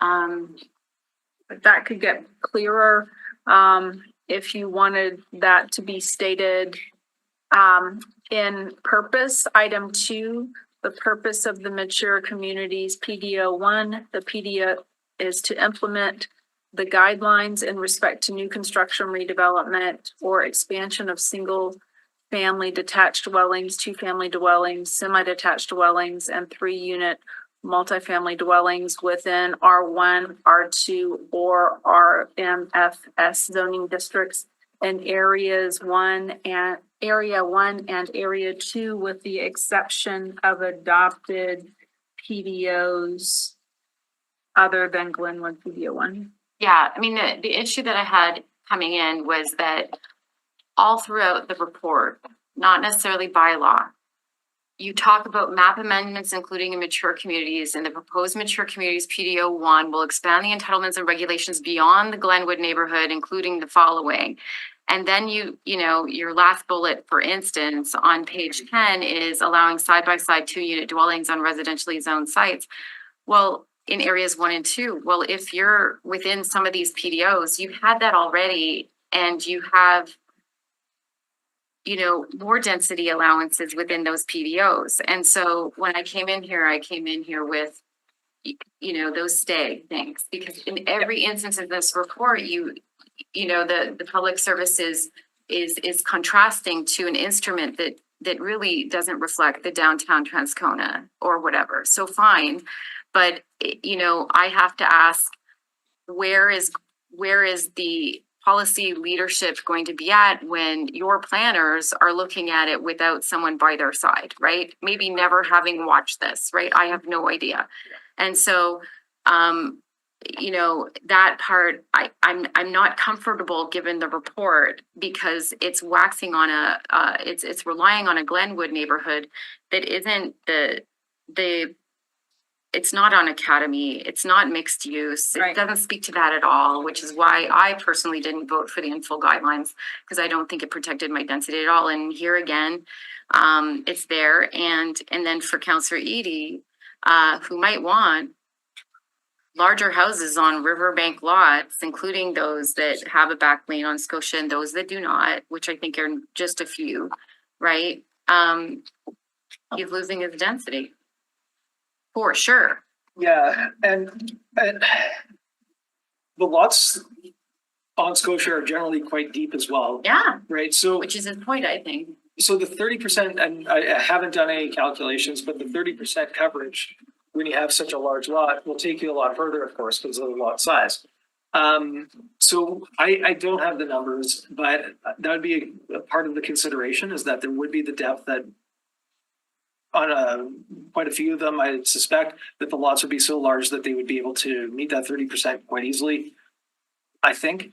The other part is that if there is a conflict, it's not a rezoning, it's not it wouldn't be a major application, but it would be a variance application. So I don't know how many we would see, but it would be a variance application. We could take them on a case-by-case basis, considering the context. Yeah, and I've seen that for Scotia in particular, I think, before.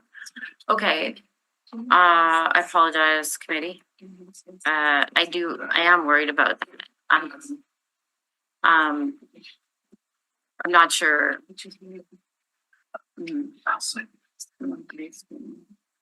So just to kind of further elaborate on kind of some of the comments that came up about river lots, like by and large, the fact that we're now allowing 40-foot wide lots for properties that don't abut a lane would be a greater entitlement for the most part for river lots, because right now the special boundary conditions apply to river lots. And so that really restricts lot width, especially because along riverfront streets, the lots tend to be wider. So this, for the most part, will be an entitlement, and added to that, we are allowing detached secondary suites by right.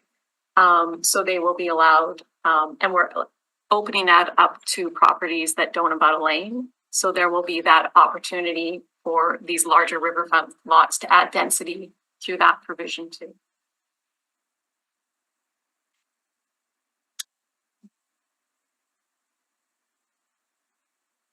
I don't know how the plumbing might work, but, so I'm not sure that will be the case. That's a good $25,000 just to dive in the toilet, but just all of that aside, yeah, the special boundary conditions really restrict river lots right now. So allowing the 40 feet as of right, will certainly be, for the most part, I would say, a greater entitlement than what currently exists today. Okay. Okay.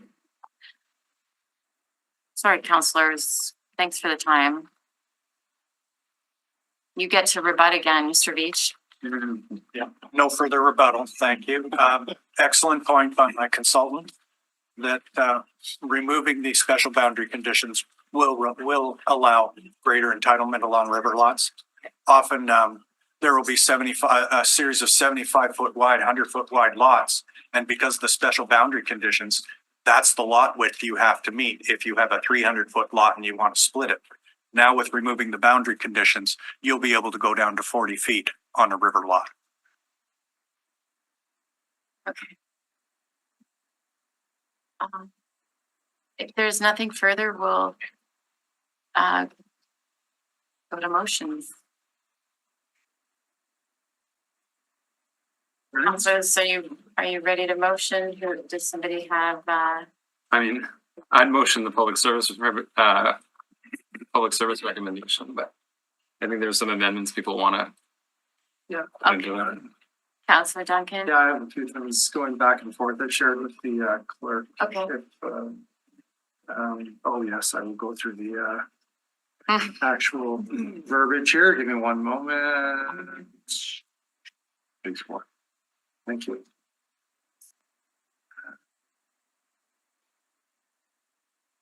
Did I read that first part? Okay, thank you. I'd like to move that the report of the Winnipeg Public Service be taken as read. Okay, all those in favor? Aye. Carried unanimously. I'd like to move that the receipt of public representations be concluded. All those in favor? Aye. With thanks, that was carried unanimously. I'd like to move that the recommendation of the Winnipeg Public Service be concurred in with the following amendments. And then if I could turn to the clerk. Sure. So bear with me, councilors, just trying to capture everything that was circulated, and please stop me if there's any changes needed or if I've missed anything. So specifically with respect to Schedule A of the amending bylaw, adding the following to Clause 15, lot width, 3-unit multifamily dwellings. So adding subclause A, which would state the abutting public lane at the rear of the lot of a 3-unit multifamily dwelling must be paved. Yeah, wait, does that include, seriously, does that include asphalt and, That's paved. well, the other one? Chip seals. Does that also include chip seal? Do we need to add definition sections of what a paved means? We would include those. I mean, I was just talking to a litigation lawyer in a public hearing, and we were having. Mr. Allard, Councilor Allard, we're just gonna read the motion into the record and then we'll discuss, okay? Yes. Okay. So that's the first amendment. The second is with respect to, this would be part of the zoning bylaw amendments. So in table 5.4, in the RMFM row of the multifamily residential structures section, under the minimum/maximum building height column, deleting the word 60 and replacing with 70. So Dobson is cheering every time he gets a motion on deck, but thank you, Councilor Dobson. This for the enthusiasm. So in the amendments to the zoning bylaw in table 5.2 of the bylaw, in in the R2 row of the principal residential structure section, under the minimum lot area square foot column, deleting the words 5,000 in brackets 2,500 square feet per dwelling unit and replacing with 4,000 in brackets 2,000 square feet per dwelling unit where it abuts a rear lane. In recommendation 11 of the suggested bylaw amendments, deleting the words table 5.9 and replacing with table 5.10, and then further deleting the words where the use complies with the requirements. And then at the very end, deleting the words and section 171 so that it would read 168.1, despite section 168 for any use on a lot located on Portage Avenue or Pembina Highway within an urban infill area as shown on Urban Infill Area Map 1 or Urban Infill Area Map 2 of Schedule C. The minimum number of required accessible parking spaces is based on the requirements in Table 510, assuming compliance with the minimum parking requirements listed in Table 5.9. Okay. Next would be a change to Schedule A of the amending bylaw. So in clause 7.1, adding in the words where the lot abuts a public lane so that the entire clause reads 2 family dwellings are a conditional principal use where the lot abuts a public lane in an R1 zoning district. Further, in Schedule A of the amending bylaw, in clause 10A, at the end of the clause, deleting the words is 2,500 square feet so that the clause would read 2,500 square feet where the lot abuts a public lane at the rear of the lot. And there's a comment about the edits to the mapping. I'm not sure if there was desire for that as well. And that is pertaining to the 10A. The suggestion was minor edits to mapping to best reflect small scale residential development guidelines for mature communities. I'm just not sure. I would need to know what kind of edits those are. Yeah, just to. No, okay. I don't think I'll be able to touch them. Okay. Okay. No, if I can speak to it or.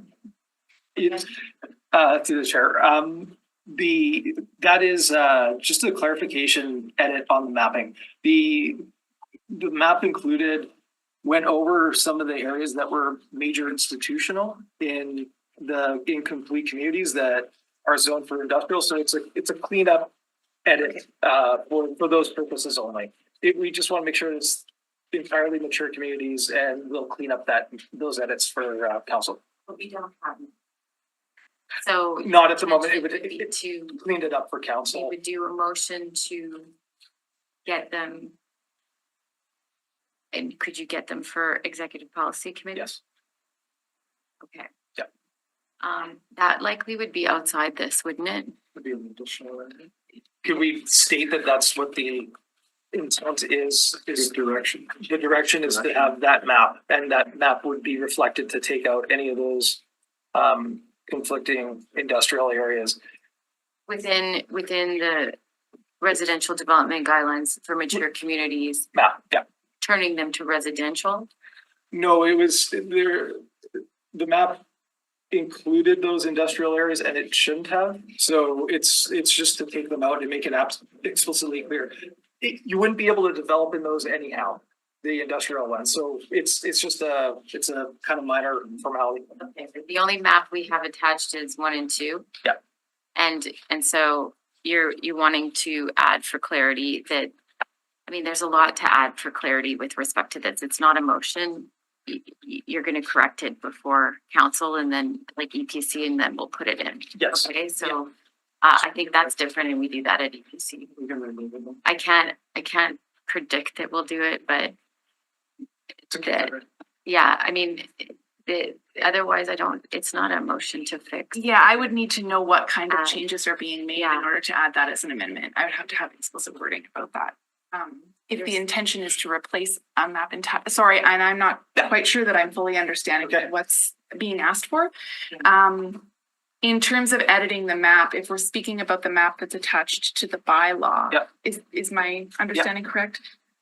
I mean, that really should be firmed up at this point. I don't know. What map are you in? What map are you in? Which page of the bylaw? You're in. It would be the let's. The very last. Yeah. So the very last only shows area 1, area 2 and airport vicinity. Yeah. And so why is it that you think it shows industrial, like it doesn't, it says area 1, area 2. It doesn't say R1, R2 industrial. Exactly. And it's not intended, the bylaw does not apply to industrial areas at all. But as an example, Because if you need to show industrial, then I have my questions about PDOs on it. yeah, Right? no, from complete communities, major institutional, for example, like a St. Like Boniface. HSC, Exactly. like Riverview Health Center. Yeah, that's in the map, even though those are institutional areas. So the edit would be to take those out because they're not included anyhow. They're not R1, they're not in mature communities. Yeah. They are in mature communities. They exist as a hospital in mature communities. Right. So I'm still failing why you need to edit this map. Well, it's minor. It won't affect the development that would be in a Riverview anyhow. It's just, it was meant as a cleanup, and if the committee doesn't want to consider it, that's fine. How was it meant as a cleanup? Here you have the area 1 and 2 PDO mature communities overlay map. You're not showing even residential 1 in this map right now, or 2. You're not showing clinics. You're not showing PDOs right now. You're not showing, what do you mean by that? We could leave it. It was meant as a minor, it's okay. Unfortunately, you opened the door. So I'm asking, and we're in the public hearing still. It's from complete communities that those major institutions are there, and we could take them out to be explicitly clear that they wouldn't apply for, this part of the map, and they wouldn't anyhow because they don't have, it's not R1, it's not R2, and it's not RMM. And they don't have any of the multifamily development in there. But again, it was meant as a minor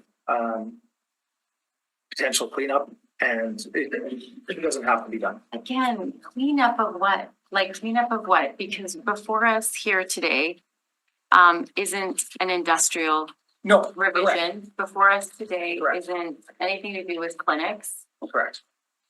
And within this map, you don't have, so what are you intending to clean up? I understand that is in our Winnipeg and complete communities. So is multifamily large. So is industrial, like what are you intending to clean up? It would make those areas white that I just spoke of, those institutional areas. It would make them white instead of either a shade of gray. That's literally what it would come down to. But it's really not required since it doesn't apply there anyway. Okay. And you want this in the mature communities overlay map to indicate, like it wouldn't be a separate map. No. Okay. The other piece that's, you brought in 4 maps to the hearing, and in part that could have been just a response to our questions, but it's not in here either, and it wasn't in the scope of the report. Is this just a net new thought? That was just additional information. Right. The new maps, because you were asking about PDOs, so we brought in a map to show you where the PDOs are. You were asking about the 2 different urban infill parking areas. So we were showing you those maps. The parking areas are already in the zoning bylaw. Those maps do not need to be included.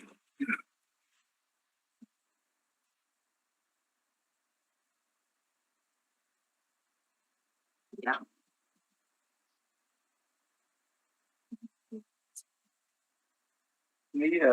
Yeah, maybe we need 2 minutes. Yeah. Please. Okay, Thank you.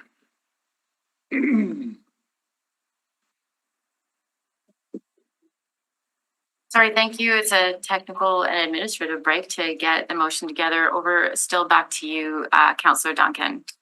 Thank you. I'll turn to the clerk first, but the last piece that we were reading in, here's the motion I'd like to strike from the record.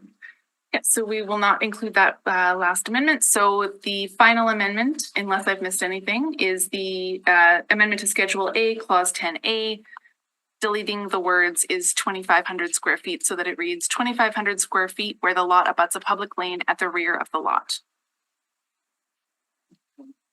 So councillors, discussion on the motion. And does everybody have it in their email? No.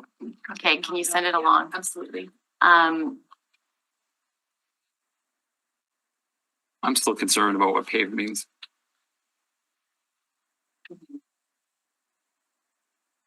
I just saw paved with gold in one of the definitions.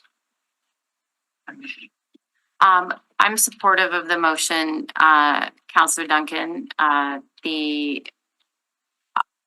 think that what was sort of important is that we don't have really radical motions coming out of the Standing Policy Committee today. I think that this is we've taken a really different tact in Winnipeg than perhaps Mr. Pencott was saying in Calgary, right? Where they just had 12 days of hearing.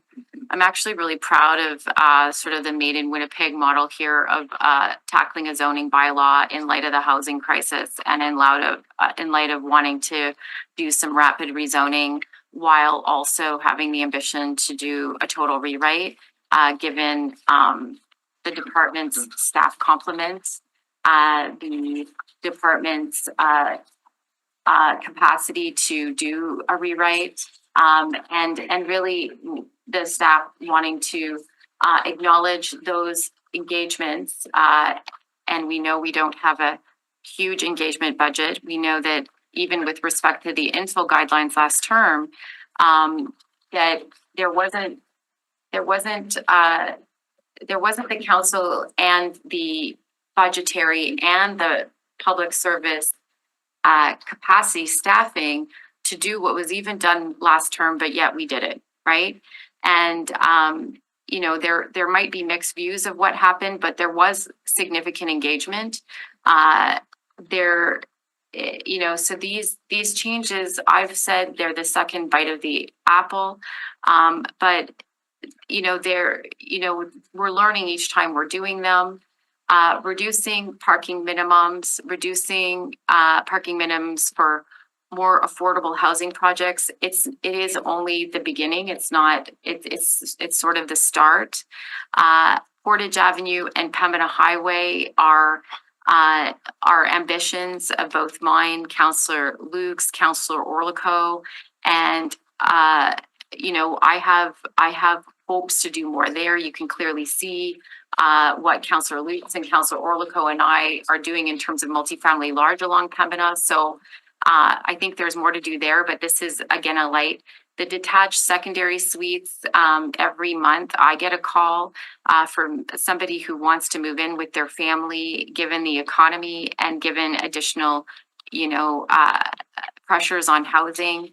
The patio is just exciting, and I've wanted to do that since I got here. So whether it's the housing affordability that this helps, or it is the summertime entertainment, this is meaningful work. So with respect to the work of the Standing Policy Committee, I think Councillor Duncan, your motion really does address a lot of folks that, came before us and asked for something. And I think that this is the kind of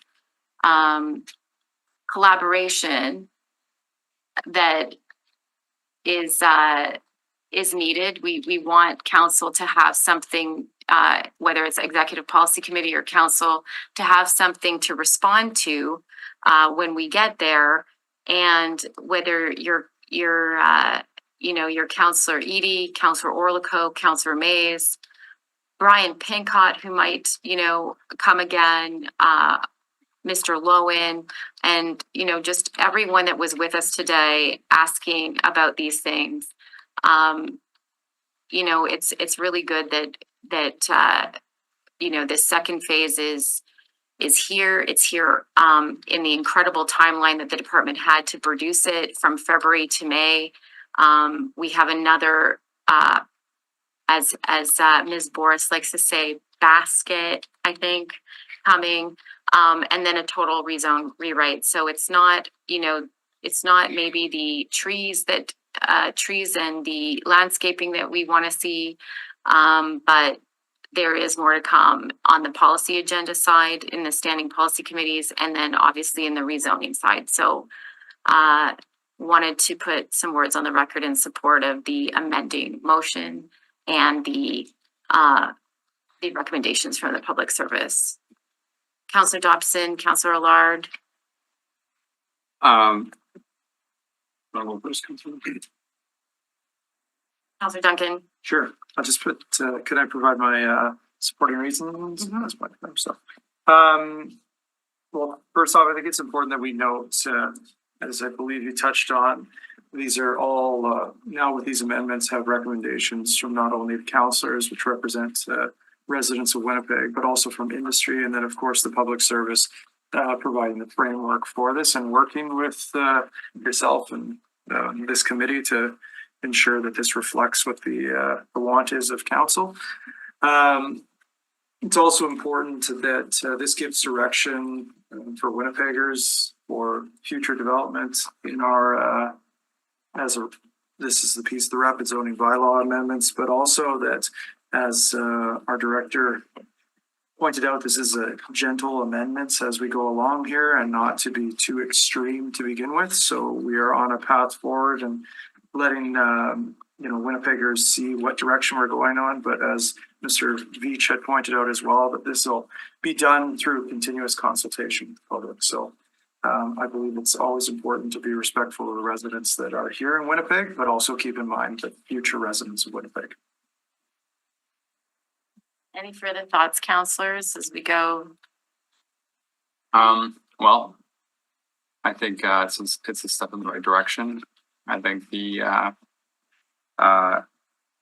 councillors' motion captures a lot of what we heard today. I'm not happy with all of it.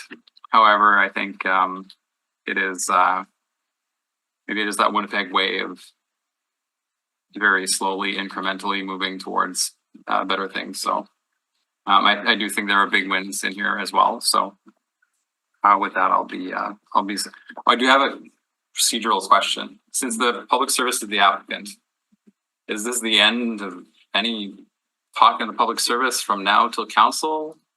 So because they're the applicants, Madam Clerk? Yeah. Yes. So any committee that considers the recommendation of this committee is certainly invited to ask questions of the public service for the purpose of clarifying things, but that should always be done on the public record. So there shouldn't be any contact with the public service outside of meetings. So we're in the reverse position where the applicant can speak all the way up to EPC and then not council, presumably, as opposed to if the applicant were a private party, then that would be the end of their say. Okay. It's flipped around, whereas with respect to speaking, important to do so now. Right. Also, as we continue to be the decision-making body as we go up as counselors. So that is also a forum to which you may have thoughts, of course. I guess asked questions in the question period every month pertaining to work that we do as a standing policy committee. I usually thank you once a month, standing policy committee. This month will be no different, including the public service, but That is also an opportunity to get answers, even if you're the standing policy committee and you want to ask me. That is fine too. I'm just pointing out, it's interesting that And then I seek answers from the The public applicant. service. I just think it's interesting the applicant can speak at every step, whereas the applicant were a private party, the public hearing would be closed. That being said, I think it's clarified and thank you very much. Everything's on the public record. I know too that applicants get cautioned by the clerk's office as much as counselors do. So, that happens as well. Counselor Allard? Maybe. Can I make some comments now? Yes. The way I look at it, what we're proposing here with the amendments, some of the amendments are quite good. Quite happy with the fact that we're gonna pave the back lanes and certain developments, and going from 60 feet to 70 feet does make sense quite often. So I'm quite happy with those. Some of the other stuff from 2,500 to 2,000 square feet, probably not too happy about, but overall, I will support this. Okay. Well, if Counselor Duncan, you are ready, we'll call the question. All those in favor? Aye. And that was unanimous from the Standing Policy Committee. Madam Chair, I'd like to move that the public hearing with respect to this application be concluded. All those in favor? Aye. And that's great. Please note that the committee has made a recommendation on this matter that will now proceed to council. No further representations are permitted, and all persons registered for the public hearing will receive notice when the matter is to be considered by council. Okay. We will now move to, Reports. Do you want to know this for a moment here? Need to break. For delegations not pertaining to the. Holly, can we get a recess? okay, welcome back to the regular meeting part of the agenda and reports parts. We're going into delegations now, and with us is probably Counselor Mays again. Councillor Mays has indicated that he'll no longer be able to speak. Okay. Can we go on to our next? Delegation is Mac Frechette. Is Mark here? Mark Frechette? No? Okay. Brian Pincott. I think Brian has also left for the day. Danielle Boucher. Daniel is joining us via Zoom. Okay. Oh, okay. So Daniel, we've just asked you to start your video. Bon après-midi, Monsieur Boucher. Bonjour. Voilà. Nous sommes prêts? Oui. We're ready? Yes. Good. Thank you. Merci, bonjour. Thank you. My name is, mon nom c'est Daniel Boucher, directeur général de la Société de la francophonie manitobaine. Madame la présidente Rollins, messieurs les conseillers municipaux Allard, Dobson et Duncan, chers citoyennes et citoyens de Winnipeg, c'est un grand plaisir d'être avec vous aujourd'hui.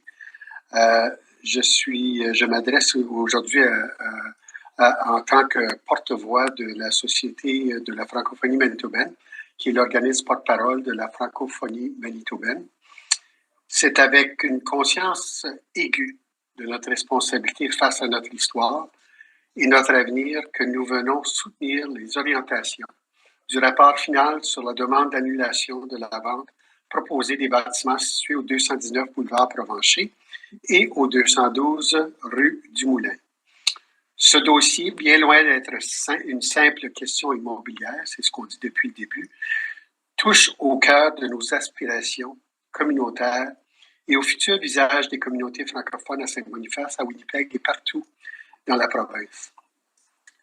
Nous remercions à son honneur le maire Scott Gillingham ainsi que le comité d'orientation permanent des biens de l'aménagement qui ont déjà démontré leur souhait de travailler en coopération avec la communauté. Ce rapport ouvre la voie à un élan renouvelé de consultation et de collaboration entre la ville de Winnipeg et ses personnes résidentes francophones, que ce soit leur langue maternelle, une langue additionnelle ou tout simplement une langue pour qui elle était une affinité particulière. La SFM appuie la démarche proposée d'élaborer les critères d'évaluation pour la location long terme des 10 bâtiments grâce à un dialogue constructif et inclusif et grâce à la mise en place de nouveaux conseils d'administration. Il est essentiel que le conseil municipal prenne acte des recommandations de l'administration pour que l'on respecte et reflète les besoins multiples de notre collectivité. Nous sommes témoins aujourd'hui d'un moment décisif où notre capitale manitobaine a l'opportunité de faire écho à la volonté populaire de ses responsabilités envers sa minorité francophone. Je tiens d'ailleurs à remercier l'équipe administrative qui a accompagné le processus de consultation. Morgan Vespa, Nicole Young, Gord Chappell et Brett Andronak, qui ont permis à plus de 1200 personnes de se prononcer lors des consultations qui ont mené à ce rapport. Le respect pour la voix des citoyennes et citoyens a été remarquable. Nous défendons le processus de collaboration qui a mené au rapport, un processus qui a tenu compte de l'importance de ces lieux, non seulement en tant que patrimoine architectural, mais aussi en tant que symbole vivant de notre identité collective en tant que Winnipégoises et Winnipégois. Une identité qui, rappelons-le, comprend le statut officiellement bilingue de la municipalité. La SFM, en tant qu'acteur engagé dans l'essor et le dynamisme de la francophonie manitobaine, souhaite d'investir activement dans les discussions à venir. Notre participation est motivée par la conviction que ces bâtiments doivent continuer à servir l'intérêt public et de contribuer significativement, ça a été une longue journée, excusez, long day, sorry, au tissu social, économique et culturel de notre capitale. En conclusion, nous demandons au comité d'orientation permanent des biens et de l'aménagement d'endosser les mesures proposées en annulant la déclaration des biens excédentaires des propriétés visées et en créant le conseil d'administration du carré civique de Saint-Boniface. Cette décision marquerait un pas de plus vers un avenir où la langue française et les valeurs qu'elle porte seront mises en avant dans la sphère publique et dans la conscience de notre ville. Nous appelons ainsi à l'unisson avec tous ceux qui chérissent cette vision d'avenir d'adopter les recommandations de l'administration municipale. Merci beaucoup de votre attention et de votre engagement envers notre communauté francophone qui vit partout dans notre grande ville et à travers notre province. Et bonne continuité de vos délibérations aujourd'hui. Merci beaucoup. Merci beaucoup. Il y a des questions pour M. Boucher? Madame la Présidente, si je peux m'adresser à la délégation. Je ne sais pas comment dire, through you to the delegation. Par votre entremise, peut-être que Daniel peut m'aider. Alors, merci beaucoup au directeur de la Société de la francophonie manitobaine d'être ici aujourd'hui. Merci pour l'appui. Ce que j'ai entendu, c'est un son de cloche de oui. Monsieur Boucher, est-ce que vous pouvez confirmer que vous avez lu le rapport administratif aujourd'hui? Et puis, est-ce que vous nous demandez aujourd'hui d'appuyer la recommandation du service public de Winnipeg? Oui, j'ai lu le rapport complètement. J'étais très content avec le rapport. La SFM était contente avec le rapport. Les membres de la communauté étaient contents avec le rapport. Et je laisse entre vos mains habiles de procéder de la meilleure façon pour assurer qu'on continue à avancer dans ce dossier important. Merci, M. Boucher. Merci. Une autre question, monsieur? Moi, ça va pour l'instant. No, okay, d'accord. Committee, I appreciate we've lost our translator. If you want me to just review in brief, I'm happy to do that. If you're good, we'll proceed. I will debrief, but essentially, and I'd be remiss if I didn't review some thanks that Mr. Boucher had the, you know, the responsibility, he feels about to talk about the future, about the building at Provencher, the 212. I would also want to tell you some of the very kind things he said about the administration and the respect of the process that you can read about in the report, the previous engagement, and his support for the report and the recommendations before you. So that is a quick paraphrase of a longer and more well said presentation by Mr. Boucher. Merci beaucoup. We'll go on to the next speaker. Merci, Madame la Présidente. Bienvenue. À bientôt. Merci. Okay, so next is David Dandino.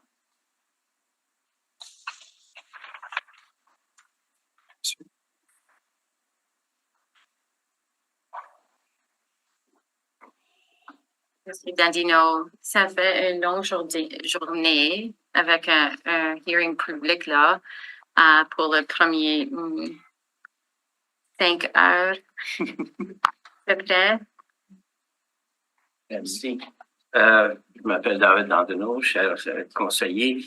In honor of my ancestors, I had prepared my presentation in French, but I'm bilingual. I'll do everything. Okay. As founding member of Héritage Saint-Boniface, I am pleased with the consultation the engagement team did.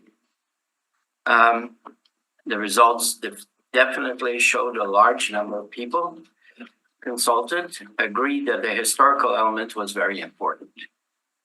For me, as a Francophone Métis, St. Boniface Civic Square has a sense of place. A symbol of the Francophone and Métis population that built this community since La Vérendrye set foot on the banks of the Assiniboine and the Red River in 1738. I have a special interest in the history of La Vérendrye because he married my distant cousin Marianne Dandino.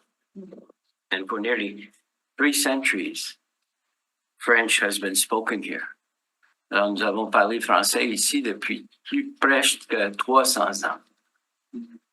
I have lived in Old St. Boniface since 1962. It is where I studied, where I worked, where I shopped, where I paid my taxes, and where I participated in cultural activities. I was often told by planners and developers that St. Boniface was like a small village, underdeveloped and small thinking. But cities across North America are now recognizing that a healthy city is made up of small villages or communities where neighbors know their neighbors, where one can walk or bike to get services. In this area of global warming, this type of development makes more sense. The architect Etienne Gabouri completed the vision of the founders of the city of St. Boniface by ensuring that the new buildings that were added to the Civic Square, so added to the City Hall and the existing Fire Hall, had a strong relationship to the existing buildings. Etienne always focused on the form of buildings, their relationship with buildings adjacent to each other, and the relationship to the street to create a strong sense of community character and to promote walkability, transit-friendly development, and more compact settlement patterns. All the buildings within the Civic Square are now designated heritage buildings. Fortunately for the community, the only building that was sold by the city to a private individual was the family court and police station. It is now La Clinique Provencher, owned by a Franco-Métis doctor. It fits in very well in the historical vision of the Civic Square. I endorse completely the recommendations of Les Amis du Carré Civique de Saint-Boniface and the recommendations by the administration. Merci. Thank you. Good. Madame la Présidente.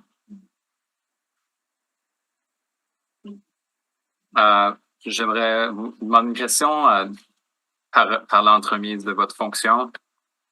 Je sais pas, David, est-ce que tu sais comment dire through you to the... Je pense. C'est par l'entremise de votre... par votre entremise. Ouais. Alors, merci pour la présentation. Et puis, ma question, Madame la Présidente, c'est est-ce que vous êtes d'accord avec la recommandation du service public telle qu'elle est présentée? Oui, j'ai lu aussi les modifications que avaient des amis du carré civique et je suis d'accord avec ces changements mineurs finalement à la recommandation. OK. Alors, Madame la Présidente, merci pour la réponse. Puis, je crois qu'on aura l'opportunité de discuter ça avec la fonction publique en même temps qu'on ait la représentation des amis. Alors, merci beaucoup. Merci. Okay, we move on. The next delegation is Walter Kleinschmidt. Bon après-midi. Bon après-midi, Madame la Présidente, membres du comité. Comme prévu, j'allais parler en français, mais les services, malheureusement, n'ont pas pu attendre aussi longtemps que nous. So, as a courtesy and also a sign of St. Boniface spirit of being part of a larger community, we're a small village within Greater Winnipeg, but we're part of Winnipeg. We'll assume the privilege of speaking in English for two reasons. For a reason particularly, that the focus of the conversation is important. And as has been demonstrated yesterday when we discussed about Happy Land, which I also sat through a 5 hours meeting, and today, wording is important. And we're talking about an agreement for a long time. So, if I may, just to repeat a little bit, my name is Walter Kleinschmidt. I'm the secretary of Les Amis du Carré Civique de Saint-Boniface. Our organization is a member-owned, nonprofit corporation with charitable status, organized exclusively to be able to act and react as a stakeholder on matters dealing with the physical and financial well-being of the Carré Civique. So we're not saying anything more than we're interested in the long-term credibility, successfulness, sustainability, and so on. And that's our purpose in life. I've personally dealt with the Carré Civique issues since 2009. There have been 3 attempts, I think, at selling. We've been involved and have been witness and have been commenting beforehand for about 15 years now. I'll only say that the last 6 months have been the most encouraging and I believe the most successful exercise of the city and stakeholder collaboration, including ourselves and many others in St. Boniface, undertaken to discuss this matter. And I am very thankful in the spirit of my remarks and my request for some wording modification is made in the spirit of improving what is an excellent job. Not improving because I'm smarter, but improving because I'm a nitpicker on legal terms. I've spent too many years of my life, actually literally 58, on dealings of civil matters in real estate and which have legal implications. So I've issued on the second page of my letter that everybody has access to the words I worry about. On page 5, and I'm using the English version paging numbers because the French version does not have the first 3 pages of the report. So to be consistent, I'm using the English pages.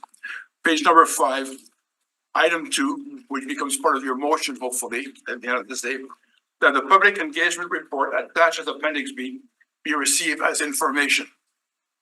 Now, as information is a term that I've learned to understand since 2005 when I started coming to committee meetings here. Tends to go on the shelf or could be forgotten and not necessarily relevant. And we had a long speech about that yesterday at a previous policy committee meeting. So, and I wrote that before yesterday. So my recommendation and request is you consider removing receipt as information and replace it with as a basis of decisions made to implement the intent of this report. Because in fact, this whole report is the result of the collaboration of all the stakeholders and Winnipeg Services to do a great job. And we want to make sure that the report does not get forgotten in 1 year, 5 years, 20 years. This report may have a 100-year life if you exercise 2 long-term leases of 50 years with the renewal options. So we thought, getting out of the subject, we have to think in terms of 100 years. We've been around for 150 years as a city. The second point is under implications or recommendations on page 6. It says the public service will continue to manage the property until such time as an external manager is selected. The entire process was to determine what the next time would be, whether it be as you had requested, a sale, a lease, and in the scope of the discussion, it became determined that the lease word had 2 different sides, short-term, long-term. So that is what the collaboration resulted in. And what we'd like to say is, therefore, we also expect and know that for continue to manage the property will happen for a significant period of time, possibly 6 to 12 months, because writing a long-term lease under the best, most cooperative parties will still take possibly 8 years, because you got to find the tenant first. And I would therefore like to, from a point of view of wording, suggest that the public service will continue to manage the property as property manager, capital letters, as defined in Appendix C of the same report that you're considering for a vote today. So we're saying that the public service, and it may or may not be seen as an extra imposition on the public service, it's not the intention, but it's to ensure that the spirit of the public service report of working collaboratively with the board is maintained over a long period of time if necessary. So they act as a property manager, which is defined in Appendix C. And then furthermore, in Appendix C, which is in terms of reference of the Carré Civic, under functions, I would suggest we add monitor the quarterly financial results and receive the property manager's annual audit. So adding some obligations, which eventually would be part of the long-term lease terms and conditions of reporting back to the landlord in this case. And under responsibilities, we propose adding monitor the future property manager's adherence to the terms of the executed long-term lease. Because right now it's not defined who's going to make sure there is a continuity in the management that the leaseholder does its job. And it should fall back on the Carré Civic Board, because they're being created as a very useful intervener between the city in its civic capacity and the landlord and the tenant in its defined role. And then, as any good agreement in any bylaw and any constitution, public service did forget one thing, is to put an amendment procedure to the proposed terms of reference for the Carré Civic Board. And there I suggest that amendments to this agreement, which inevitably will happen over the many years I expect this document to survive, may be initiated by the Carré Civic Board and their wisdom of doing their job, but come into effect upon the agreement between the designated committee, you folks at this time, and the Société de la Francophonie Manitobaine, who is the other party involved in that board, or a successor organization, which could happen. It used to be called something else. It's now Société Franco-Manitobaine, and it may change in 20 or 10, 20 or 30 years.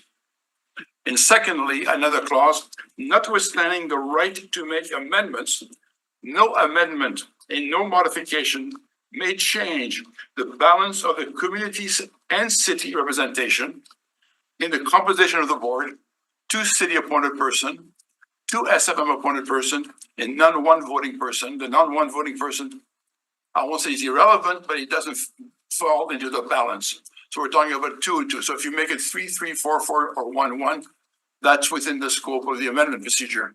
But it's not, you cannot, this board could not be amended to have 5 city representatives and 1 SFM representative, for instance, because the report definitely recommends 2 and 2.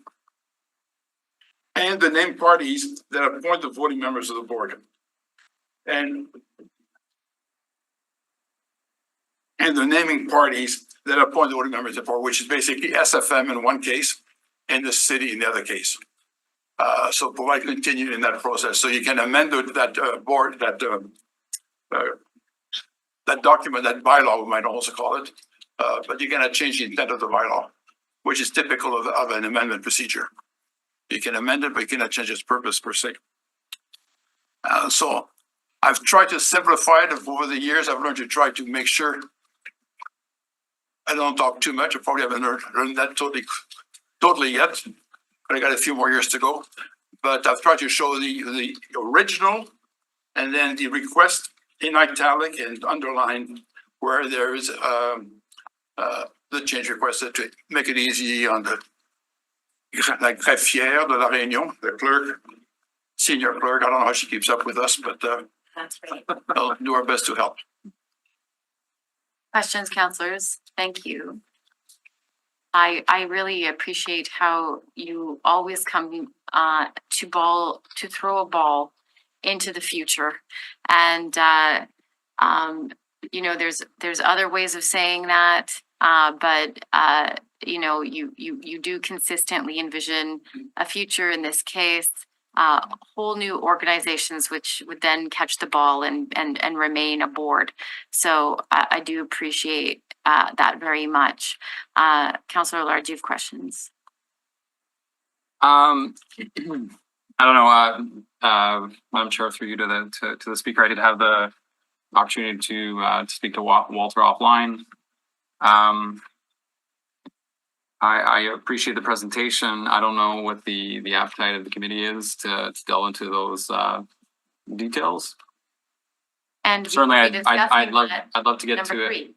Right, I'd love to get to a place of unanimity, which is why I was asking the delegates if they approved of the public service recommendation or not. And now we have some proposed changes, so.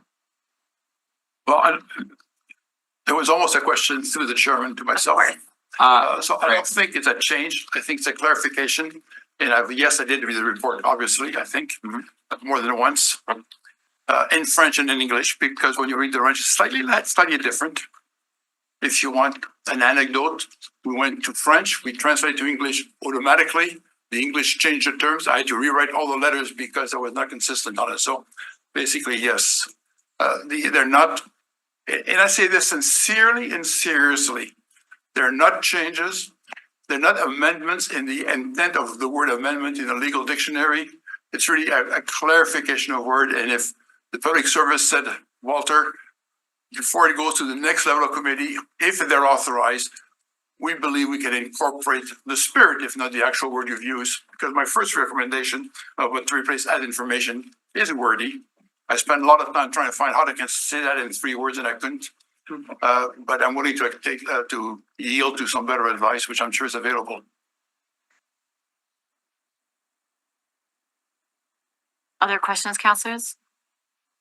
If not, thank you very much for coming. And we'll see you again, I'm sure. Thank you very much. Merci. Merci. Et merci pour la traductrice qui malheureusement n'a pas pu. I know. C'est apprécié. C'est dommage. Yeah. Okay. So we don't have any more delegations. We'll move into reports. Wayfinding at City Hall. With us is Jeff Patton. With thanks to Jen Hansel, who's also been consistent on this file. The recommendation is that the report be received as information. Councillor Duncan, you have thoughts on this file. Councillor Dobson, Councillor Allard. We've had a presentation at this committee before. Oh, we've asked for a couple of extensions. Okay. So yeah, so this is the final recommendation on the report. So yes, yeah, no, I'll turn it over. Hopefully Jen Hansel is still online. Okay. So I'll ask Jen to briefly go through the report and Fred Erickson, myself, and Jen are available for further questions, but Jen can give us a high level overview. Good afternoon, everybody. Okay, the motion for this was to install wayfinding signage in the courtyard and the buildings at City Hall in both official languages and commonly spoken Indigenous languages. And the driver behind it was to help people find services at City Hall, given we have two buildings and currently no signage in the courtyard directing people where to go. And this is especially prevalent for visitors seeking customer service, bill payment, etc. So the proposal we've put together, the mock-up of the signage, has one component, which is to update the existing signage within the buildings. The admin building and the council building have existing signage. The wording is a little outdated and not concise. So we've made an allowance to update those, remaining with the format the signs are in. They're sort of the coppery colored ones that you've probably seen on the columns and throughout the buildings. So that's simple sliding in and out of inserts, so $5,000 for that.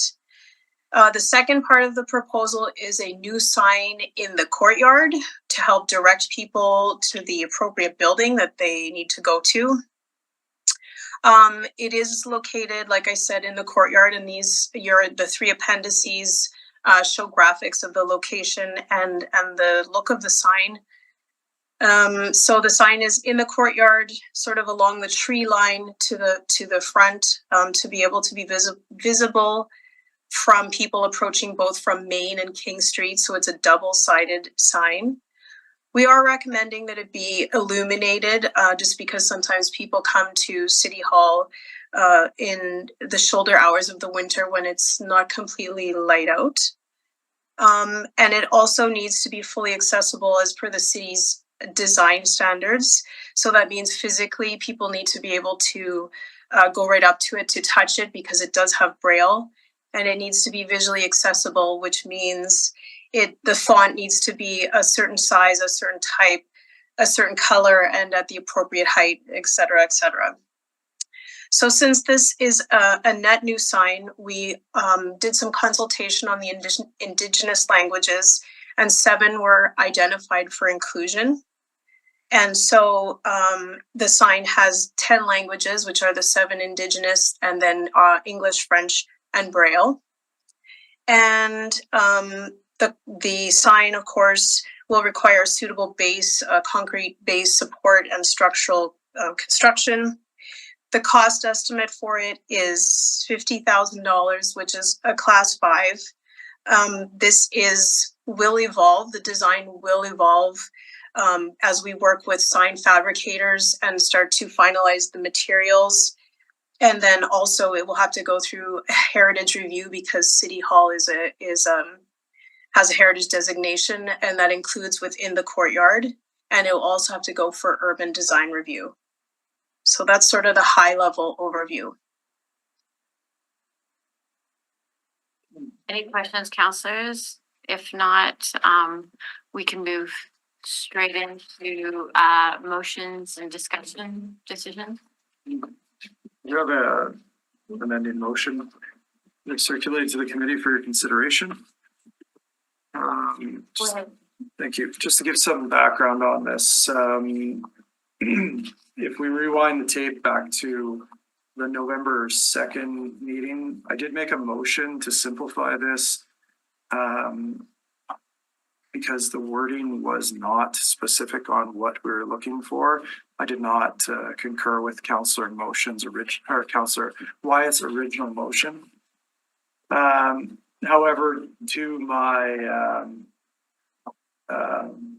error on November 22nd at the meeting of PND, there was direction given to concur in the original council motion, which was Councillor Wyatt's motion. So that gave direction to public service to facilitate what we have here before us today. So with that, and given the pricing not meeting the budget that was allowed for of $35,000, instead now the report indicates $56,500. I propose to the committee that the recommendation of Winnipeg Public Service not be concurred in, and that the public service be directed to report back to SPC on the following: that the proposed sign be redesigned to fit within the existing budget allocation of $35,000 and that the sign be redesigned to be consistent with the city signage using both of our official languages and Braille. Councilors, discussion? Well, thank you, Councillor Duncan for clarifying your intention. Now that I've seen this report, I'd like to see, some of it somewhere. I mean, I think there might be a way of having some signage have some of these languages. I just think truth and reconciliation, how this could be how this could be really a powerful message. And perhaps it doesn't have to be the full public service recommendation. Perhaps there's a middle ground, but I certainly do appreciate the two official languages being there. I think that's already council policy for new signage. And I think the additional Braille is also excellent. But it's tough to let go of everything we see in this report without now that it's been produced. And I would hope that there would be a way, like we have a display in the council chamber, for example. Perhaps there's a more limited scope version that we could find as a middle ground. Your thoughts? Councilor Dodson, do you have thoughts? My thoughts are I'm tending to agree with Councillor Duncan. Keep the cost down and to include 2 official languages plus Braille, I think is a great idea. So I'm going to be supporting his motion. The question for the committee, does it matter that the recommendation considers both the council approved budget of 35,000 and that assets and project management has said, look, we will fund the remaining amount, an estimated, $21,500 from existing resources? Does that assist in terms of the, I appreciate council directed 35,000, but does that assist us in, considering it? I'm sure you read that too, but I was wondering your thoughts on that. Mm-hmm. Yeah, I guess I can speak to if we're going to get into outside of the pricing, because I can see where that line of questioning is headed. It stems from the original motion from Councillor Wyatt being so vague in allowing for, especially when we commonly spoken Indigenous languages, and I think that there's a lot of room for, or almost too much room for interpretation on that. Commonly spoken Indigenous languages, if we're going to potentially look at that, I don't know, are we talking commonly spoken Indigenous languages in Winnipeg? Are we talking about commonly spoken Indigenous languages in Manitoba? So with respect to, sorry, go ahead. I didn't mean to interrupt. I wanted to point out what the source was for the Indigenous language. For sure. And then just the piece about if we're inclusive of language, which could have been a part of the intention. Again, I'm not quite clear on that, but there are several newcomers to Canada and those that have been here for an extended period of time that also do not speak English, French, or any Indigenous language, for that matter, that frequent City Hall for the exact same reasons that others would that speak any of those aforementioned language that are not represented on this sign as well. So maybe some of my concerns around that, and that's why I would revert back to our council policy around language and Braille being one of those as well. Okay. The original March 7th recommendation, and I appreciate what you said, because the original March 7th recommendation from this committee was, we'll report back on where's the sign at, and then through, kind of a council referral, we have a much larger, and I want to acknowledge a more intensive work project for the department that that included another work unit of IRD who pointed to the Indigenous Languages Act of Manitoba.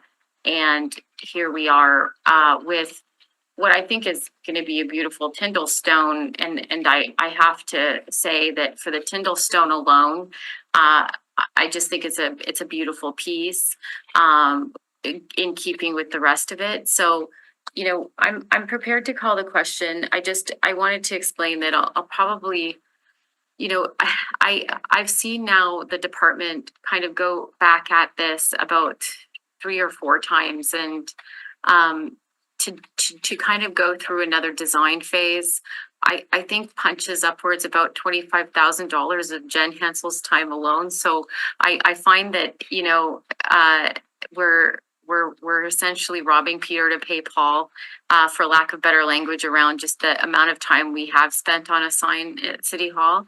And so I don't think at this point we would be saving much money, given the staff time. But so I likely will, you know, I don't want to see another round of design from the team. I kind of want to see something up, and so for that reason, you know, I appreciate that I voted on the March 7th one, and now I'm going to be voting against it, essentially, Councillor Duncan, but at risk of, I wanted to put some words on the record as to why, and I just don't want to see another design process. I want to see the design that I think is a solid one. It has an interesting story. It's a very council story, you know, if I may, and I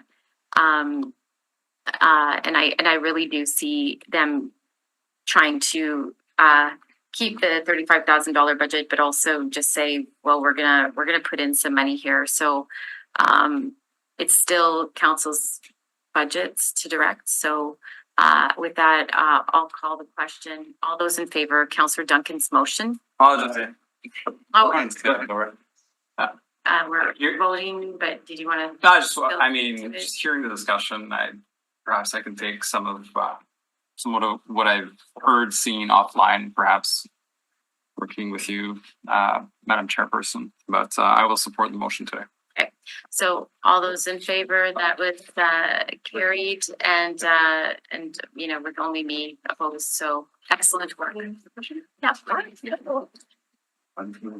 Okay, so wayfinding signage City Hall, we'll move on, and thank you very much, Jen, thank you very much, Jeff Patton, thank you very much, Councillor Duncan. Island Lakes Community School Community Meeting Space. Hey, how are you? I'm fine, thank you. Ms. Kelly Lemoyne is with us. So Winnipeg Public Service is requesting an extension of up to 60 days to be granted to report back on the immediate school division community meeting space at Island Lakes Community School. Correct. So do we have a motion, councillors? I'll move that. Thank you. All those in favor? Aye. Excellent. Thank you. Hey, everybody. It's been interesting watching you all today. Kelly Lemoyne. Some of the benefits of hearing later in the day. I should have bought everyone a snack in addition to lunch. There is still some pizza though. Request to rescind proposed sale of city-owned property at 219 Provencher Boulevard and 212 Dumoulin Street. This is item number 3 of the agenda.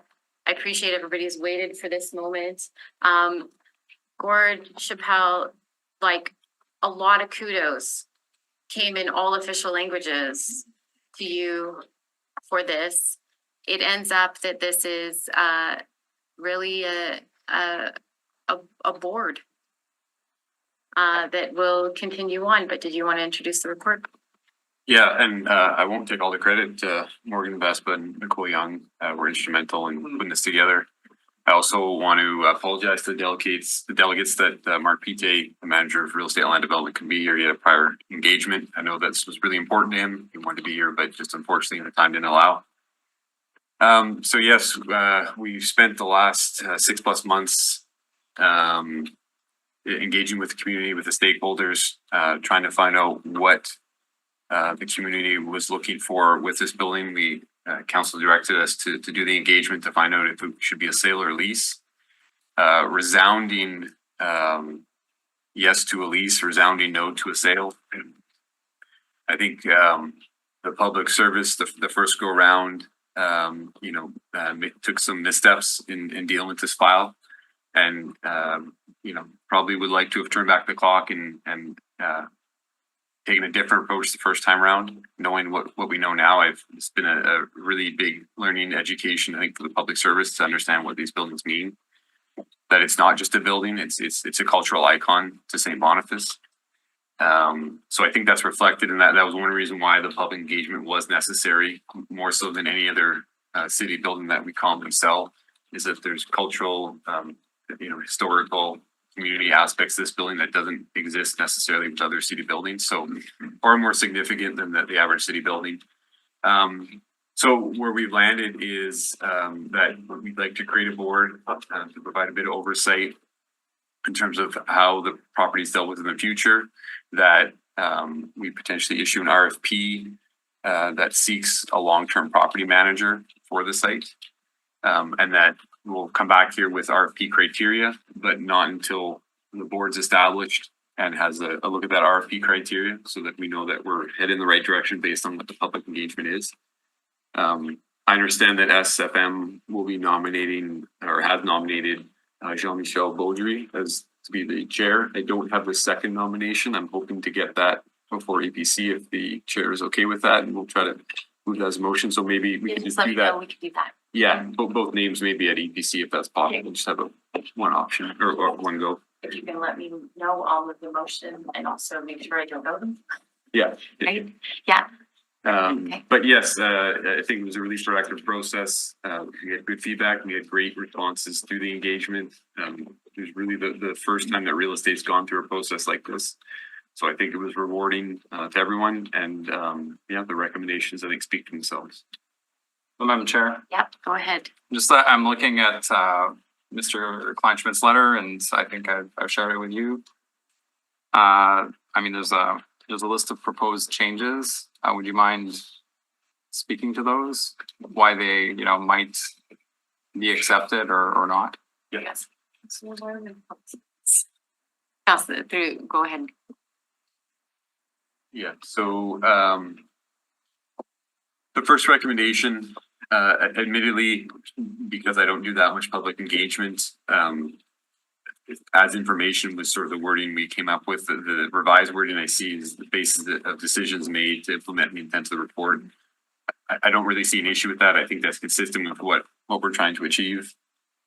So as far as that goes, in terms of the first recommendation, I don't see an issue with that. I don't know if I see the need to change the narrative of the report under the implications. There's limited meaning to everything beyond the recommendations, unfortunately. It's in there. Not something we would normally do to change the actual body of the report, the recommendations or the teeth. So I'm sort of not sure if that's the way we want to go with that necessarily. With the terms of reference, I'll say that the intent of the terms is to start us somewhere. And I think once the board has the opportunity to meet, I sort of see their role evolving a little bit based on what they need to do. I think that's the terms are sort of need to be defined better by the board themselves. So in that respect, sort of going down the potential amendments here with the actual reference to an amendment, I see no problem. I don't even see the need to mention it, because to me, it's assumed that they have the ability to amend, because the last suggestion here, we can't bind council and make a board say they can't do something. That's council's decision. So to that effect, it actually enables the amendment. So I think that the third and fourth options there, I don't think there even need to be mentioned. I think that's a authority that exists no matter what. And like I said, to say a board can't do something, it isn't the board's position to make that. That's going to be council's. The first two about monitoring quarterly financial results and monitor the program's managers' adherence to terms. Again, I don't I'm sort of indifferent on that. I think that's maybe the board's decision on how they want to deal with that, but I don't have an issue if that's something that is viewed as needed. I appreciate I am of similar mind to Mr. Chappelle as the basis of decision making. I think if it's meaningful, I appreciate that. I've certainly been down the road on this file through 2 terms of it. So, I think that there's, familiar faces, even friends that have been here, really walking the city through our own history and our own relationship over time. And that we're coming to this meeting, Councillor Allard, with a proposed terms of reference. And then likely as we move through the council committees, confirming for the first time the board members. I think that there's really good work that has been done here. Absolutely appreciate Mr. Kleinschmidt and his manner in which he tosses the ball into the future and predicts even, for instance, a change of, the Carré Civic to St. Boniface board and the names and more. But there is room in these terms of references for that. And then at the end of the day, this is council direction. So I'm beyond beyond attaching, and saying as the basis of decision making, I'm really aligned with the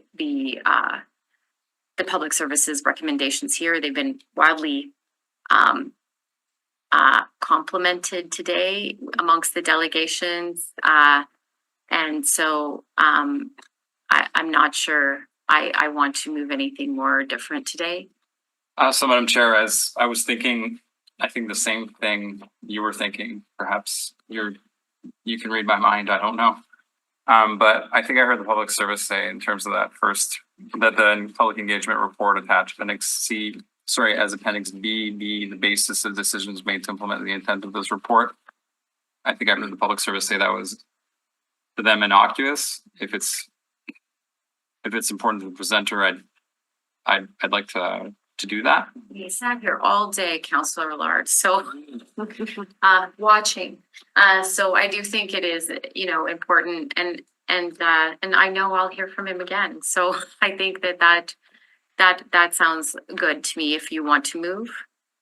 Sure. So I'll move the Winnipeg Public Service with that amendment that instead of information, we use the terms the basis of decisions made to implement the intent of this report. Are we going to do that all the time for receiving as information? Just out No, of Councillor curiosity. Jackson, I don't think so. Okay, I'm just curious. I don't think so. Mhm. I'm proposing it just for this time. And neither do I think it sets some sort of precedent, but I don't think so. Okay, so moved by Councillor Allard. All those in favor? Aye. Carried unanimously. Excellent. Bravo. And Madam Chair, if I can, I know Mr. Kleinsmith. Madam Chair, through you, I can just make a quick comment. I know I'm out of order, but I commit to work with the individuals that are here today to work with their work in terms of the new committee that's been established. It looks like I'm appointed de facto as a member of that committee. So. F3 en plus en français si tu veux. Alors, Madame la Présidente, j'aimerais remercier les présentateurs aujourd'hui. Nous avons fait un petit amendement aux recommandations du service public et puis je serai content de travailler avec eux, d'apporter leur travail au nouveau conseil d'administration qui j'espère, va être créé par le conseil municipal. Thank you. Number 4, title insurance options for permit compliance. Councilors, this is to be a verbal report. I know Ms. Pfeiffer is here to provide us that report. I know that I think it's a long day. I'm wondering if someone could receive this as information, and with my apologies to Ms. Pfeiffer. I'll move to receive the information. Okay, we're gonna receive the motion as information. Thank you very much. Sorry. Perhaps, and Madam Chair, this is my request, perhaps I can connect with the public service offline to see where we're at. I will meet with you right after. Okay, Sorry. thanks. Yeah. Hurry up and wait. Hurry up. Verbal report on permitting issues for units 23 and 24 at 290 Shady Shores Drive. Yeah, we did.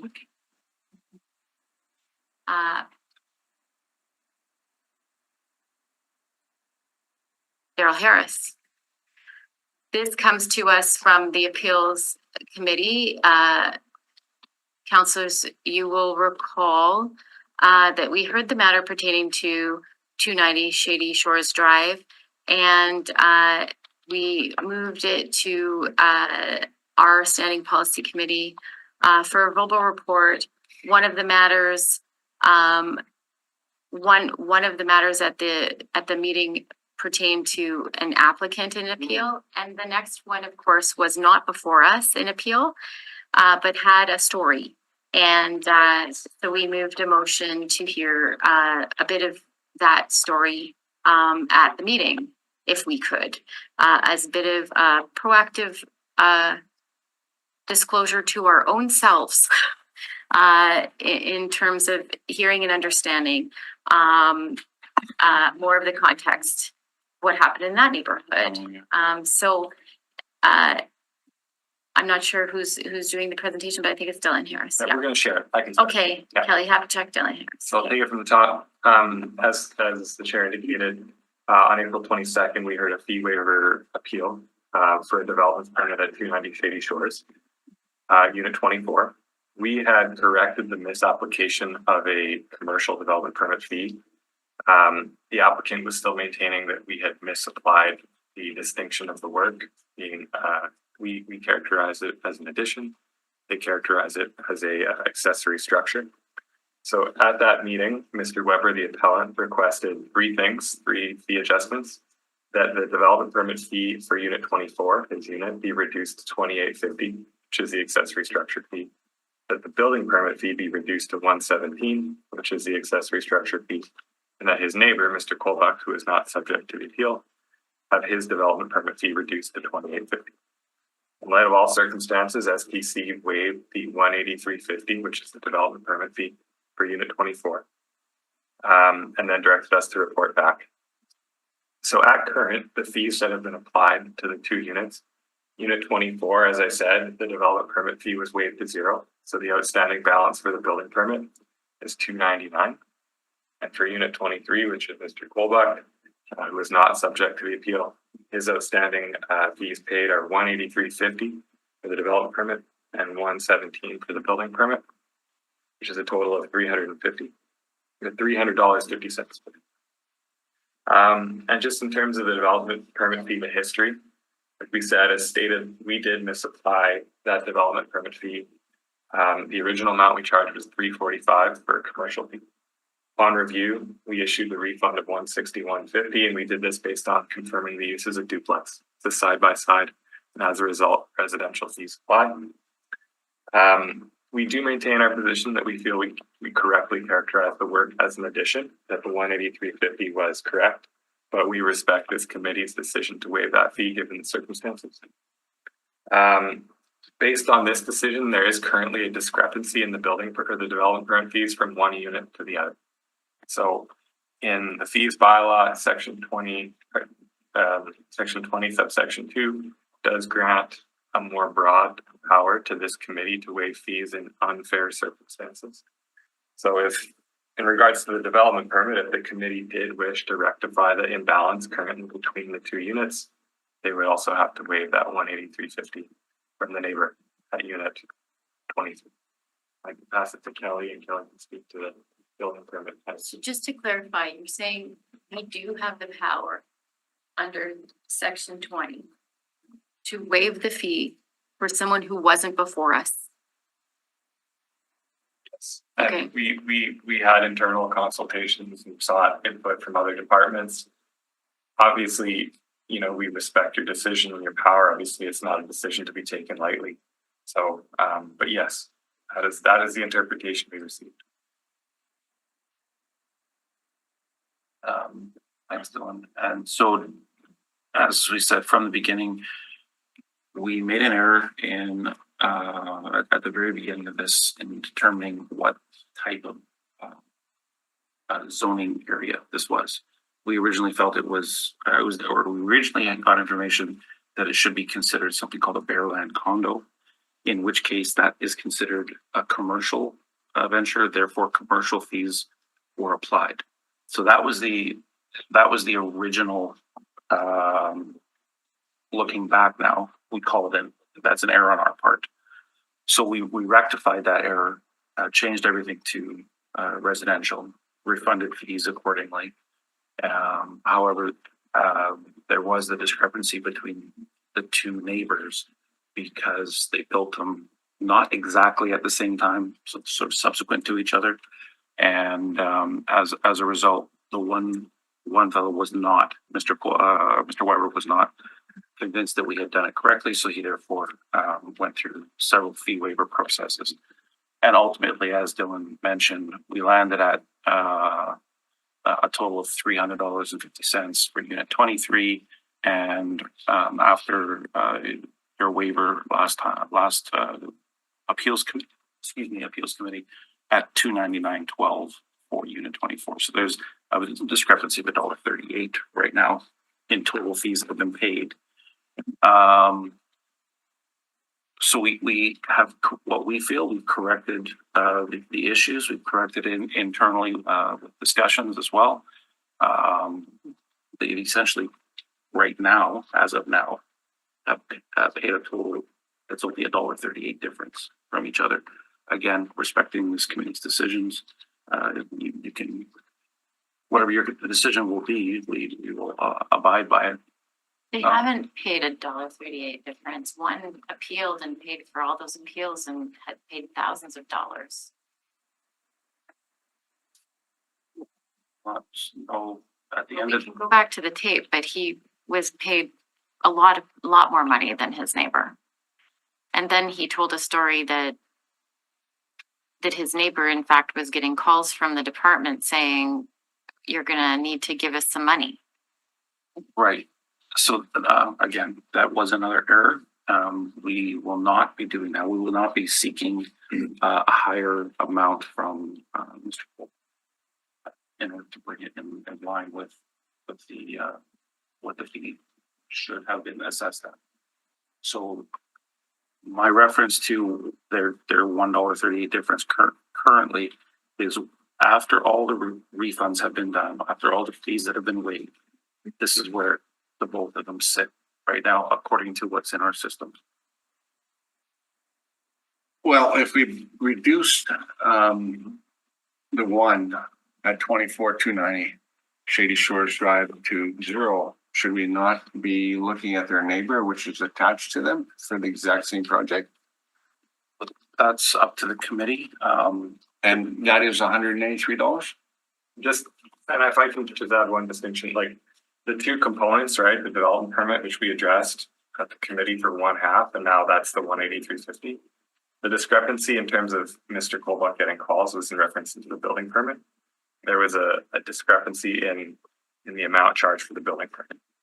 So unit 24 was charged for $299 at the building permit, which again is housing addition, correct? Mr. Colbuck was charged $117 accessory.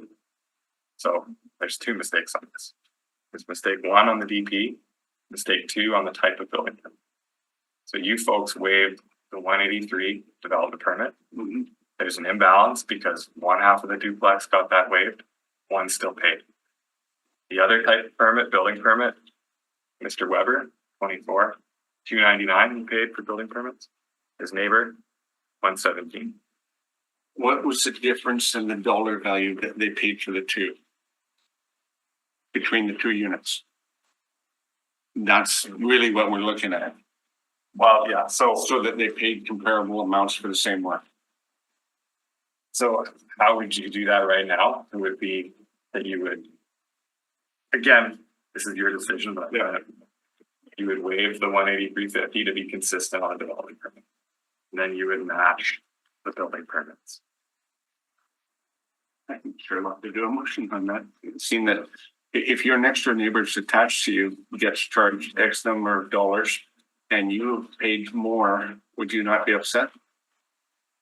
So, you know, I want you to, consider a motion, and I think, I did ask, the clerk to start dropping something and she'll send it to you. I do have one more question. Sure.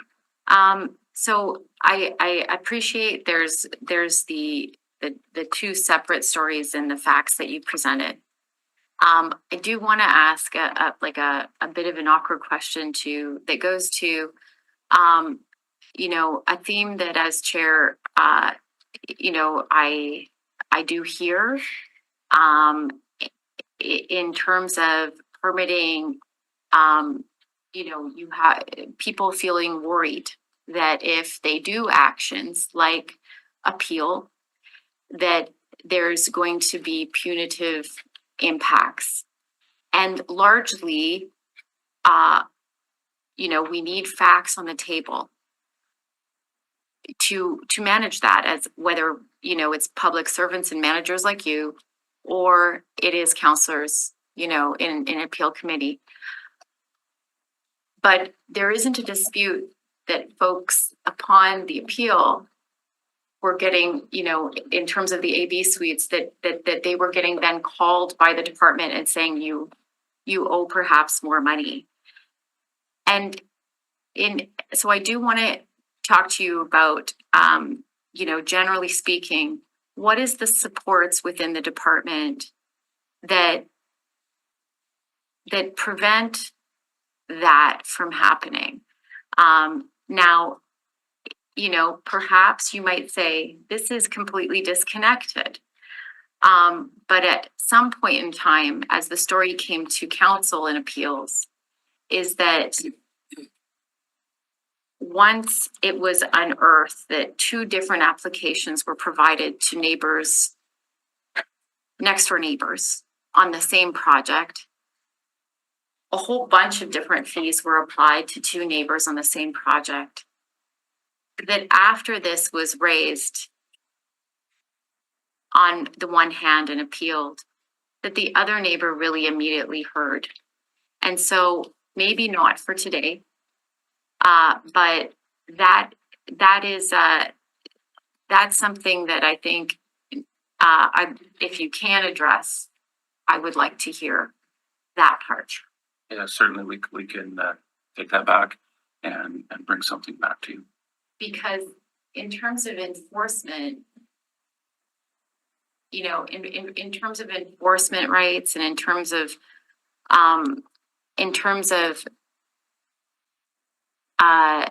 how to manage those, you know, mistakes when they happen in errors,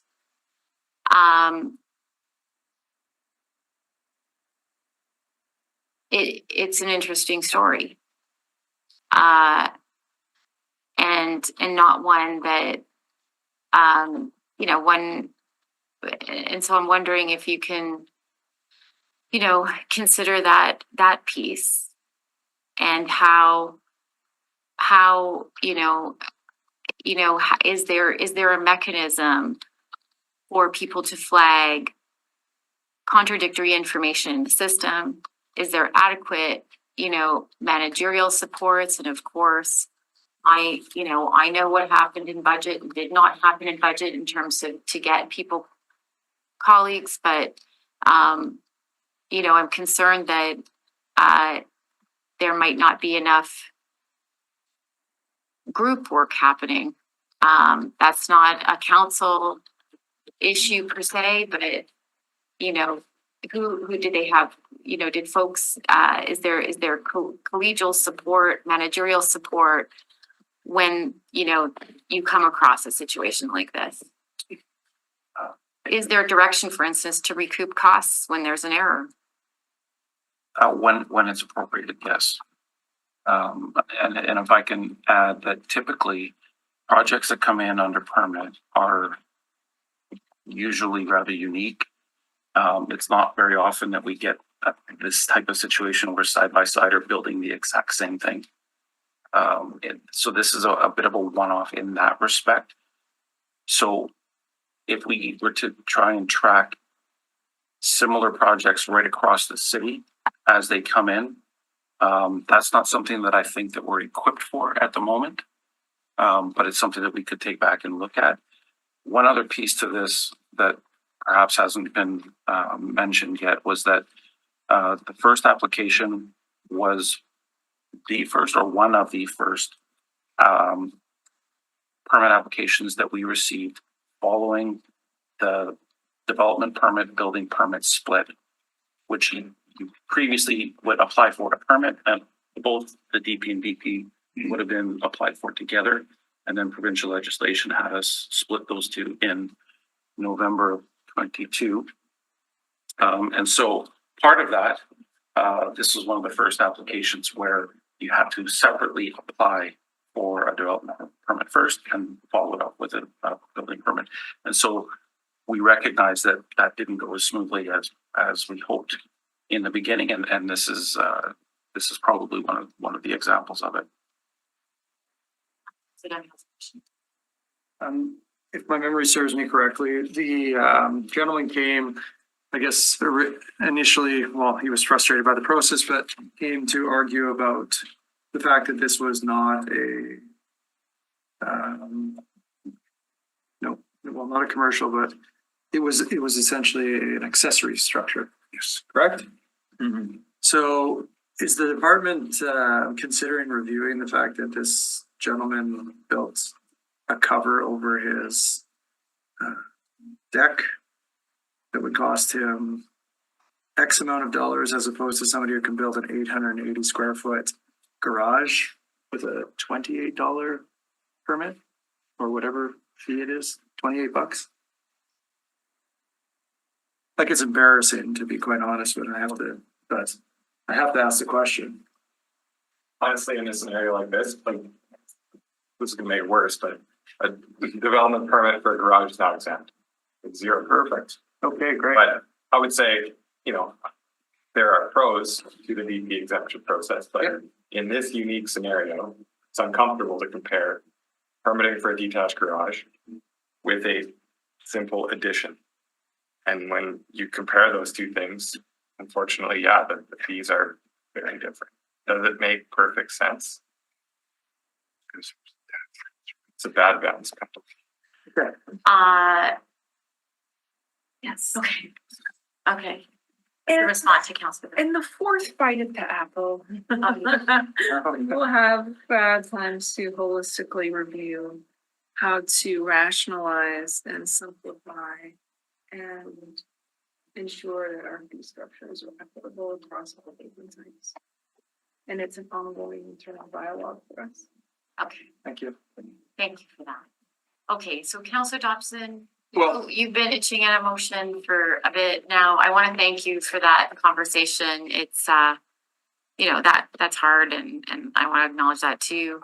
Councilor Dobson, you want to waive some fees? Yes, I would love to waive the fees, seeing that they're identical units, and we awarded a complete discount for the building owner at 24, so I would like to do the same for the next door neighbor. Okay, just I think that. a question. Councilor Allard, we're gonna put some words to Councilor Dobson's motion.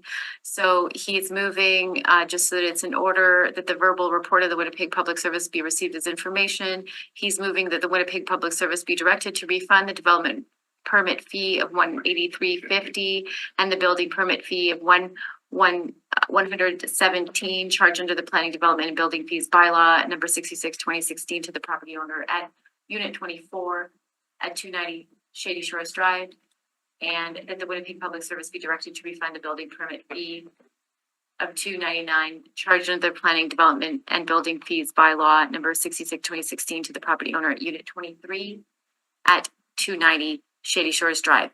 Just to the administration, did we get those addresses correct? No? Okay, Yep, I'm seeing the other way shaking around. heads. Did we turn it around? So It's unit 23 at 290 Shady Shores Drive. That is number 2. And then number 3 part, we're still at unit 23. Can we just clarify the fee amounts for the addresses? Yeah. So Yeah. unit 23. They're both unit 23, isn't it? Yeah. No. 290, unit 23 and unit 24, hear 290 it, Shady please? Shores. Mr. Harris, please. Sure, sorry. I'll just email it to you right now, Dylan and Kelly. Important because they're right beside each other. This was what I thought might happen. So, Kelly's got to check my work before. yeah. Leah has to check mine before I go on. Okay.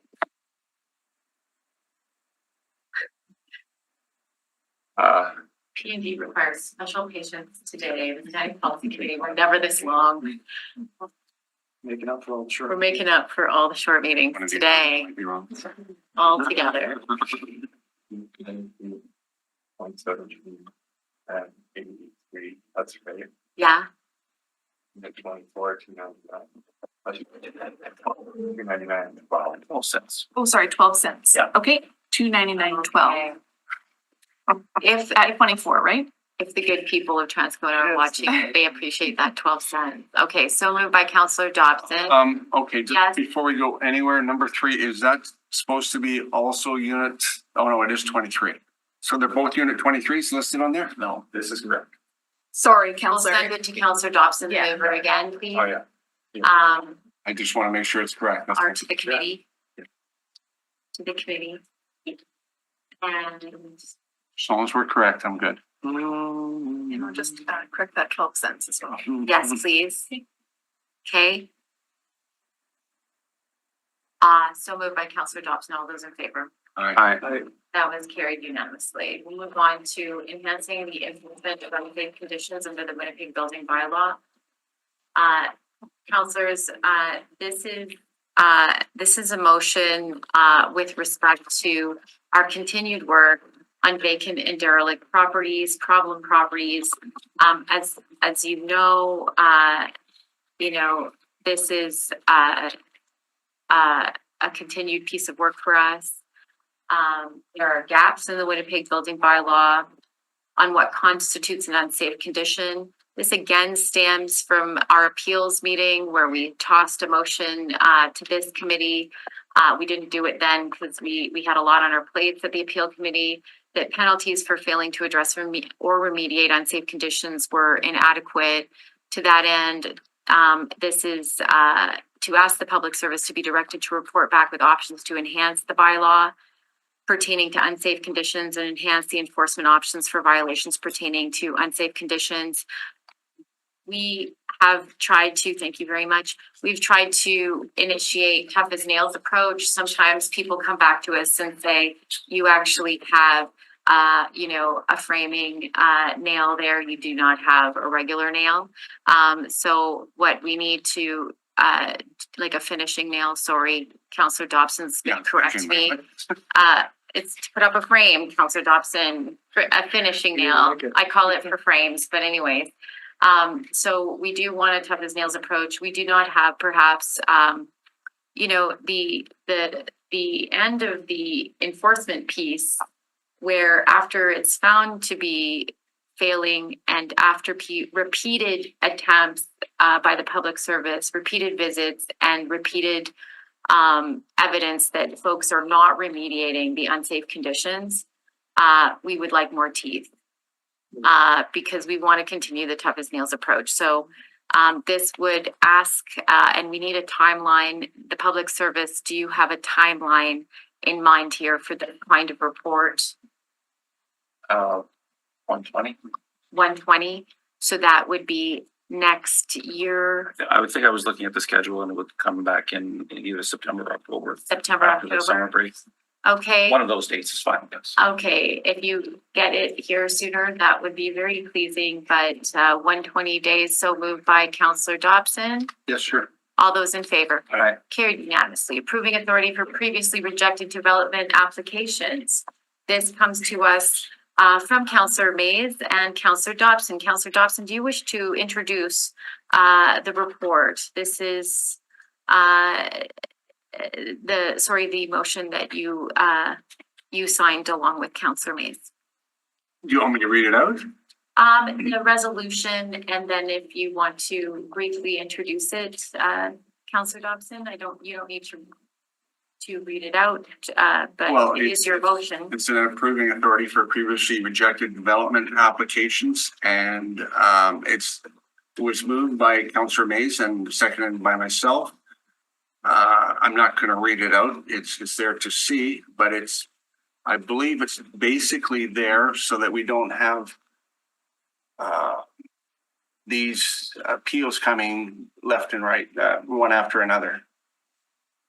So, To appeal the same development over and over and over again.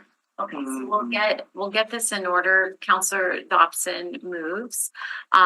In terms of discussion, I do have some thoughts. Counselor Duncan, did you want to discuss? I can start us off if you'd like. I have a question. Question for Counselor Dobson. Well, no, I just thought this was already the case. So it was the case, and I'm sure Ms. Boris wouldn't mind talking about the current status and what we've done to delegate some of this work to the director. So if you want to provide some brief background of what the current status is, and then I wouldn't mind providing some context on our ambitions for the development procedure bylaw and how I think the 60 days is a little short, and I would ask for a bit longer of a timeline here, because I do think there's some development procedure bylaw work that I'd like to throw it to if we can. But Ms. Boris, do you want to talk? Sure. We feel that there was an error in Bill 34 of the many instances where refused and rejected were used incorrectly. And then the province, when they were cleaning up that language, they erroneously made this change. So refused should have been rejected. So then on April 25, council directed us to have that approving authority for the previously rejected development applications to just be refined to reflect that, so that councilors wouldn't have to over and over review virtually the same application. So we do know that there is a legislative review going on. We do know that this committee intends to do any number of things in terms of, the zoning amendments we just did, and then really governance is looking at our development procedure bylaw, and I think we will see more. So I just think the 60 days is short. As we know, it literally provides 30 days in which to get it into the RS system and then get it up to here. So I don't know. I think that that's short, but I don't know if you have any impressions. It's definitely not long. Yeah. I don't know if you'd be amenable to 90 or. How many days are we looking at? 90. 90 days. It depends on administration. If they can do it in 90, that's fine. I know there has been some work done. Okay, 90 days. Is that Yeah, okay? so moved. Right. All those in favor? Aye. Carried. We had moved a motion to deal with the addendum reports. The first addendum report concerns demolitions and site cleanings. Again, Councillor Dobson, Yes. this is from you too, so introduce your motion. And basically, the motion is that we do a demolition, and we currently are allowed to do demolition for unsafe buildings. I would just prefer that we actually finish the demolition and do a site cleanup if possible, if realistic, and then apply it to the property owner's municipal taxes. Councillor Dobson. I'm supportive of Counselor Dobson's motion, as I have been with all of these related motions. However, at the end of the day, we do not have a budget for this. And we are bound by the provincial regulations around cleanup of asbestos, which creates a huge barrier for getting this done in a timely manner. So I know that there is work being done to potentially have some form of allowance or exception made by the province in these cases, so we can get these sites cleaned up. I don't know if that changes my support for the motion. I still think that we need to do this, so.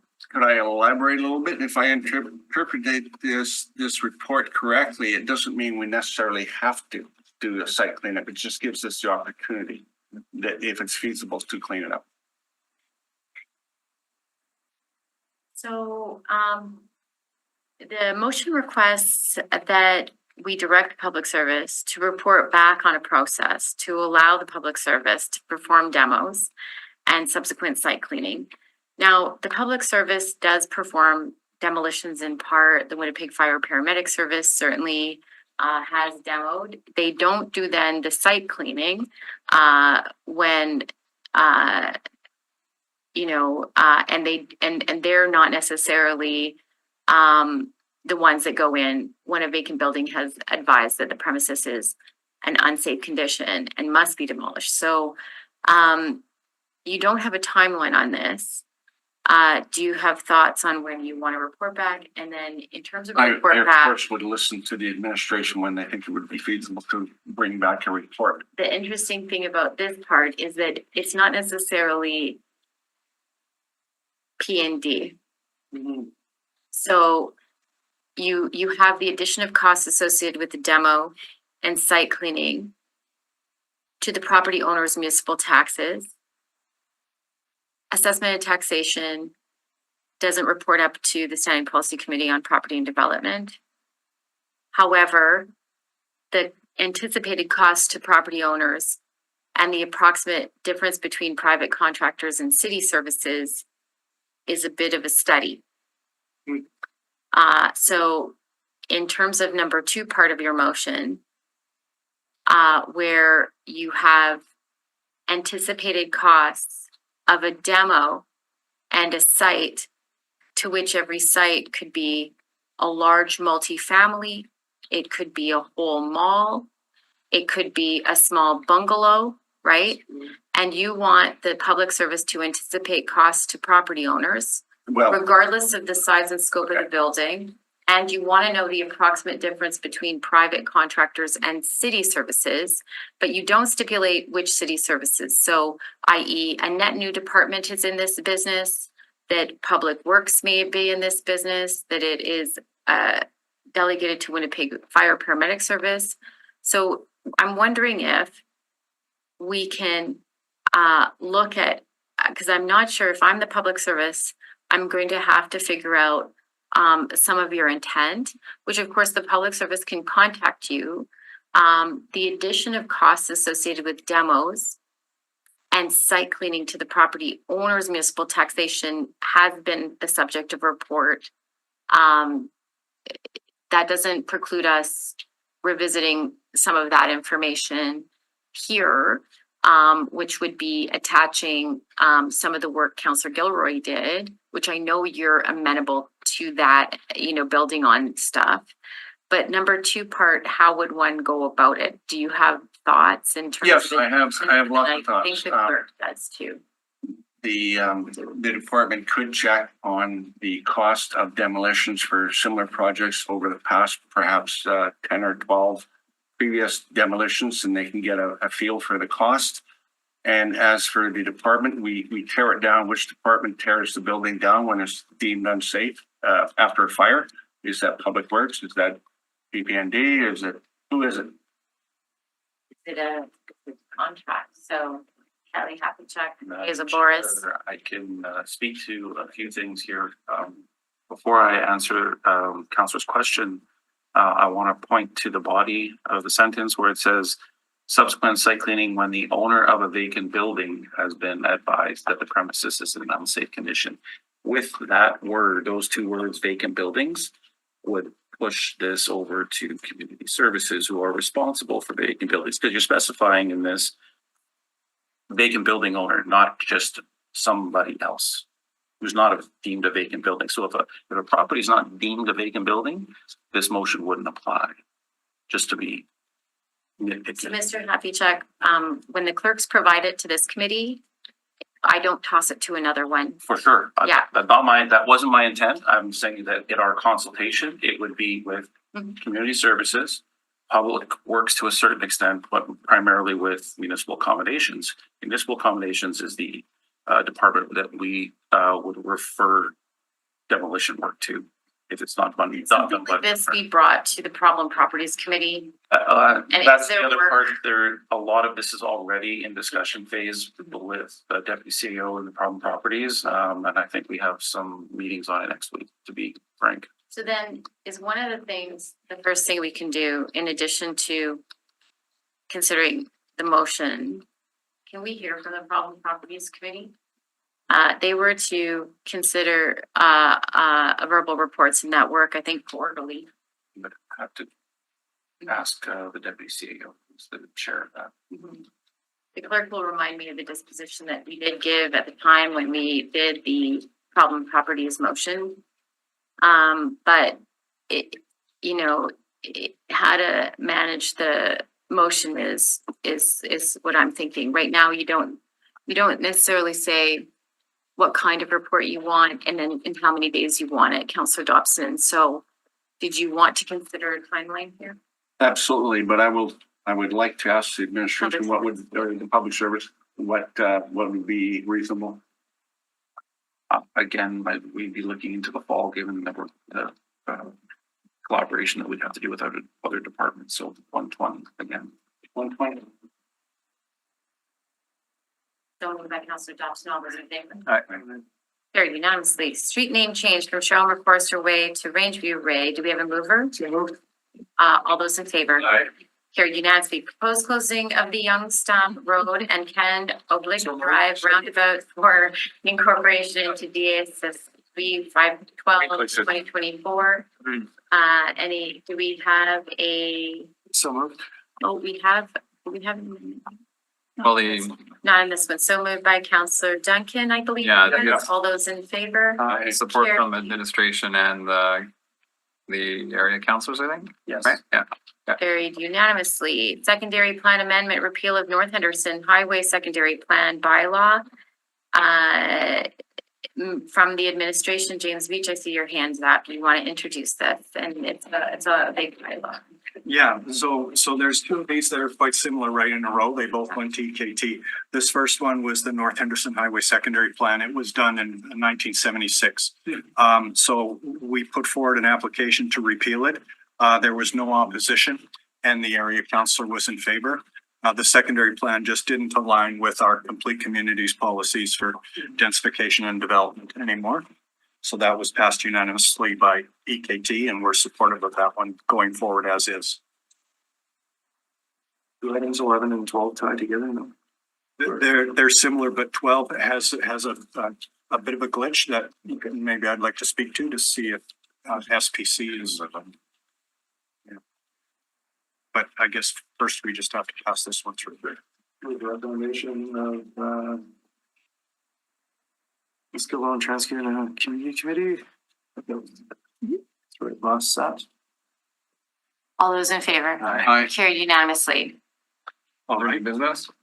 The next item, number 12. No, next item, James Beach. Yes, thanks. This was EKT as well, and this was a repeal of a Henderson Highway Corridor Secondary Plan. This was put forth in 1982. And again, it had gone beyond its lifespan and didn't align with policy anymore. So we recommended repeal of it. And this one had a little bit of discussion because part of it covers the Glen Elm Chalmers neighborhood. The area councilor had asked for a secondary plan for Glen Elm Chalmers in 2016. That secondary plan is listed in our local area planning initiatives report, and it is just waiting, to be prioritized with all our other workload. The councillor was concerned that secondary plan wasn't getting done for Glenelg Chalmers. So as part of this recommendation, they put on a third condition that the public service report back in 360 days to the East Kildonan and Transcona Community Committee on a plan to initiate a plan development overlay or plan development overlays for the area currently covered by the Henderson Highway Corridor Secondary Plan in consultation with the area councillors, and that a Class 5 estimate be provided to the Community Committee within 6 months for the purpose of funding of said plan development overlays. Further, in the event that more than one plan development overlay is required, that all plan development overlays be considered as one project together at the same time. So this condition was suggested by the other councillors, not the area councillor that this secondary plan being repealed covered. And they put it on.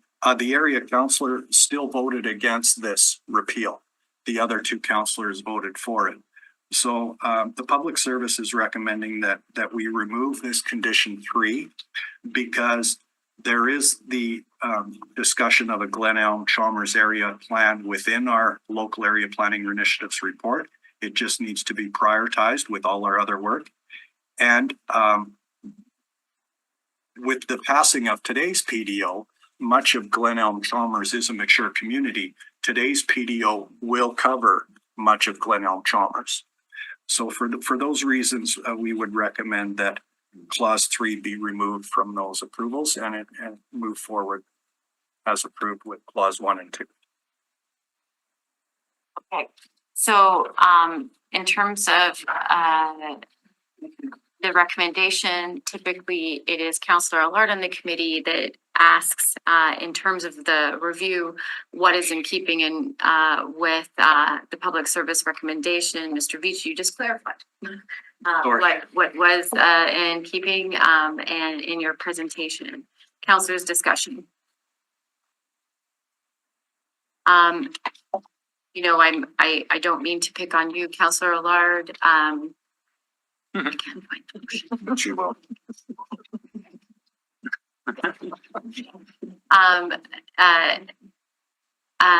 But in considering this, you know, typically, you know, and I'm well, I typically look for typically you are concerned with alignment with the departments and the public service, yes. So in this